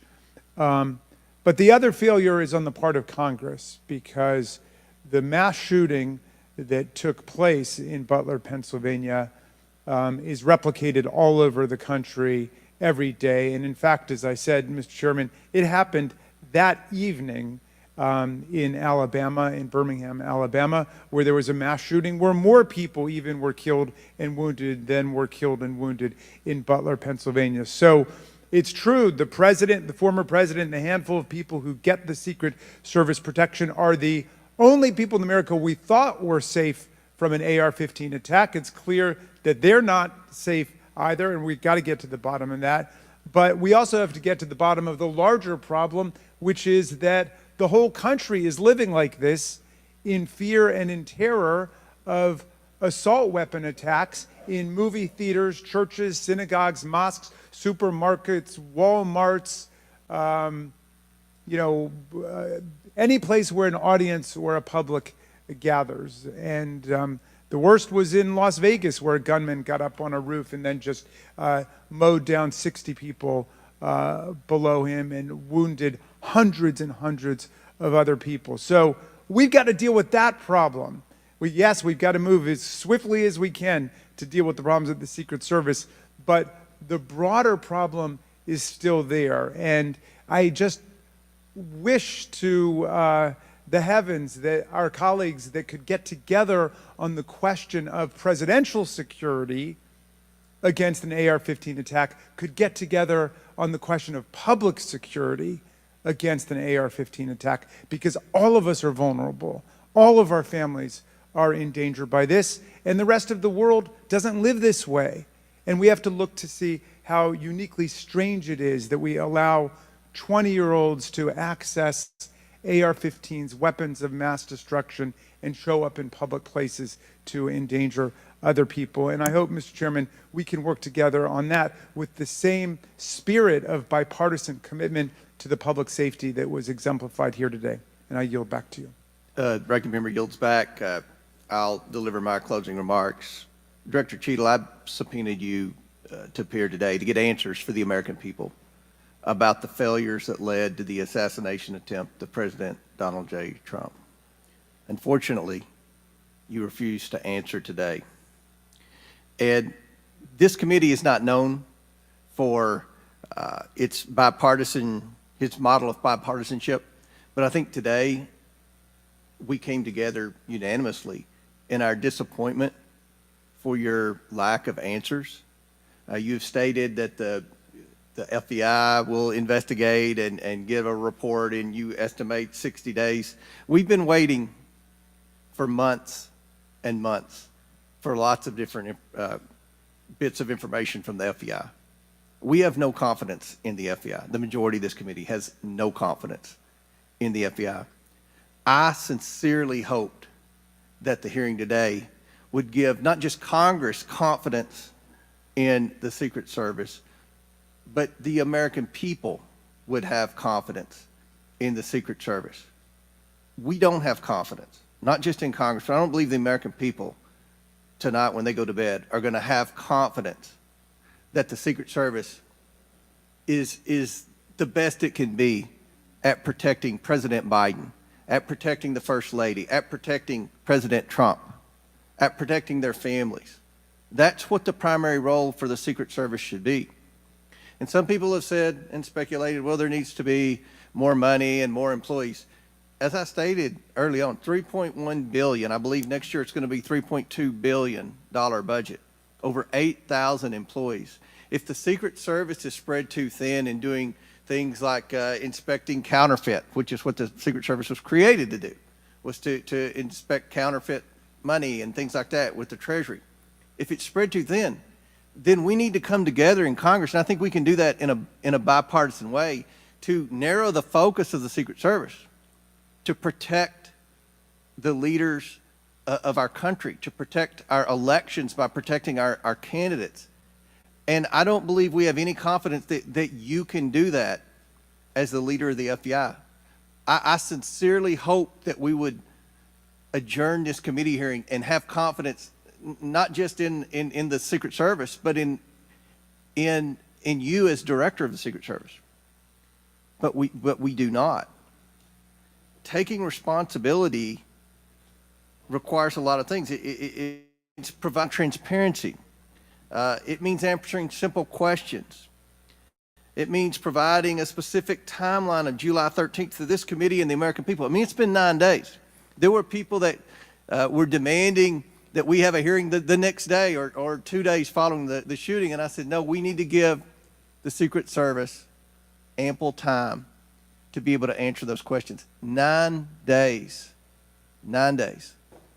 And I don't think we answered very many questions that the American people have. I don't think there was I've never said this before, and I've presided over a lot of hearings. I don't think there was one question asked by anyone that the average American hasn't already asked at a diner or at church or at a ball game. The American people have questions. They deserve answers. Congress deserves answers. You were subpoenaed today to provide answers, and ma'am, you did not do that. So, as Ranking Member Raskin stated, he and I will be sending a letter requesting that you submit your resignation as a step toward accountability in what happened. And one of the biggest frustrations that many of us have, especially on this side of the aisle, is that there's never accountability in this administration. And when you look at the debacles prior to July 13th, I mean, it would be hard to beat the withdrawal in Afghanistan, the debacle there, and no one was held accountable. To this day, no one has been held accountable for that. But here we have clearly video showing people notifying the police, and the police are blaming the Secret Service. The Secret Service are blaming the police. Homeland Security is blaming everybody. But at the end of the day, after this hearing and after our request for information, we don't have any answers for the American people, and we don't have that confidence that you can lead the Secret Service to restore the confidence. And again, I commend the ranking member for joining with me in the letter asking your resignation, and we certainly hope that you will take that to heart. With that and without objection, all members have 5 legislative days within which to submit materials and additional written questions for the witness, which will be forwarded to the witness. If there's no further business, without objection, the committee stands adjourned.